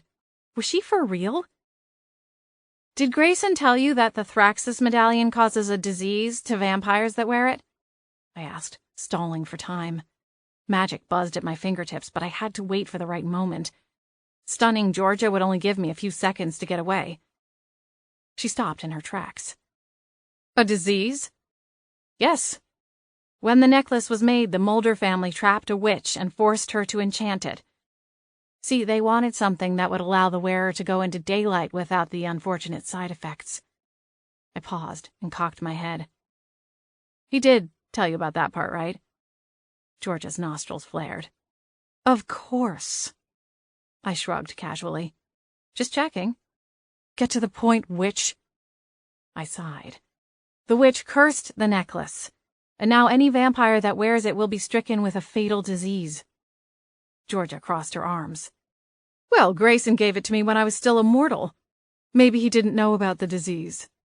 I snorted. You really believe that? Enough. The necklace doesn't matter. Grayson didn't kill Paul, and I'm done with your questions. Get out of my house before I turn you into an appetizer. She bared her fangs, this time with a menacing growl. Do your little magic trick and disappear. I held up my hands, not bothering to hide the glowing magic pooled in each palm. I'll go. But I'm warning you, Georgia. Grayson is not some Prince Charming. He's a power-hungry murderer that's conspiring with a ring of other powerful houses to overthrow the Supernatural Protection Agency and the Haven Council. I won't bore you with the details, but I was caught in a strikingly similar situation once upon a time. Granted, I had a better tan and, my soul. I get it, all right? I get the allure of power and charisma. But this is going to be a war, Georgia. And I can guarantee you don't want to be caught in the middle of it. Without waiting, I reached for the larkspur, and within a blink of an eye, found myself in the dimly lit parking lot in front of the old liquor store. I hurried around to the back and knocked on the door, silently pleading with whoever would listen that the password hadn't changed since my last visit. The glowing outline of the door appeared, and a gruff voice said, "Password?" "Ginger snap?" The door opened, and I was ushered forward by a different guard, this one less intimidating than the last one. The club was decorated in a Moroccan blue with gold accents, and some kind of exotic music was playing. What in the other world? Some kind of round-the-world theme going on here? It was like Taco Tuesday, but for decor. Dredd wasn't hard to find.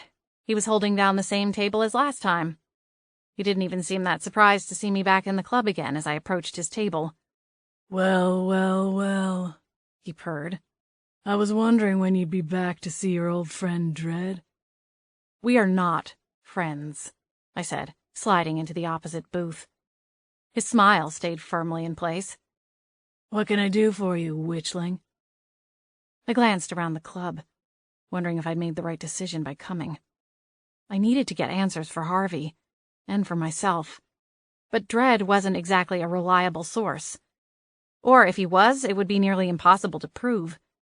At the moment, it was his word against Georgia's, and both of their stories were radically different than the confession of the self-proclaimed killer. "Come on, spit it out. I don't have all night, darling," Dredd said, interrupting my thoughts. "Well, I actually do, but that's not the point." He laughed at his own joke. "What do you want?" I sighed and splayed my hands over the tabletop. I just paid a little visit to Georgia Banks. She insists that her husband and Grayson weren't in business together. And if they weren't in the middle of some kind of business dispute, as you claim, then I'm left wondering if the rest of your story is true. Of course that's what she said. She didn't know about their business deal. I don't understand. Dredd sighed like I was trying his patience. He leaned forward on the table, all pretense of charm gone. "Listen, witch. This goes beyond some small-town murder investigation, all right? There are things at play here that would make your pretty little head spin. I don't know why you're even trying to get involved." The tips of my fingers tingled as magic percolated to life. He was one snide comment away from getting blasted up to the rafters. You and your kind might not care about this case, but a man lost his life, and now an innocent man is going to take the fall for it. I can't let that happen. Dredd laughed and shook his head. "One of those justice junkies, huh?" I've been called worse. "All right, I'll make you a deal then. You want to take Grayson down? Then I'll help you. But you have to bring me the Thraxis medallion." I leveled him with an unflinching stare. Why would you do that? You're his second in command. If you turn on him, the rest of the Molders will eat you for breakfast. Dredd gave a Cheshire grin. "You still don't get it, do you, little witch?" Tell me what I'm missing, then. I crossed my arms tightly over my chest and glared at him. Please, enlighten me to your evil genius. Dredd laughed and kicked back in his chair as casually as if he were watching a football game with a big bowl of potato chips in his lap. "The Molders won't know it was me who turned him in. As his second, I'll automatically assume power." You sure they won't know? I glanced around the club. No one was paying much attention to us, but that didn't mean there weren't a few ears cocked in our direction. You're not exactly trying to keep this under wraps. Dredd hitched a shoulder. "These are my people. This whole club is full of vamps who'd rather see me in power. Grayson is ignoring the true needs of his people because he's too busy playing politics." And that's why you want the medallion? Bingo. Maybe there's some hope for you yet, little witchling. What makes you think the medallion's powers will work for you? Dread considered me for a long moment, as though debating how much he could say. Let's just say that I've spent a very long time learning everything about that medallion, and the curse that it carries. I'm confident I can break the spell and unlock its powers. After that, I'll be king of the vampires. So it doesn't really matter to me whether you get Grayson out of my way or I have to do it myself. I'll find a way with or without your assistance. If you're smart, you'll accept my offer and get what you want out of the deal. I pushed away from the table. I'll think about it. Think quickly. Otherwise it will be too late for your little human friend Gus. I didn't bother correcting him that Gus and I weren't friends. We'd never even met before. And why is that? Because once he goes to trial and confesses, it will be a whole lot harder for him to wriggle out of his sentence. I'm not in the jailbreaking business. I was borderline impressed with his knowledge of the human court system, and slightly annoyed at myself for having had to ask. Fine. I'll come back tomorrow night. Will you be here? Waiting on pins and needles, he replied with a smarmy grin. Without bothering with niceties, I left the club and used the larkspur to get me back to the manor. As soon as my feet hit the manor property line, I bolted for the privacy of my greenhouse and whipped out my phone. Each ring spanned on forever, but Harvey finally answered, and I launched into my request without pausing for breath. I don't have time to explain, but Harvey, do you still have the replica of the Thraxus medallion that your crafter made? Yes, why? I paced to the other side of the greenhouse and peered through the tinted windows to keep watch on the backyard. I had the distinct feeling that I'd somehow been followed or was being watched, even though I'd used the larkspur to get home and would have been virtually untraceable to a vampire. But what if Dread had sent someone to my house? He knew Lacey and I were roommates. Maybe he knew where she lived. I squeezed my eyes closed and tried to push back the panicked thoughts and theories swelling inside me. I need it.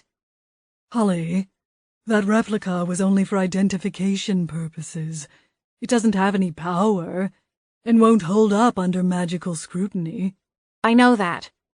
I paced back to the other side of the greenhouse and wished that I'd gone inside and retrieved Boots. He would have calmed me.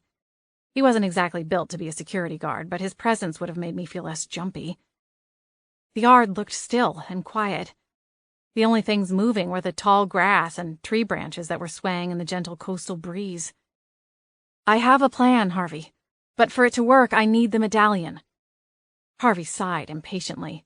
Holly, I didn't bring you into this case to go off on half-cocked theories with some mysterious plan.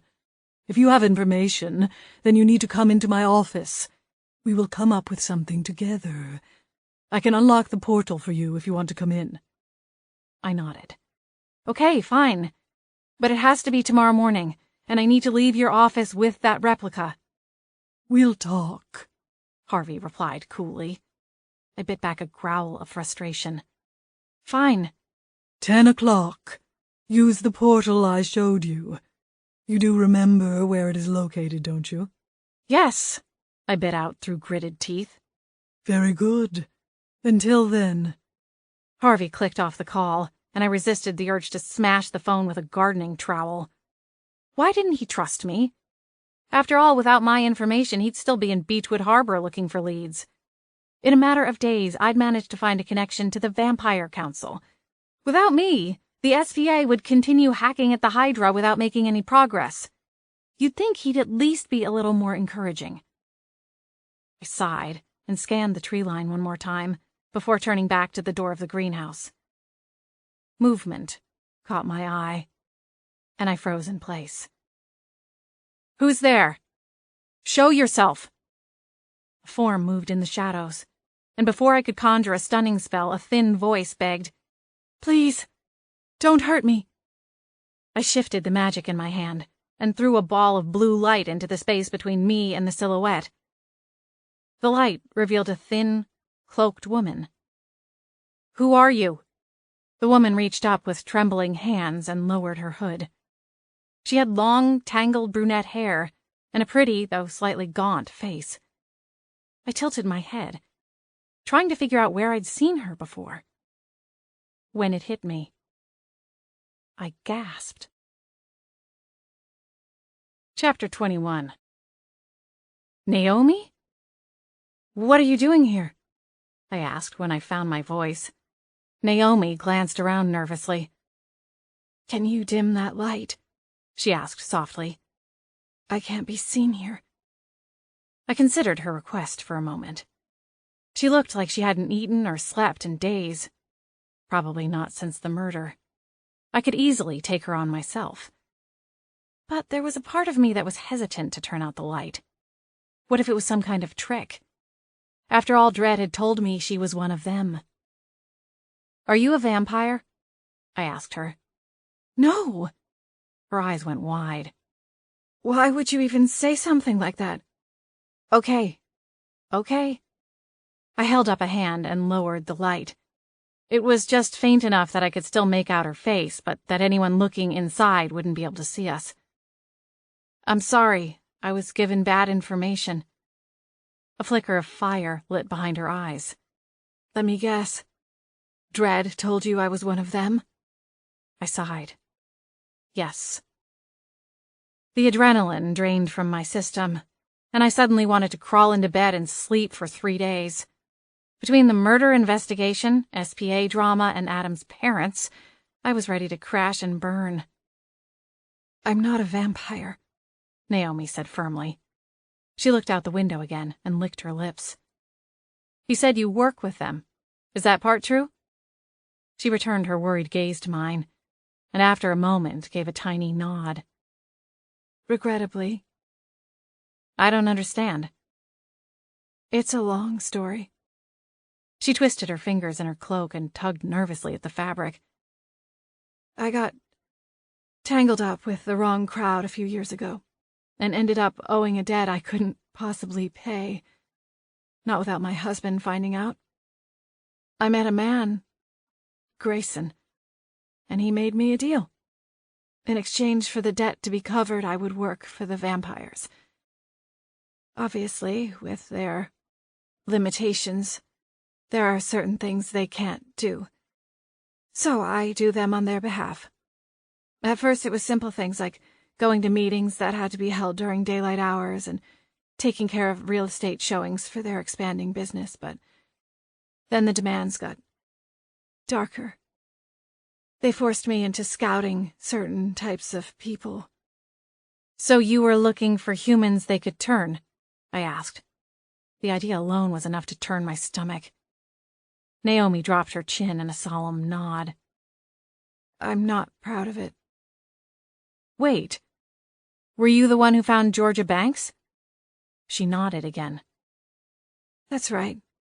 I met her at an open house, and after 2 complimentary mimosas, she was spilling her guts to me.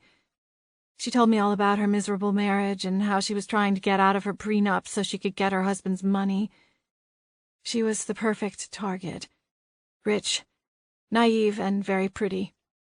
Grayson likes blondes. So what was the plan? You introduce her to Grayson and he offers to turn her, and in exchange he got her husband out of the way? What? Naomi's eyes snapped open wide. No, Grayson didn't kill Paul Banks. He didn't? Naomi shook her head. No. Grayson wanted Georgia and Paul alive. Okay, back up. I'm confused. I thought Grayson was turning these people so they could join his house. He's building an army. He wanted Paul and Georgia's money and connections. Paul Banks was an investment banker, and his firm had some of the state's most successful businesses on their client list. Grayson isn't looking to build an army of vampires. He's trying to rise up against the Haven system. Once it's broken, he plans to come out of the coffin. In a very big way. My mouth dropped open. You don't mean... Naomi nodded. Unfortunately, I do. If Grayson Mulder overthrew the Haven system and put his vampire council into place, There would be no one to stop vampires from taking over, especially if they actually managed to unlock the Thraxis medallion and were able to go into daylight. They would be unstoppable. The entire SPA wouldn't be able to contain them. It would be an all-out war, and the humans would be the ones to pay the price. Bats! This is so much worse than I ever imagined. I paced back and forth a few times, my mind swimming with images from my academy textbooks that depicted the last vampire uprising. Okay, let me slow down. Obviously something went wrong with his plan. If he didn't plan on being with Georgia, then why did he agree to turn her? She was looking for an escape. I lured her to Raven one night. It was all a setup. She met Grayson, and that was kind of it. Naomi swallowed hard. Turning her into a vampire was the one thing he could promise her to string her along. He filled her head with all sorts of gothic romance, and she fell for it. I folded my arms. Well, I just saw her about an hour ago, and I can assure you that she is all vamp now. Naomi cursed under her breath, though she didn't seem too surprised by the revelation. And what about Paul? You were there. What did you see? If it wasn't Grayson that killed him, then who was it? Dread was there. A shudder coursed through me at the whispered name. Naomi shoved her hair back. See, Grayson was the one who made the bargain with me. I was bound to the Mulder family, to do their bidding until my debt was paid. At first, I only reported to Grayson, but as he got deeper and deeper into his plans and schemes, he turned me over to Dread, who lived to torment me. She paused and dragged in a slow breath. I could only imagine the things he'd put her through. I got desperate, really desperate. I did some things I wasn't proud of to make some money. I thought if I could pay back my debt, I could get away. She gave a hollow laugh and chewed on her lower lip. I was so stupid. No, you weren't. Pity surged up inside my chest. The woman standing before me might have made some bad decisions, but she certainly didn't deserve the things that had happened since. And now she was putting her very life on the line to try to make it right. You did what you had to do to survive, Naomi. You can't cross vampires like Grayson and Dread and live to tell about it. She sniffled. A lot of good it did.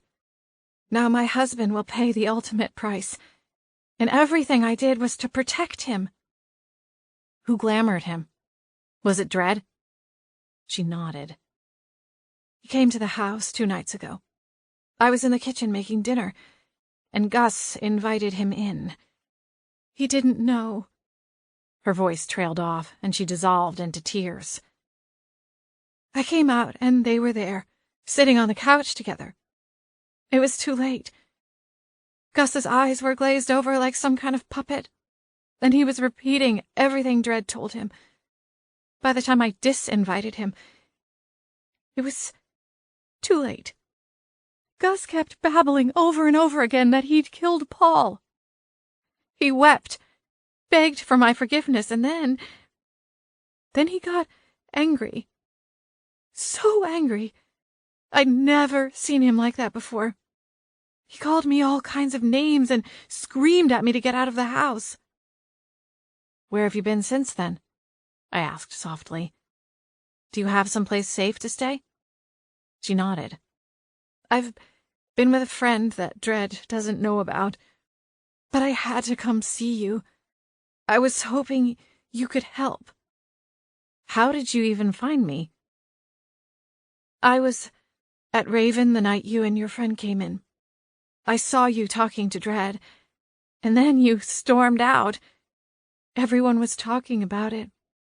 No one talks to Dread like that and gets away with it. I followed your friend back here that night, but I didn't know what to say to you. So I left after a few minutes. But then after Gus got arrested, I decided I couldn't wait anymore. I needed to tell someone the truth. I'm glad you came. But to be honest, I'm not sure how much help I can be. Naomi clutched my arm desperately. Please, you have to help my husband. He can't go to prison for something he didn't do. He shouldn't have to suffer for my mistakes. My stomach twisted into a knot at the pain and desperation in her eyes. I want to help, Naomi. I really do. I wanted to tell her about my current plan and assure her it would all work flawlessly and that her husband would go free and she would be rid of the threat hanging over her head. But I couldn't. The plan was still piecing together in my mind, and I wasn't sure that Harvey would be willing to go along with it. He might dismiss me and tell me they would handle it, which, based on my past interactions with the SPA, I didn't have a lot of faith in. But I certainly wasn't going to tell Naomi that. Can you tell me what you saw that night, when Paul was murdered? I work with a PI, and if we can come up with some solid proof that Gus wasn't anywhere near that hotel, maybe we can get him out of jail. Naomi nodded and dried the tears from her face. Paul and I had gone on a date before, at that same hotel. He called me. I remember thinking it was a little early, but he was really upset and said he didn't want to be alone. He needed to blow off some steam. I met him at the bar up the road. The Grasshopper? She nodded. We had a drink, talked, flirted. It was nice. I liked Paul. He was always kind to me. Anyway, we left and went to the hotel and up to the room. But before anything happened, the window broke, and Dredd swooped inside. He was angry at me for working off the books. He hit Paul, and when I screamed, he choked me. He attacked Paul, and I ran. I thought he was dead. There was so much blood. Did you go out into the hallway? No. They were in front of the door, so I went out the window. There was a balcony. I jumped off. I didn't know what else to do. I was so scared. That was 2 stories up. I know. It was stupid. She shook her head like she still couldn't quite believe it. I jumped and landed in some bushes off to the side. As soon as I hit the ground, I just started running. I got to the bar and hopped in my car and just started driving. I didn't stop until 3 a.m, when I ran out of gas. I was almost to the border and decided to stop at a hotel for the night. I'm so sorry, Naomi. That sounds awful. She shuddered. It was terrifying. I keep dreaming it over and over again. It's like I can't escape from the memories or stop thinking about that poor man. If I hadn't been with him that night, he'd still be alive. You can't blame yourself, Naomi. I moved away from the window, and the orb of light bounced behind me as I stooped to retrieve a woven basket from a shelf. I'd stashed some of my potions there when Harvey had first shown up at the manor. I searched through the pile until I found one labeled Sweet Dreams. I turned to Naomi and handed her the vial. Here, try this. It will give you dreamless sleep. Just 1 drop in your nightly cup of tea should do it. She took the vial from me and inspected it. Really? I nodded. Thank you so much. She moved for the door. Naomi? She stopped and looked at me over her shoulder. Do you think you could get Grayson to Raven tomorrow night? I have a plan. I'm still working out the details, but I think I have a way to make this all right. Naomi nodded slowly. I know I can. Dredd told me that Raven is full of his people. Is that true? Yes and no. These days it's mostly Dredd's playhouse. But if Grayson decides to show up, I can guarantee his lackeys will be right behind him. The Vampire Council members? Yes. A bubble of panic swelled in the pit of my stomach. The plan was coming together, but as each new step built on the last, a dozen new scenarios of how it could all go wrong started to creep in. It had to work. or else everything would fall apart. And not just in Beechwood Harbor. Chapter 22. I called in a favor and had Paisley pick up my shift. In theory, the idea was to come up with a plan, but I ended up spending the entire morning pacing, tangled in my own thoughts. Eventually, Posey told me that I was wearing trenches in the hardwood floors and suggested I needed a cup of tea.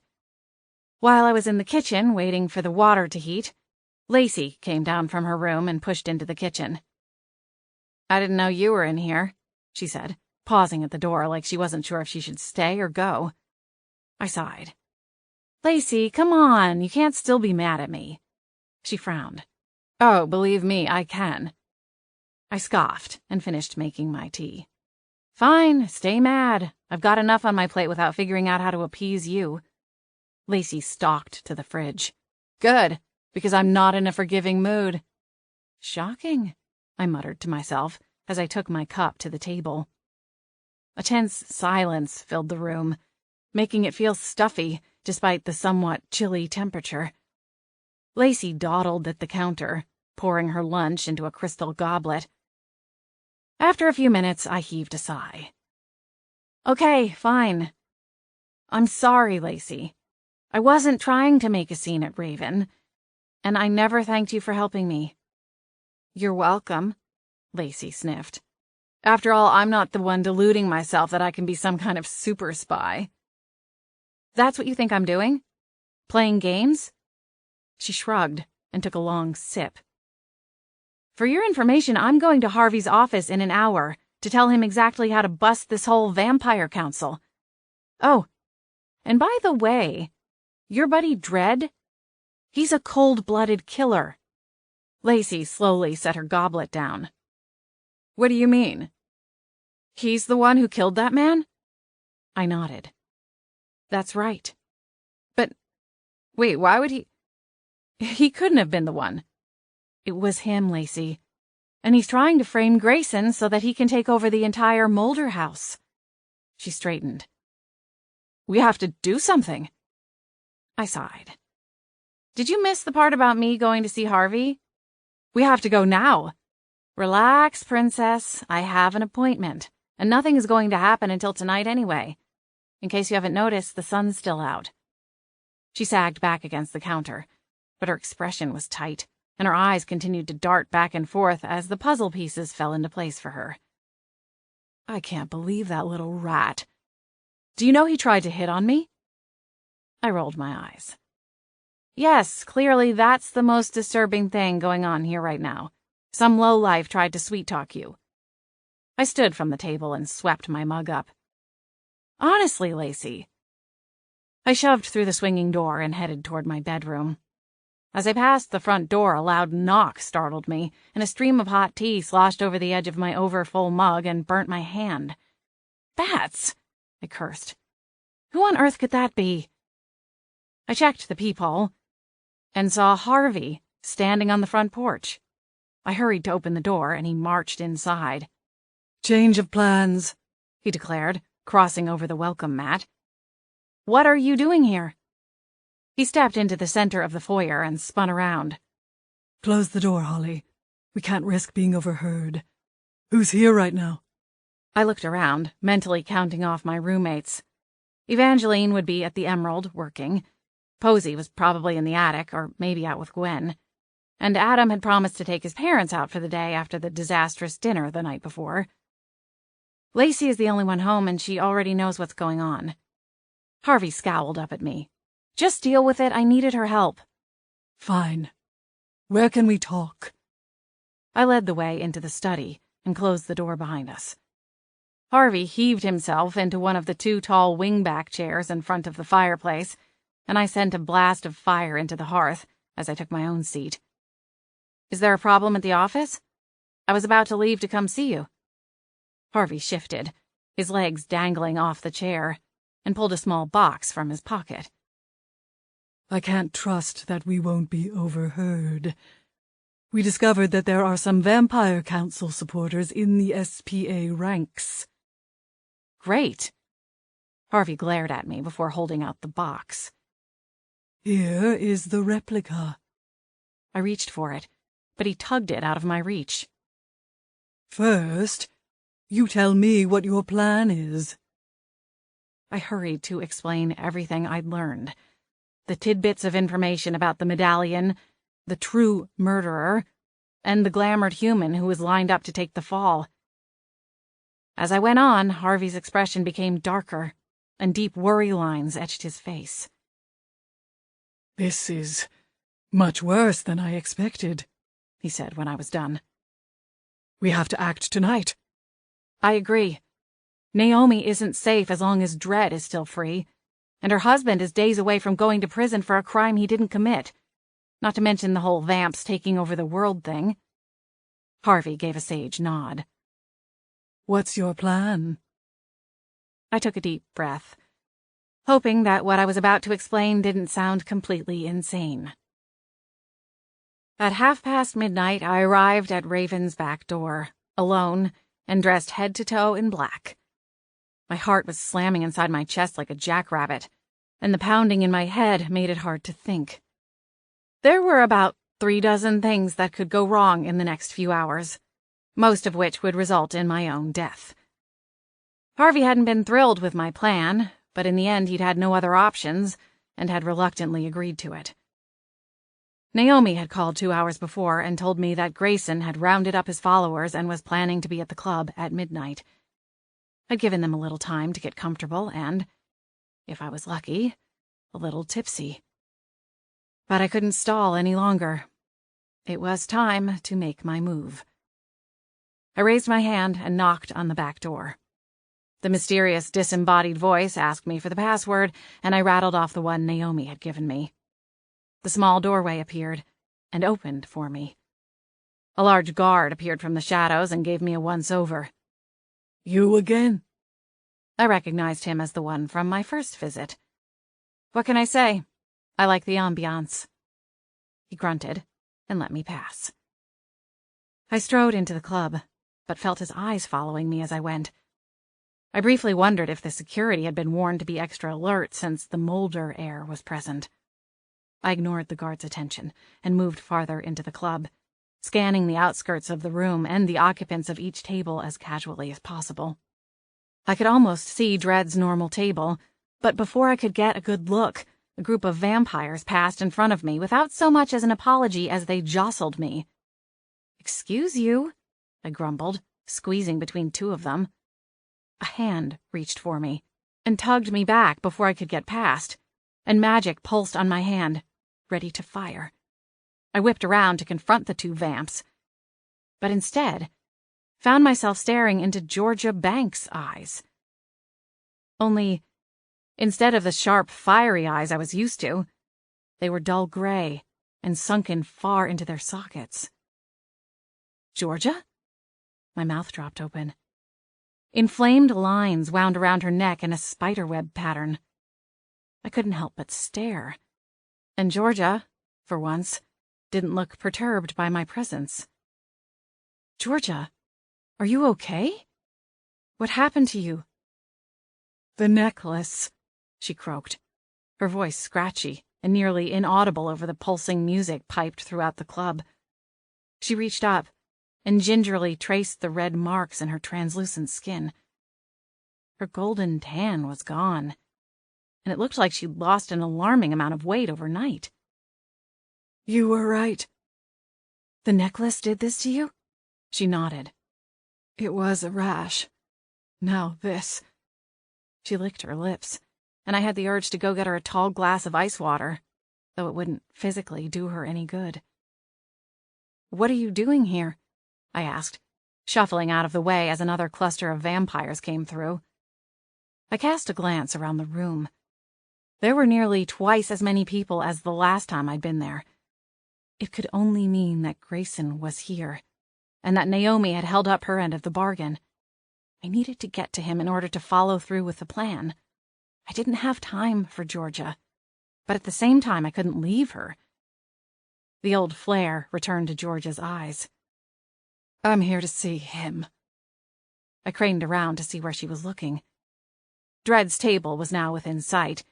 The cluster of vampires had moved on, A tall, broad-shouldered vampire sat beside Dredd, and the two were laughing together like they'd just shared some kind of inside joke.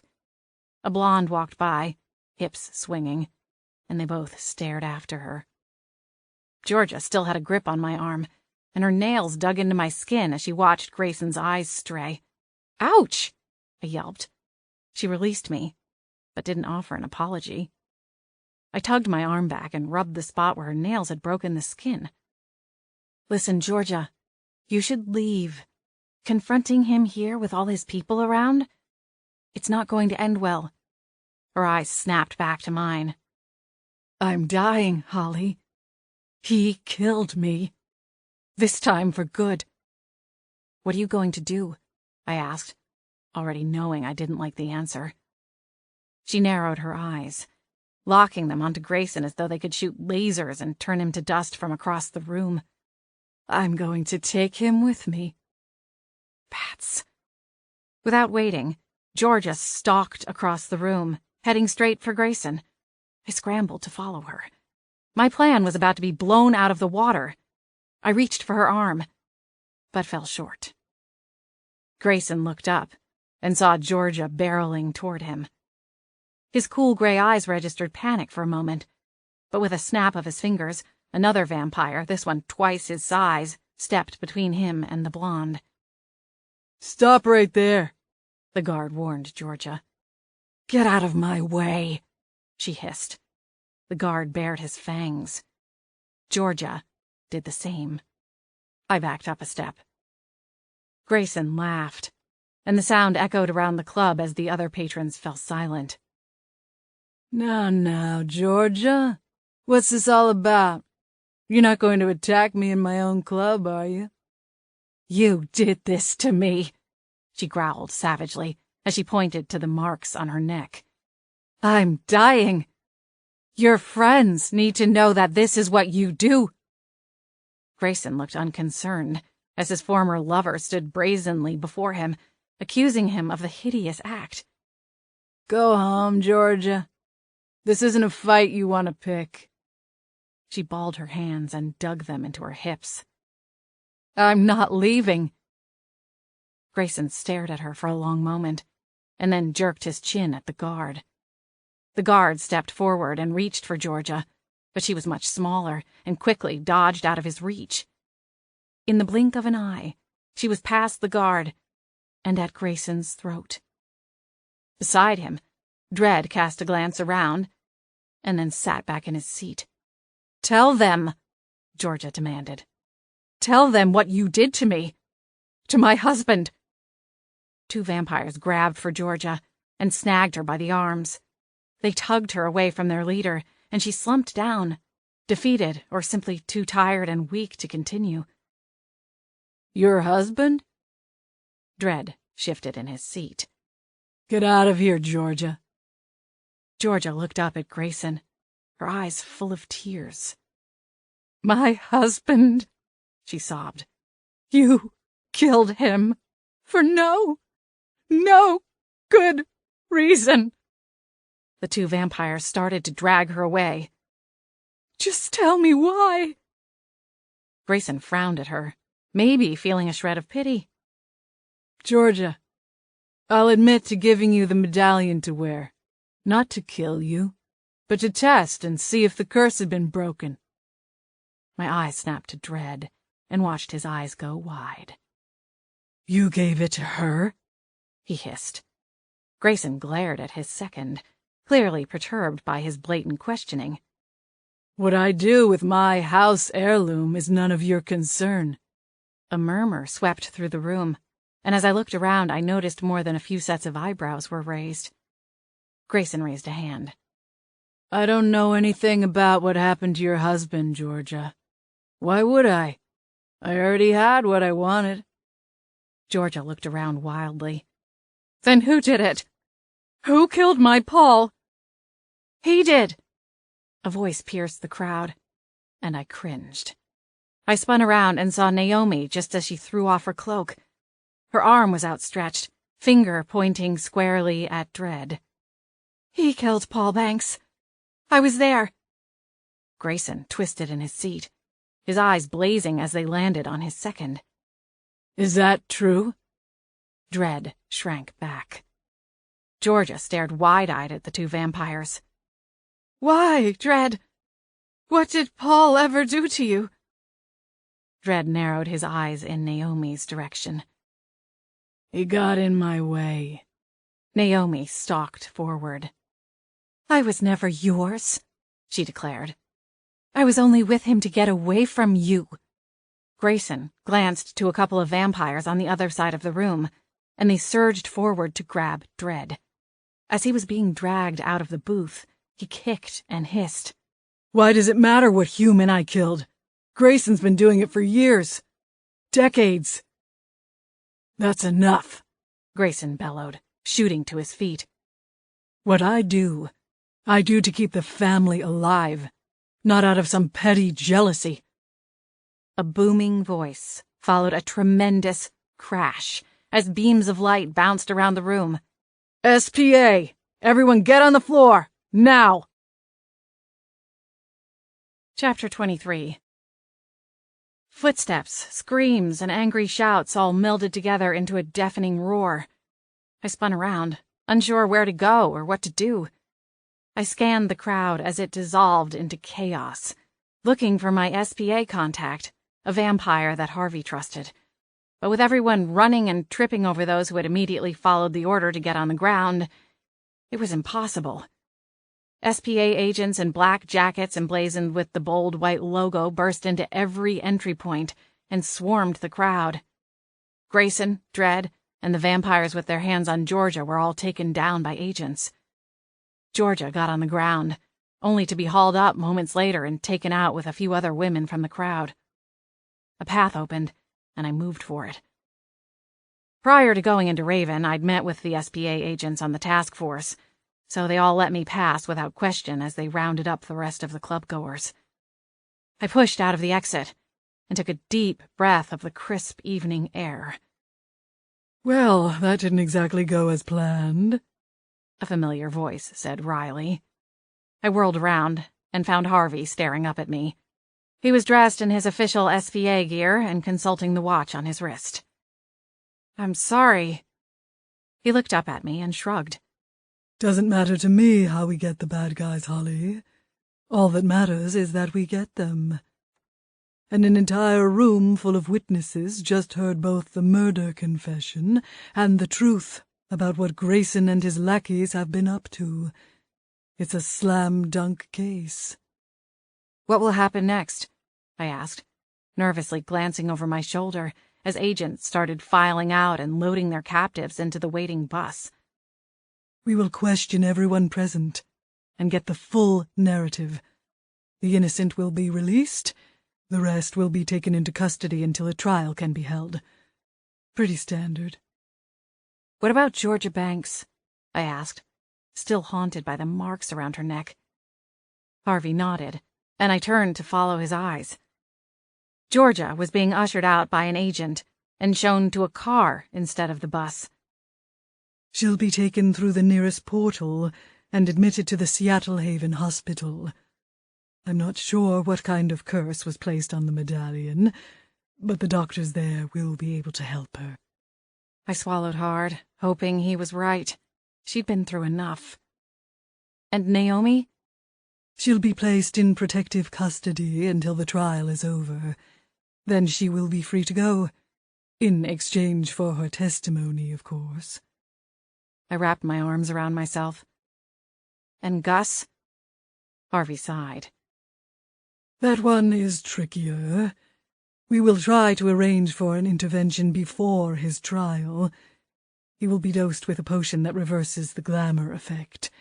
Then the SPA will work to remove him from the human legal system and find a way to extract him from prison. Once that happens, he will be placed into protective custody, likely with his wife. I wanted to ask more questions, but a fight broke out across the lot, and Harvey raced forward to break it up. Two vampires waiting to be loaded onto the bus started fighting, ramming into one another and scratching with their cuffed hands. Harvey and two other agents ran forward to subdue them. Which? I spun around at the sharp voice. and saw the refrigerator-sized doorman bolting for me, fire in his eyes. "This is all your doing. I can't prove it, but you brought this down on us. Filthy witch scum." He lunged for me, but I conjured a stunning spell so powerful that it knocked him backward as easily as if I was swatting a fly on a lazy summer afternoon. I smirked as he hit the pavement. For a big guy, that was way too easy. You should work on that, I said, before stepping over him. Through the curses of the vampire on the ground and the noise from the situation behind me, a voice cut through, crystal clear. "Ollie?" My heart jumped to my throat. Nick? No, it couldn't be. I turned around and spotted him racing across the street. My pulse slammed in my ears, drowning out everything else. "What are you doing here?" His face was ashen as he stared at the man on the ground. He'd seen the whole thing. "Nick, I can explain." His eyes dropped to the man on the ground. "Did you just kill him?" "No," I yelped, shaking my head frantically. "No, it was just a stunning spell." "Spell?" I squeezed my eyes closed. "Ollie, what is going on here? Why is your hand glowing?" I glanced down at my hand, not having realized that another spell was right at my fingertips. I clenched my fist and forced myself to meet Nick's frantic eyes. There was no way I was going to be able to talk my way out of this one. So I opted for the truth. "I'm a witch, Nick." "A what?" "A witch." Nick burst out laughing, the delirious 3 o'clock in the morning sugar high kind of laugh. "Harvey?" I hissed, snagging him by the arm as he crossed in front of us. Nick started to babble questions. "What can you do? Can you fly? Do you use a broomstick, or is that some kind of witchy old wives' tale? Wait, where's your wand?" On and on and on. Harvey tugged out of my grip and straightened his official SPA jacket. "What is it? We're a little busy here, as you might have noticed." I glanced at Nick and licked my lips. I had to tell him about me. He saw me casting a stunning spell." Nick looked from me to Harvey and then back again. He held up his hands. Wait 1 second. You're not going to wipe my memory like they do in the movies, are you?" I winced. "I'm sorry, Nick. It has to be done." No, it doesn't. Please, Holly. You know I won't say anything." Harvey used his fingers to let out a loud whistle, and then snapped his fingers in the direction of a tall man wielding a brass-handled wand. "Sinclair, we need a wipe." Nick turned to me, his eyes full and pleading. "Ollie, please, don't let them do this. I don't want to forget everything that happened tonight." "I'm sorry, Nick. We don't have a choice. It's policy." His eyes went wide as the tall wizard approached. I held onto his arm and sucked in a deep breath to combat the tears pricking at my eyes. The panicked look on Nick's face made me want to beg for an exception, but I knew my pleas would fall on deaf ears. In this situation, there was no wiggle room in the SPA policies. Any human who had contact with the supernatural world had to be wiped. Period. "It will be okay," I whispered, clinging tightly to his arm. "Close your eyes," the wizard instructed as he raised his wand. He pointed it between Nick's eyes and waited until Nick followed his command. His blue eyes fluttered closed, and small, pinched lines formed at the edges as he waited. "Very good. Hold still, and we'll be done in just a flash." The wizard whispered some ancient incantation, the words of which I recognized, but didn't fully understand. Mind magic was extremely advanced, and not something the council let just anyone tinker with. Only those with a proclivity for the practice were allowed to study it at the academy. When the wizard finished, Nick sagged forward and nearly took me down with him. Harvey sidestepped us to avoid getting crushed, but didn't offer any help, as I awkwardly lowered Nick to the ground. I looked up at the wizard, my eyes wide and alarmed. "Is that supposed to happen?" The wizard shrugged. "He'll be fine." Without another word or further instruction, he sauntered off to join a cluster of agents at the other end of the parking lot. "Harvey?" "He'll be fine, Holly. I've seen this done dozens of times." "Nick." I shook his arm gently, then more frantically.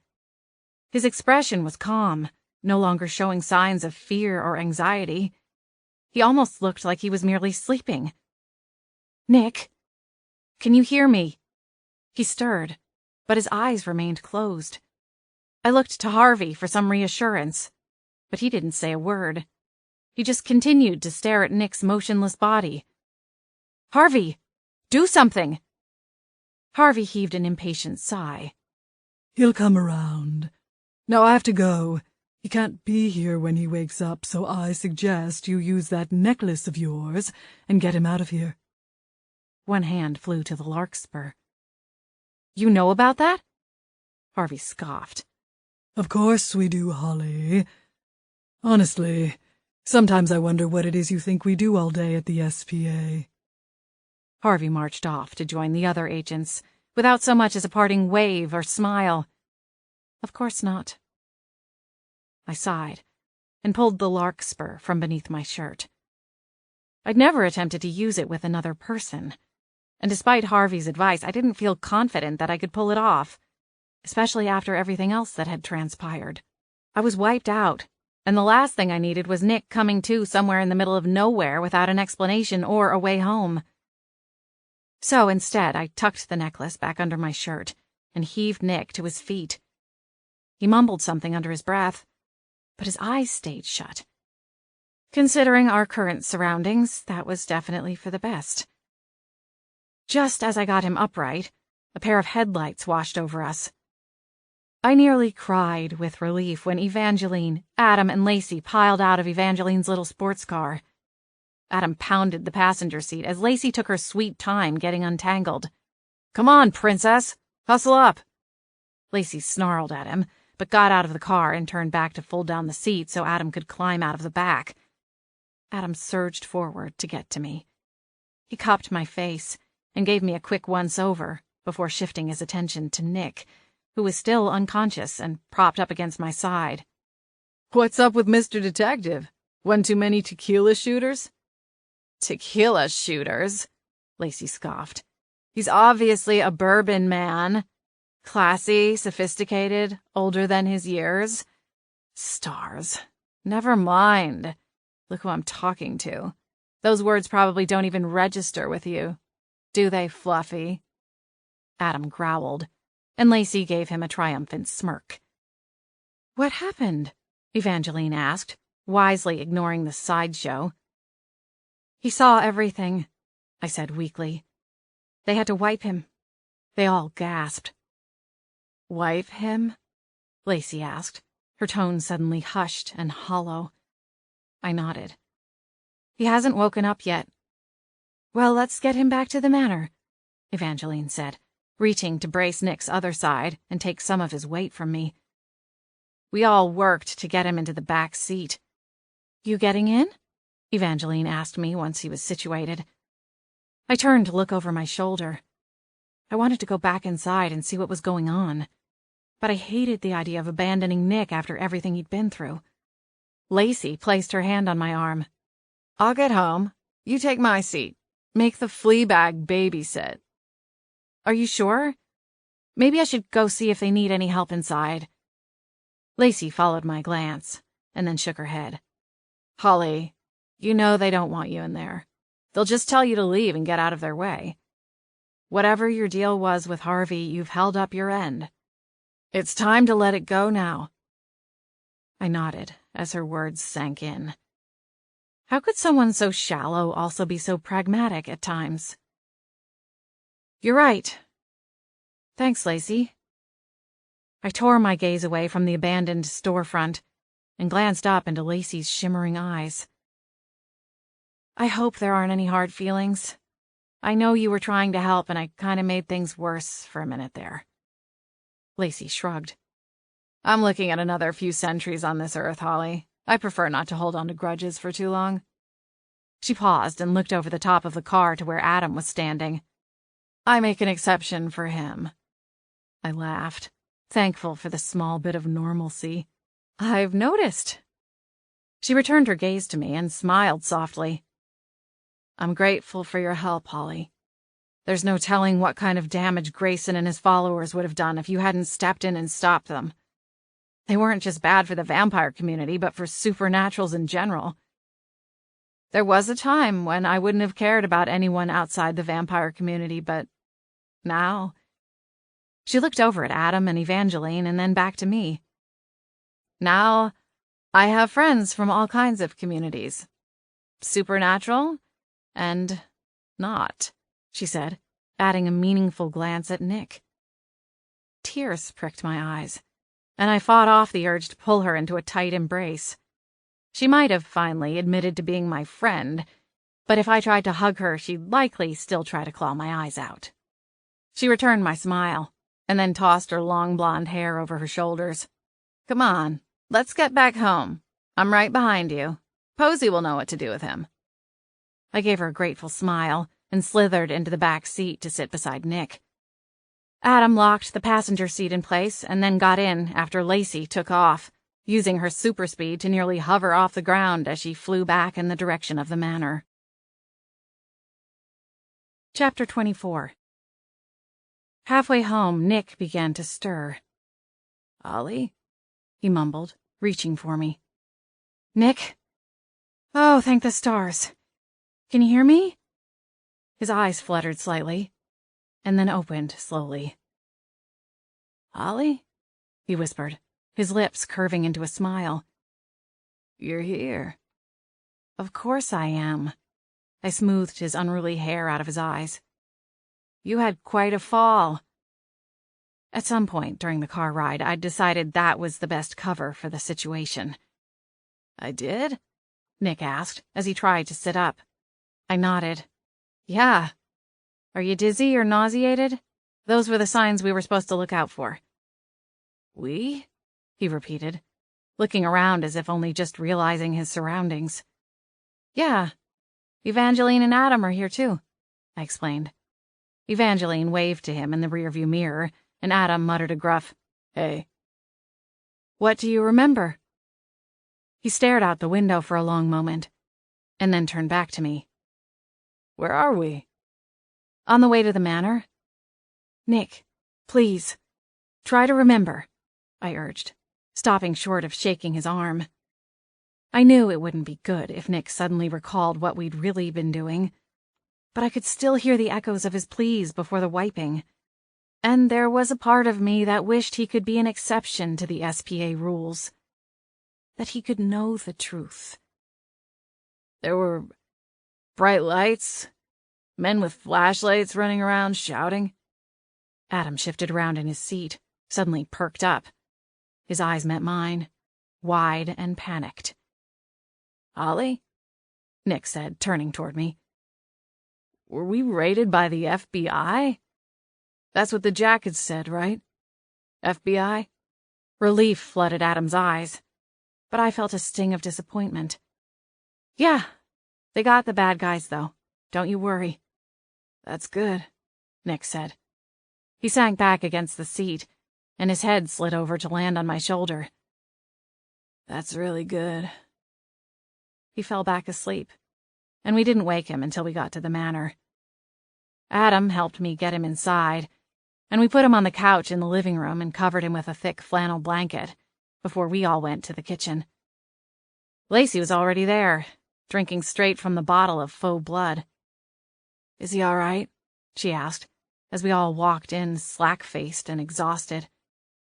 I nodded. He's asleep. He's fuzzy on the details but thinks it was an FBI raid. So I guess we're safe. Adam glanced at Lacey on his way to his snack cupboard. So keep those fangs to yourself there, princess. She glared at him, and then took another swig. I started making a cup of tea, even though I doubted I'd get halfway through it before succumbing to exhaustion. It felt like I hadn't slept in days. "Thanks for your help tonight," I started. "All of you." "Of course, Holly," Evangeline said from her place at the kitchen table. "Friends don't let friends take on ancient vampire houses all alone." I laughed. "Thank the stars for that." Posy shimmered into sight through the kitchen door. "What's all the excitement about? And who is that on the couch out there?" "It's a long story, Posy," I said, my voice tired and deflated.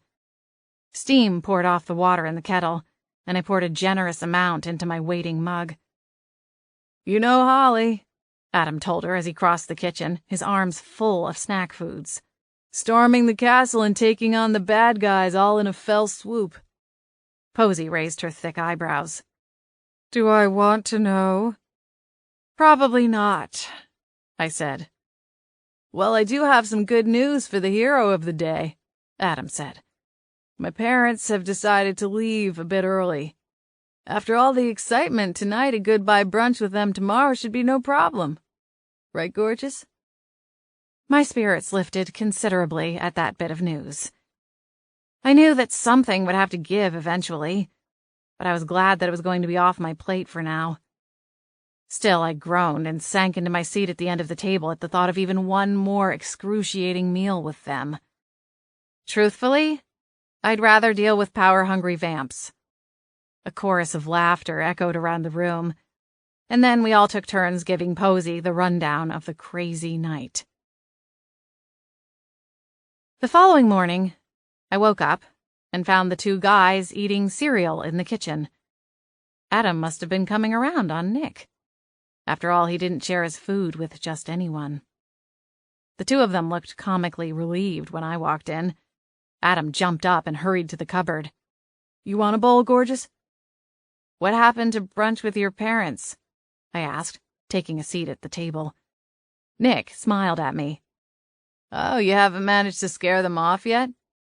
I laughed. "Someone's feeling better. And no, we're going to brunch in a bit. I thought," I added, looking at Adam's near-overflowing bowl. Then again, he'd be hungry again in 10 minutes regardless. "I'm feeling much better," Nick replied. "Thanks for taking care of me last night. Adam told me I had a lot too much to drink." I flapped a hand. "Don't mention it. It happens to all of us from time to time." He chuckled, and then shoveled in another bite of cereal. Something chocolatey, and named after a vampire from the looks of it. The irony struck me, and I smiled across the kitchen at Adam. He shook the box at me and grinned mischievously back. "It's weird how I don't remember any of it," Nick continued, his tone still dazed-sounding. "It's not like me to drink heavily. I haven't gotten drunk since college." I smiled sweetly at him and patted the back of his hand. "Well, you're not as young as you once were." Nick nodded, but a conflicted look crossed his face. "I just wish I could remember. You ever have a feeling like you're forgetting something important?" I held my breath. I didn't know much about how memory spells worked. Obviously, the SPA knew what they were doing. They were a staple spell for their agents. But what if Nick was somehow fighting the spell? "What's the last thing you remember?" Adam ventured. "It's the weirdest thing, but I remember Georgia Banks called me." "She did?" My heart rocketed into my throat. Adam shot me a play-it-cool look, and I forced myself to swallow. What did she have to say?" Nick struggled. I can't remember. But if anyone could drive me to drink, it'd be her. I wish I could remember what she wanted." He gave a frustrated grunt and went back to eating his cereal. Adam and I exchanged a dark look over his head. Had Georgia called Nick and told him about Raven? I'd lost track of her in the crowd. She knew Nick and I worked together. Had she called to warn him that I was in trouble? My heart squeezed at the thought. I made a mental note to call her and thank her for intervening, even though she'd inadvertently put Nick in danger. "Man," Nick exclaimed. "It's like it's right there under the surface." I brushed my hand over his arm. "It's okay, Nick. Just let it go. I'm just glad we found you." I looked up at Adam, waiting for him to fill in the half of the story he'd fed Nick. "Outside your office," he supplied. "Right." I laughed. "You might have sent some pretty colorful emails in that state of mind." Nick smiled over at me. "How do you always know what's going on around this town, Holly? You must have some kind of magic radar." Adam and I exchanged a wry glance. Nick glanced between us, a puzzled look on his face. "What? Come on, guys, it was just a joke." A nervous laugh slipped from my lips, and I jumped up from the table. "Well, duh, obviously you're joking." Adam carried the box of cereal to the table as I reached into the cabinet for a bowl. "Holly certainly has a knack for spotting trouble. I wouldn't necessarily call it magical, though," he added. I elbowed him in the ribs and stole the box from his hand. "Be nice, or I'll make you go to brunch by yourself, then turn you into a dog." Adam almost spewed a mouthful of cereal. Nick chuckled at my joke as he polished off the rest of his breakfast. When his bowl was empty, I took it from him and deposited it into the sink. "Thanks for breakfast," Nick said. "I should probably get home to shower and change. Let you get to your brunch," he added, giving me a knowing smile. Evangeline breezed into the kitchen. "Oh, Nick, you're awake. How are you?" "I'm doing good, thanks." "Hey, Evie, you mind if I snag your keys so we can drop Nick back at home?" Adam asked. She nodded. "Sure, or I can take him. I think your parents are—" She paused as the door flapped open, and Mort and Bella waltzed into the kitchen. "Awake." "Bats. So close." "Morning, guys," Adam said to his parents. Evangeline backed toward the door. "Come on, Nick. I'll drive you home." "Okay. Thanks again, guys. See you later." Adam and I waved at him as he followed Evangeline out of the kitchen. "You guys ready for brunch?" Adam asked, regardless of the fact that he'd just got done eating a serving bowl full of cereal. Mort pocketed his hands. "Actually, son, we arranged an earlier flight, so we're going to go ahead and take off early. A cab's already on the way." I moved to the sink to wash up the dishes and hide my dramatic eye roll. Of course they were leaving earlier. It was ironic how moments before I'd been dreading brunch, but now, since they were actively opting out of it, I was offended. "When is the cab?" A ringtone interrupted Adam's question. Mort fished into his back pocket and retrieved a phone. "The cab's here." I blinked. Wow, that was fast. They must really be in a hurry to get as far away from me as possible. Although, to be honest, I was just as eager for them to be gone. A surge of guilt swept through me at the thought, and was quickly followed by a swell of sadness. I'd wanted Adam's parents to like me and approve of our relationship. But it seemed that, at least for the time being, a general acknowledgement was about all I could expect. Adam sighed, and I craned around to see the frustrated look on his face. "All right," he said. "I guess so much for brunch." Bella patted him on the shoulder. "It was just bad timing, honey. You obviously have a lot going on here." She looked over at me, and I nearly lost my grip on the soapy bowl in my hands. "We'll try again next year." Was that code for "you'll have found someone more suitable by then"? I frowned into the sink full of dishes. "Come on, I'll walk you out," Adam said. I rinsed my hands and dried them on a dish towel as I followed behind. Mort and Bella had their luggage neatly arranged by the front door, and when Adam offered to help carry it to the cab, his dad waved him off. "Ollie, it was lovely to meet you," Mort said, giving me a slight nod. Bella nodded in agreement, although her stony expression didn't quite match up with the sentiment. "You too," I said, forcing a smile. "I'm sorry I was so busy while you were here." Mort reached for the luggage, and Adam got the door. While Adam said goodbye to his parents, I retreated back to the kitchen and finished the dishes. Once they were done, I went back to the living room and joined Adam at the large picture window as he waved goodbye. I looped my arm around him and dropped my head against his chest. Well, I don't know about you, but I'll tell you, I'm already really looking forward to next Thanksgiving. Adam chuckled and wrapped an arm around my waist. You know, I was thinking that maybe next year we should spend the holidays somewhere warm, like Fiji. I glanced up at him. You're a genius. Fiji it is, he said, and then pressed a kiss to my forehead. The cab pulled away from the curb and turned around in the cul-de-sac before speeding off down the street. We each heaved a deep sigh, and then moved away from the window and collapsed onto the couch. See? I said, wiggling to get comfortable. If this was Fiji, we'd be in a hammock right now, sipping some delicious cocktails with little pink umbrellas and listening to the ocean. Adam chuckled. I think you'd get bored. Really? He smiled down at me and took my hand. I'm pretty sure that if you go a few weeks without stumbling into a crime scene, getting threatened with the possibility of being arrested or being attacked by some undead creature, you'd go crazy. I elbowed him playfully in the ribs. Or you could look at it this way. I just saved the entire Haven system and the planet in general from a bunch of day-walking vampires with nearly unlimited resources and no regard for human life. Adam laughed. I suppose that's one way of looking at it. I guess I just didn't realize I was dating Wonder Woman. You think I need a theme song? I asked, craning up to look at him. We'll work on it. He dropped a kiss to my forehead. We've got time. Chapter 25. You're sure you don't want me to come with you?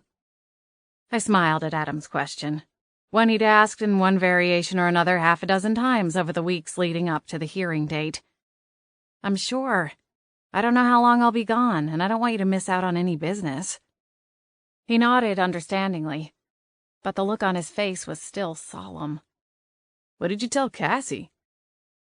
That I needed to use some of my vacation time to go back home for a visit. She didn't ask a lot of questions. He pocketed his hands and shifted his weight between his feet. What's going on in that pretty little head of yours? I teased. Just antsy, I guess. I knelt on the floor and waved my hand in the direction of my tried-and-true suitcase. It slithered out from under the bed, and with another flick of my wrist, it floated up and landed on the bed with a soft plop. The arrangements were all in place. I had a hotel room at a swanky hotel in the heart of the Seattle Haven. It would be my first trip back in over a year, and I was flooded with different emotions. If Adam thought he was antsy, he needed to take a tour through my crowded mind. Teddy's petition to the Haven Council had worked, and with any luck, I would be leaving the Haven with my master potion license. I smiled up at Adam as I unzipped the suitcase. It'll all work out. At least that's what Teddy says.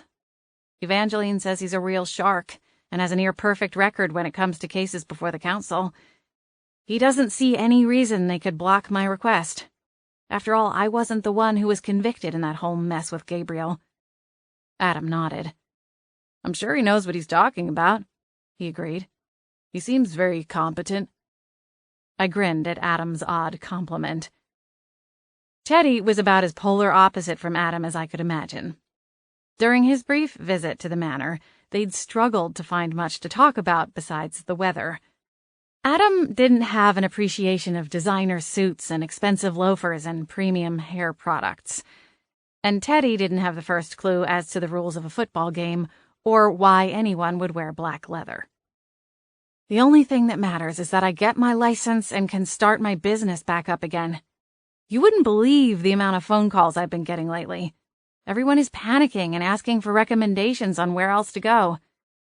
I can't wait to get back and make the rounds to let everyone know I'm back. Adam chuckled. I'm happy for you, Holly.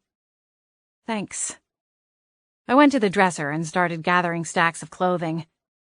Teddy hadn't been able to tell me exactly how long the proceedings would take, so I was planning ahead with at least a week's worth of clothing. Worst case scenario, I could jet back to the manor the following weekend or maybe beg something off my friend Anastasia Winters. We'd already made plans to get lunch together once I was in the city. I smiled to myself as I grabbed up different outfits. Amid the fear that things wouldn't go as buttercream smooth as Teddy predicted, was the tiny ball of hope that I was about to be handed back the keys to my freedom. My life. So I guess in addition to getting your license, you won't be banished anymore, huh? I straightened, a t-shirt dangling from my hands. I hadn't really thought of that. But yeah, I guess you're right. The only reason Harvey forced me out of the Seattle Haven in the first place was to keep me from getting tossed back in jail for running my underground potion business. It's cute how you use the term underground instead of illegal, Adam teased. I laughed as I crossed back to the bed and tucked the t-shirt into my suitcase.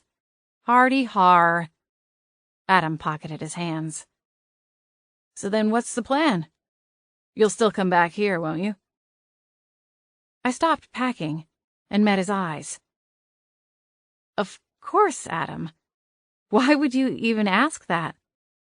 He shrugged and lowered onto the side of the bed. Your dream has always been to have your own potion shop. That can't happen here in Beechwood Harbor. Well, no, not in the traditional sense, I suppose. I pulled my hair back into a low ponytail and secured it with an elastic band. But I can go back to how it was before Harvey showed up, except without the constant paranoia of an SPA raid. Adam chuckled. I guess so. But Holly, are you sure that's going to be enough for you? What's this really about, Adam? I get this feeling that you're not asking me the real question here. He reached for me, and I rounded the bed to sit beside him. I know the whole visit with my parents was more interrogation and interview than peaceful family reunion. And for that, I'm truly sorry. I guess that ever since they showed up, things between us have been a little weird. And now you're leaving, and I guess I'm just a little concerned. Wait a second.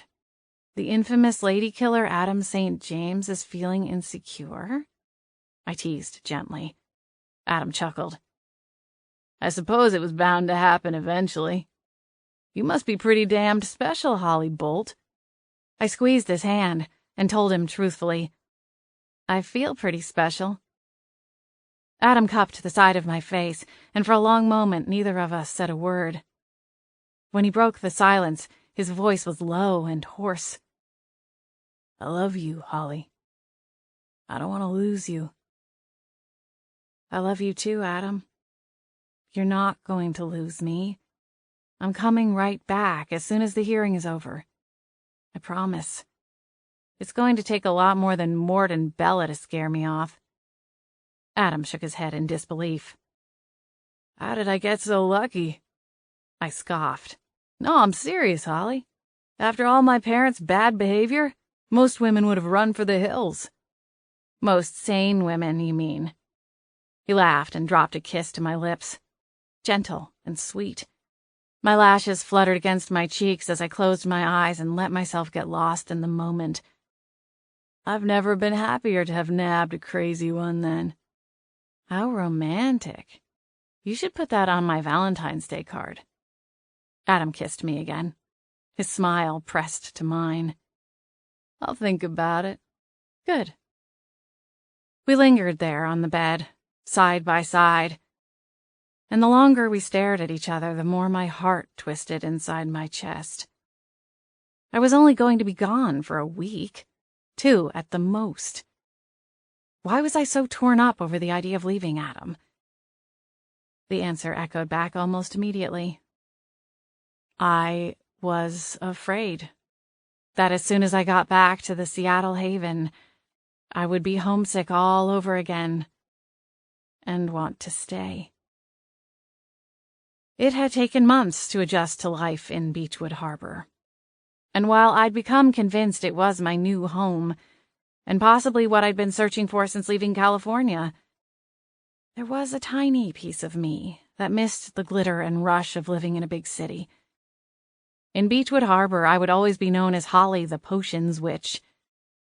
But what if I wanted more than that? Adam was right. Having my own potion shop had always been the goal.